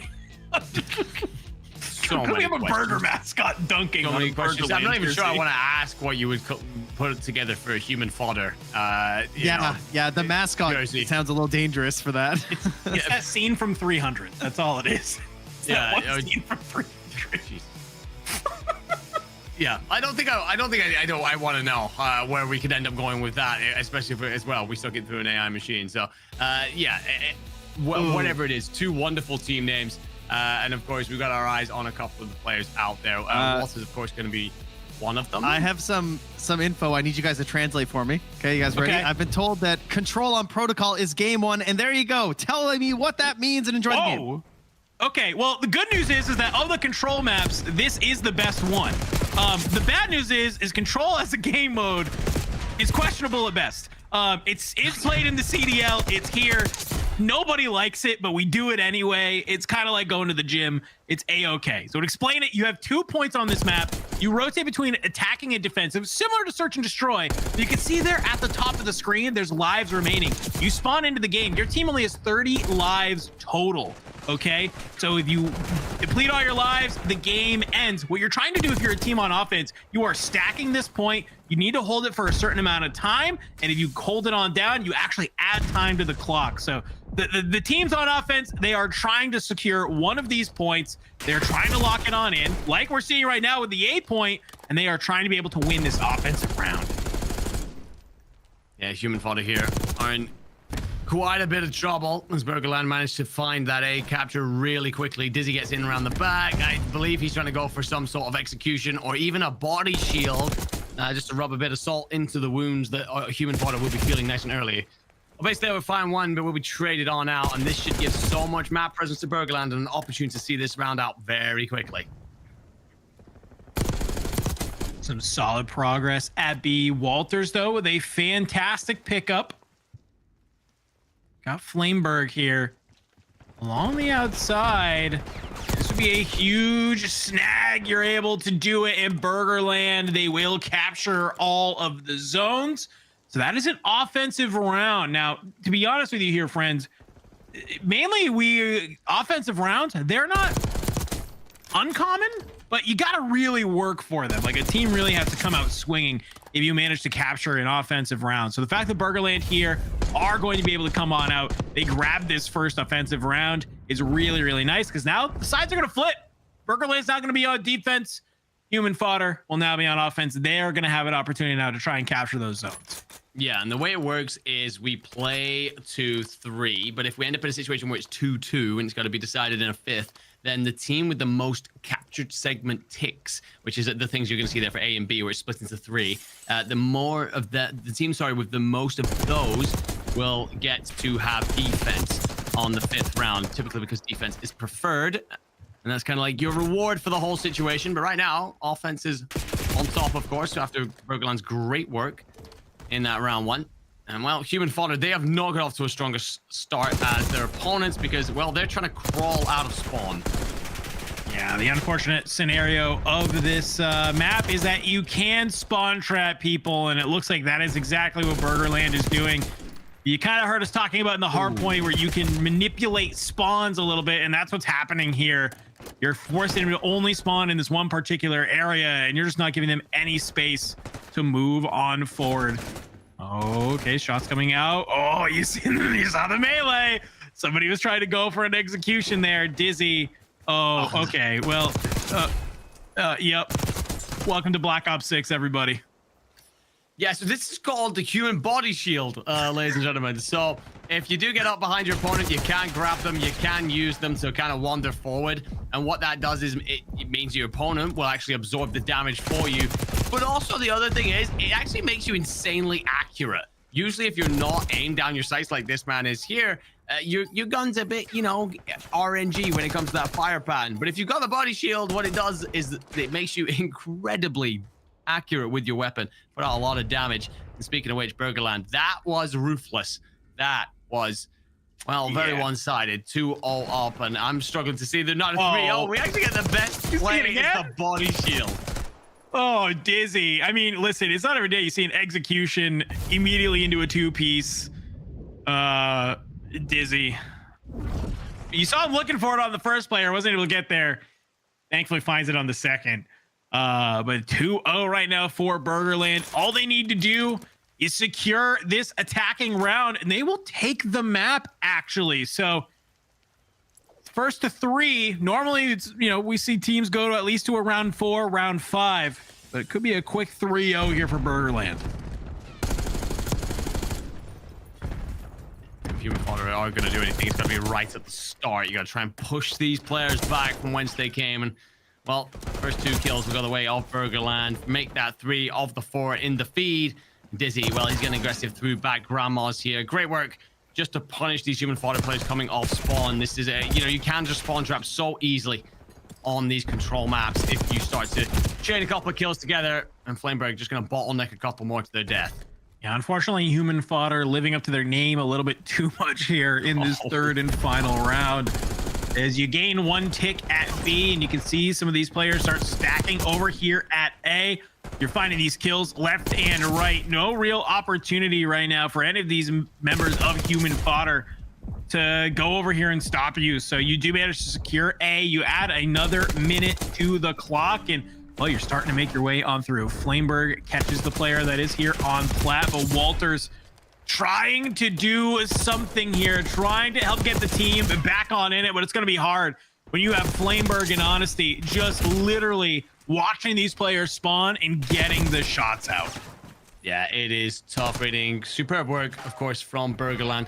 We're just bleeding their opponents dry. I think they've actually stepped off the point because they want to make this stat board look nice and pretty. Walters will try and answer with a little bit of something, but unfortunately, 3 more dead in the feed for human fodder. Make that all 4. You'll all be sent back to spawn. And look at those blue arrows swarm around where the human fodder's players are coming up. Yeah, Flameberg still here. Still kind of trying to play around this A side, but Flameberg doing a great job of just kind of flying around. Dizzy good for 2 as well.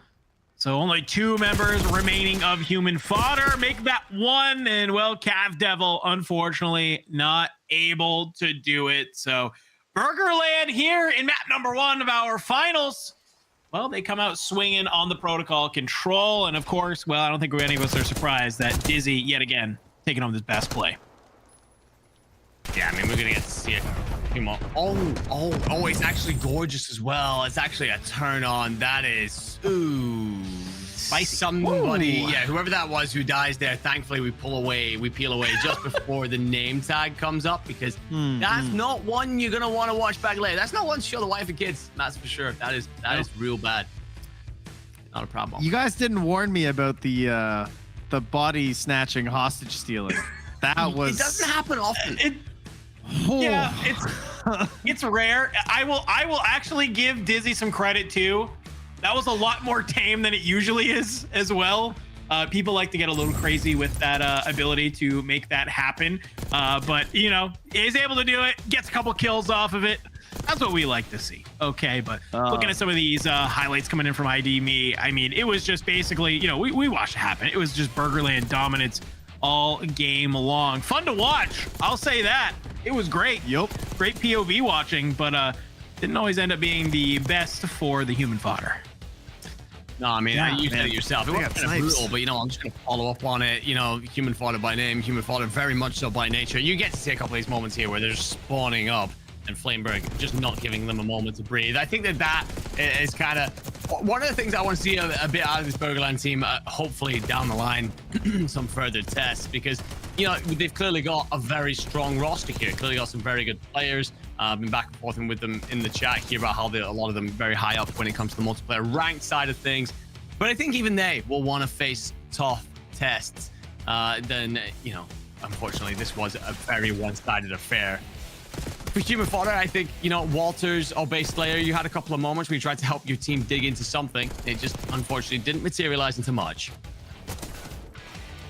I mean, you gotta really lock in here. You gotta bring it all out if you're gonna have a chance here versus Burgerland, because oh man, they're just so quick on the kills. Like, that's one thing. Like, if they have the opportunity for the kill, they get the kill. No one gets away from the crosshair when I'm watching them when they're chasing people through the map. You know, it's like if there's an opportunity for a punish, they're gonna finish it every single time. Yeah, I mean, that's kind of par for the course, right, with some of these teams who, and you know that maybe there's a little bit of a skill gap. Yeah, you're probably just going to go ahead. You're chasing red dots. You're trying to bring people on down as fast as possible. I mean, I hate to bring it to the attention, but we do have something here in the spirit of sticking with the COD themes. Cav Devil apparently feeling a little bit hungry at this late night on the East Coast as well. He's eating donuts here. 0-17 on that round. Would love to see at least one. That'd be a breadstick. So we'd still be in the food category, but it'd still be feeling great. Get that breadstick, Cav Devil. I believe in you. Take it away, boys. I thought I was kind of wondering if we'd get the S&D and make this a little less painful for human fodder, but apparently not. Flameberg has no intention on really easing up on the pressure as he comes out, puts 2 to bed immediately. Honestly, then gets in around the back, and Burgerland with a majority of the kills to start us off. Make that all 4 dead for human fodder. And what you're going to look for here, Burgerland, they're going to try and take control of this P1 smack bang in the middle of the map, but then it's off to the bottom right corner of that map where P2 goes, which is where then Burgerland are going to try and control. And, well, actually, they're probably not going to be that bothered because they're pushing out looking for kills. Yeah, I mean, guys, at least play the objective for me. At least do that. You know, don't just do this thing where you're just ignoring the time. You're gonna let this 4 minutes tick on down, and you know, you're just trying to see who can put up the biggest stat line here. You know, at least play the objective for me. And they are doing that. And well, Human Fodder, they're at least doing a great job of finding some of these elims in the back here. Dizzy has been able to break on through the hill. Will get cut on down by Walters, but the trades come on through. So nobody on the hill just yet. And if you are Human Fodder, you're kind of getting those deep spawns. So you're gonna be sprinting across the map trying to get on through. But I like what Chloe, number 4, playing on his dad's PS5, is doing here. Playing alongside, going for a huge wrap around the back. Wild. Playing out in these two. Oh my. Okay. Flameberg putting that Jackal PDW to use. Walter's going to try. Well, change the narrative here for a moment, but will be cut down. And Burgerland extending into a 60-point lead. Honesty is going to check out the backside just in case there's anyone trying to wrap around and catch him on the flank. Deals with it. Walters will answer back with 2 at least, but Flameberg, he does not miss once given an opportunity. No, I mean, I think Flameberg is just absolutely flying on forward, trying to do their best to hear it. I got to give some claps in the chat. Cav Devil has upgraded from a donut to a breadstick. So, hey, you're already doing better than last map, and the improvements are already coming on through. Dizzy gets a little over aggressive. Sergeant Hellcall putting that new Omni movement to use, laying down at a peculiar angle. At least able to take down some of these players pushing on forward. But for right now, Burgerland, they're going to continue to hold this point. Human Fodder just trying to figure out some way that they can get on in and get some of this time. Well, I will say, you guess, obviously, because the fact that Burgerland are willing to push out as far as they are, you end up in a situation there where Human Fodder actually spawn all sides of you and trap you in for a couple of kills. Walters with 3 explodes here. I know it's not been a fantastic series thus far for this team, but Walters has been a bit of a bright light in the darkness. And Flameberg, well, he's going to do his utmost to kind of snuff that light out. Human Fodder, this is tough. You look at those scores top right, 8 and 10 for Walters, and then 4 and 10, 3 and 8. And you're right, Cav Devil, well, move from that donut to a breadstick. Now an Italian might decide to play on out of Hacienda. Pinstripe kill feed, as everybody is just trying to get on over here to this P4. Trying to get on in, and nobody's going to be nearby. I mean, Flameberg, you actually see this guy on the jump up. You don't manage to get it, but it's a barrel stuff on Walters in the bottom. And Honesty just continuing to find more. You will flip these spawns a little bit, so you have to be careful. Watch your back. Number 5, number 8. So base layer and Walters, they're going to make this read, and they've been able to push on forward. So they'll get a little bit of this scrap time as Walters, he finds 3 to help get you on in, but it's only for a couple 10 seconds. So yeah, you'll get some there, but Burgerland already marching towards that 250 point threshold. I feel like I spent so much time talking about Flameberg, Dizzy, and Chloe, but Honesty is going up here, 13 and 4, 6 in a row. Absolutely running riot with this Jackal. I think that's 7. Half of the kills on a streak here, and also a minute 23 in the hill. So he's doing what we asked, which is dive the point at least. And continuing to just apply pressure. Human Fodder are trying to find different ways into the point. They do get there eventually, but I think all that does is tell Burgerland exactly where they need to head next and clean you on up. Yeah, I mean, you get some early points there if you are Human Fodder, but it's just, oh no, it's just not looking great. Sergeant Hellcaller drops a team nade onto Cav Devil, so a little bit of a rough situation there. Is Flameberg, he finds 2 in the feed. Honestly, just trying to catch some of these players on the outside as well. Walters, though, is going to be able to start making some way through here on the outside. Point is left completely on open. Nobody getting time just yet as it will spawn up into P2. And Odyssey is here with a trophy system. Walters stays alive for a moment here, but eventually outnumbered and outgunned. Human Fodder will be in on the point, trying to put together some time. Honestly takes bullets in the back as well, but honestly, he's not going to have too much to worry about. As his teammates get all the kills, he punches in through the back door and gets his team onto the point.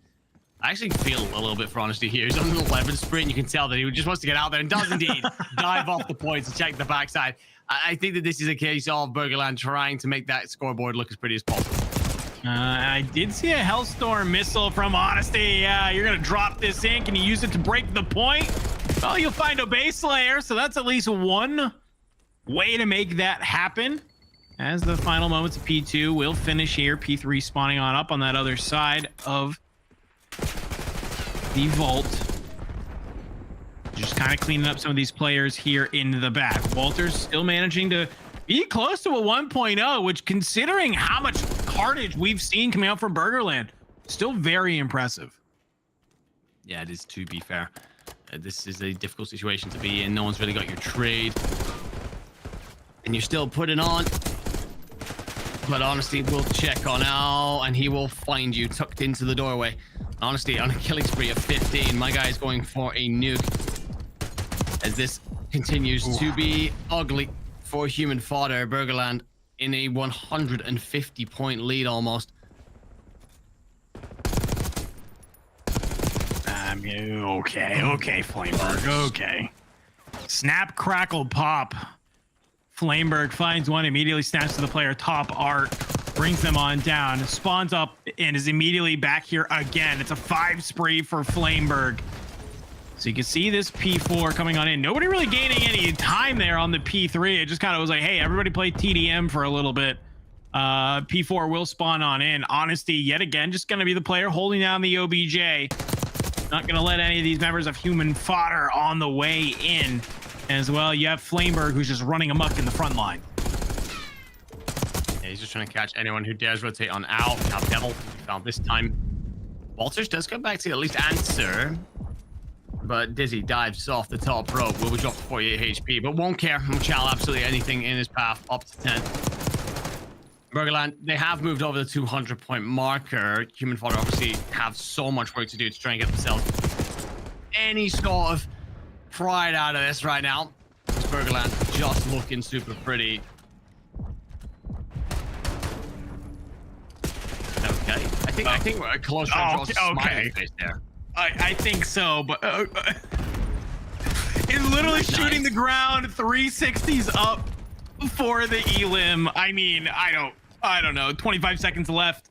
P1 will spawn on in. I think Honesty maybe just trying to hit a little bit of a wrap here. We got 3 members from Human Fodder, though, who found themselves onto the point. Obey Slayer bringing down Flameberg, but Dizzy from the top rope will be able to bring you on down. Clo here on the point.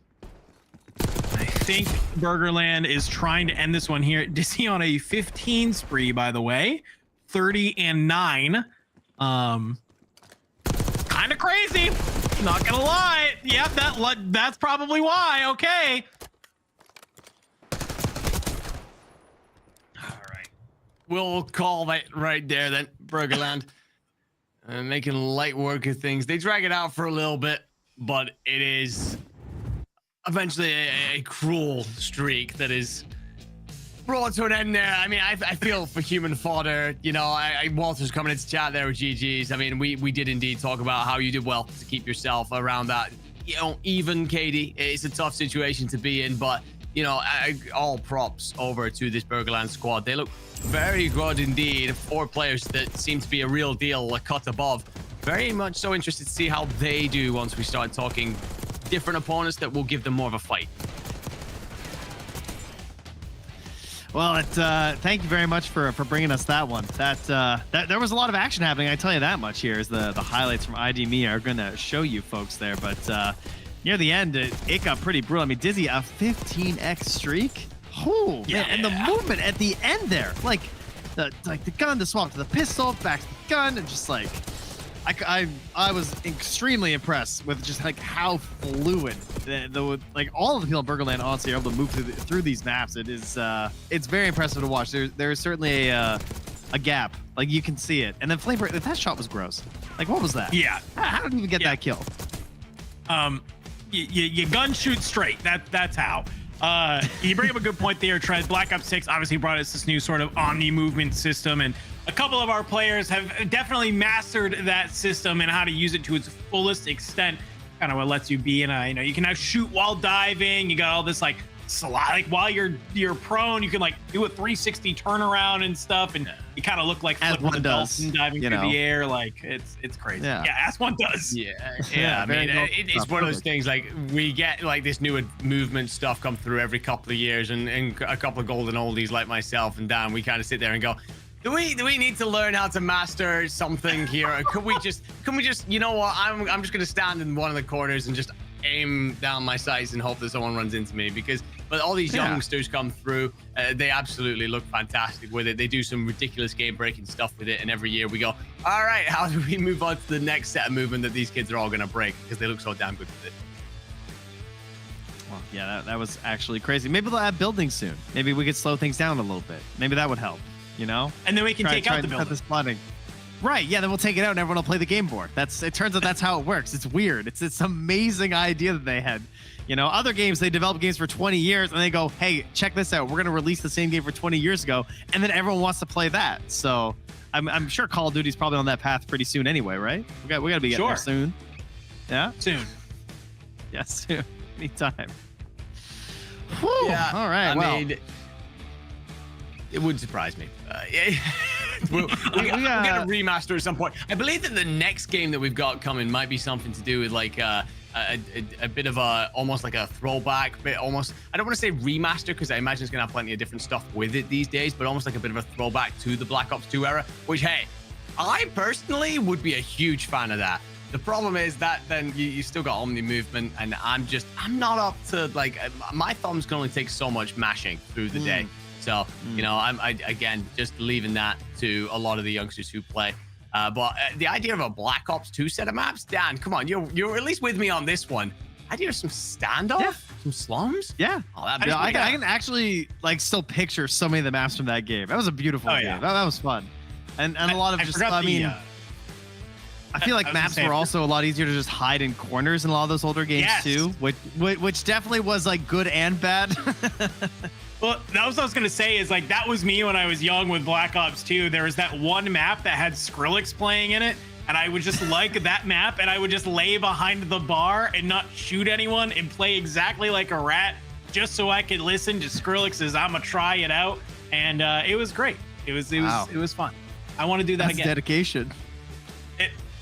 I had dial-up internet at the time, man. I took what I could. Okay. All right. Yeah, that's fair. Way. That's fair.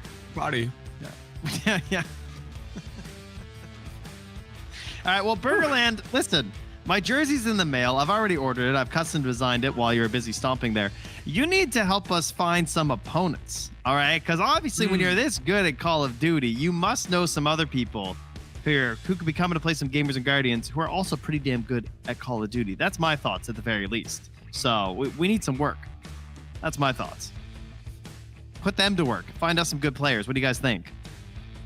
Yeah, I'd love to. I know what Dan's laughing at. I would absolutely love to see, you know, this Burgerland squad. And again, we talked to them earlier. You know, you got a couple of really ranked players in here. So it's a case of, you know, you get into a situation where, you know, these guys are very much so in their own tier. And I'd love to see them go tooth and nail against the team that are up there at that level as well. You know, when players, you know, especially, you know, when you're talking about people who grind the game, put a lot of time into it, a lot of passion and love into the game, when they all go up against each other, we see a lot of 8 stuff. You know, me and Dan watch a lot of 8s and whatnot happening out there.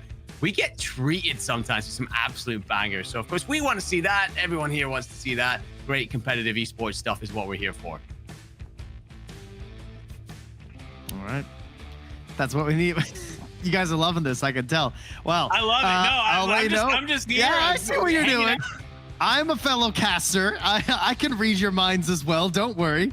I'll let you guys know we do have an interview coming up, so I'll let you guys go. Any shout outs before you head out? Anything you want to say before we release you to freedom?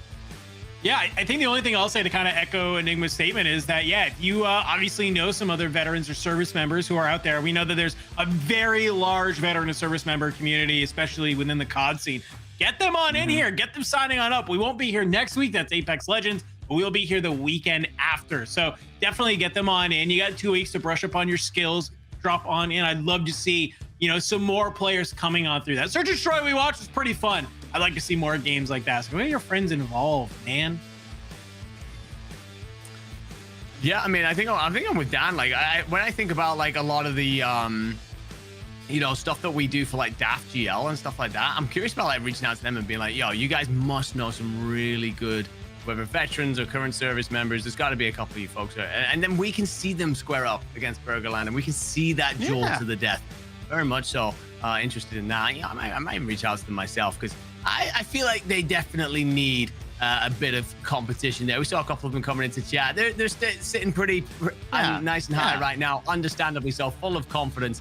I want to see whether or not they still got that after going up against some of the best guys. They're playing and chatting at the same time, So, like, come on. That's we've got to get some real competition. So, yeah, I agree. Everyone's got some homework. Find some more people to come and join us here at Gamers and Guardians. Thank you so much, Danger and Enigma. And we look forward to seeing you guys again when you come back for some more Call of Duty. And off from our casters and on to our interview. Take me away, production. Oh, look at me flying in that fighter jet, and I've arrived. Hello, welcome. Congratulations here. Who do I have with me right now? Dizzy. Boom, boom. Yeah, Dizzy, Honesty, Flameberg, all of us. I'm Honesty. I'm Flameberg. Yeah. Okay, gotcha. Dizzy. Flameberg, Dizzy down there. All right.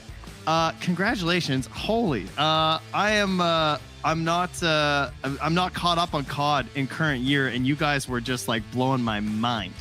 Like, oh my god, the movement, you guys are crazy. The tracking on the screen, everyone in chat was going pretty crazy from a lot of your moves as well. Walters, your opponent, is crediting Flameberg as well, saying you were insane. So first off, just congratulations. I had some questions. I wanted to know who's like the big talker in the game. I feel like when I play some of these games with my friends, there's always someone who makes like a lot of great callouts. Who's making the most callouts? Is there anyone in particular? I think, for us during these matches, it was pretty lax for us. We were kind of just, I don't know if I can curse, but kind of shooting the shit, I guess. But we're just flying at everybody, to be honest. Yeah, but I guess, in terms of, Flemberg's the most experienced, so I think if there was any calls, it was just kind of him telling us where they're spawning. Yeah. I just try to be that human UAV. Yeah. Okay. All right, that's good. He was. Oh, that's good. That's what we need. Dizzy, you went on a 15x streak at that point. Were you sacrificing your allies in order to try and grow that streak longer, like larger and larger? Just a little bit. Yeah. Because I could kind of tell. Like, I'm not that experienced, but I saw what you were doing. I saw you up in the crow's nest. Your friends running around down there. That number's getting bigger and bigger. Very impressive, though. Well done. They were having their fun with the kills, so then I took over at the end and started to kill, get my kills. So we were all taking turns. It was pretty fun. We had a good time. Yeah, I'm really glad. Obviously, you guys are experienced here for the Gamers and Guardians as well. You've been a part of some of our on-site events as well. So thanks. I can even see the shirt. Yeah, so repping pretty hard here. And obviously, winning some of these events, getting a chance for the qualifications as well to hopefully make a return to those lands. So it's how have you been enjoying it coming back like week after week and playing in some of these matches here? This was my first week back, but I'm really excited. I would really love to go back to LA and do this again. That was actually one of my biggest moments in Call of Duty. So. That's what we're hoping for. Yeah, it was it was a great time, great experience. Same thing, same as him. First time back since that event, but same as him. Would love to go back and continue to play and be a part of this. All right, I'm hoping so. Hopefully we can hopefully get all of you to join in there. Now, in terms of obviously you're extremely good at Call of Duty. Do you guys play many other games or no? You're obviously basically a Call of Duty squad, but you guys ever game together on anything else, or is it just all COD all the time? Honestly thinks he's good at CS. I might have to give him the work in there, to be honest. Yeah. I'm just kidding. He probably has me on mouse and key. I'm not gonna lie. I'm a controller player. Okay, understandable. I competed in a few games, but yeah, COD is the only game I've played with these guys on. Okay. Yeah, same for me. I play COD all the time. I stream COD. I dream COD. Everything's COD. Yeah. Okay. Well, it definitely shows. There's no doubt about that. You guys are extremely talented at this. And well, before I let you go, I do have some news for you actually, and that is that. Honestly, you have actually won the giveaway package for a military family weekend in Orlando for this week from Westgate Hotel and Resort. So congratulations. Oh. You are our winner, actually. Thank you. Let's wow. go. I was not expecting that at all. Yeah, they have just informed me, so figured we'd let you know. That is where they do have their it's 1,000 different free vacations that they're offering out, and we've got some to give away. It's got all kinds of exclusive events for military families down in Orlando, and you're going to be joining them. So Yeah, come on. Well, thank you. I really appreciate it. That's amazing. Congrats. Yeah, and we're giving away one per week. So, you boys, make sure you're tuning into the stream as we continue going through the Gamers and Guardians, and hopefully we can, send you all down there. Wouldn't that be lovely? But thank you again for coming back and competing. And is there anything you guys want to shout out before I let you guys go? I love my team. Team is everything. I'd like to shout out our team that I was able to get these guys together for this today. Luckily, I met Chloe and Flameberg here in LA. I brought Dizzy on. We were playing for Full Sail Armada this last collegiate season. That I was the team captain for, and we go to school at Full Sail together. So it was great to come together, bring this team together, and it was a lot of fun. Oh, that's awesome. Yeah, I would love to shout Anything out for you, Chloe, 'cause Flameberg? Yeah, I'd love to shout out Chloe because he's not here. But that's every time there's a military tournament, it's just me and him all the time. And we try, we have a pretty good winning percentage in these things. So that's my guy right there. And then my number one supporter is back here behind me. So yeah, shout outs Chloe. Thank you. Played very well as well. All right. And Dizzy, the big 15 dropper, loves his team. That's all you got there. Had to bait him a little bit for it. Sounds good. Thank you guys very much. Hopefully we'll see you again. And thanks for coming to Gamers and Guardians. Bye-bye. Thank you. Appreciate having us. Wow. Oh, we love that. I like doing an interview and giving them a vacation at the same time. That's pretty sweet. So, yeah, thank you to all our viewers. Thanks to all our players. And, of course, thanks to all our lovely sponsors here. We got our friends over at Onward Ops helping us out as we're benefiting Face the Fight. We got ID Me helping us out. We got all kinds of friends making sure that we can have this lovely event. And, of course, Westgate Resorts, as you just heard, giving away that lovely package to Honesty. So make sure that you're coming back. You're joining us as much as you can. You're telling your friends. You're signing up for the Discord. You're signing up. You're voting on the games. We have a lot of homework. There's a lot of stuff that you have to do to make sure that we're going to have a good time. So thank you very much. Hearts in the chat. Much love. It's getting to the evening for everyone here. So thanks for being here. Thanks for joining us. And we'll be seeing you next week. Come back for more Gamers and Guardians. See you later.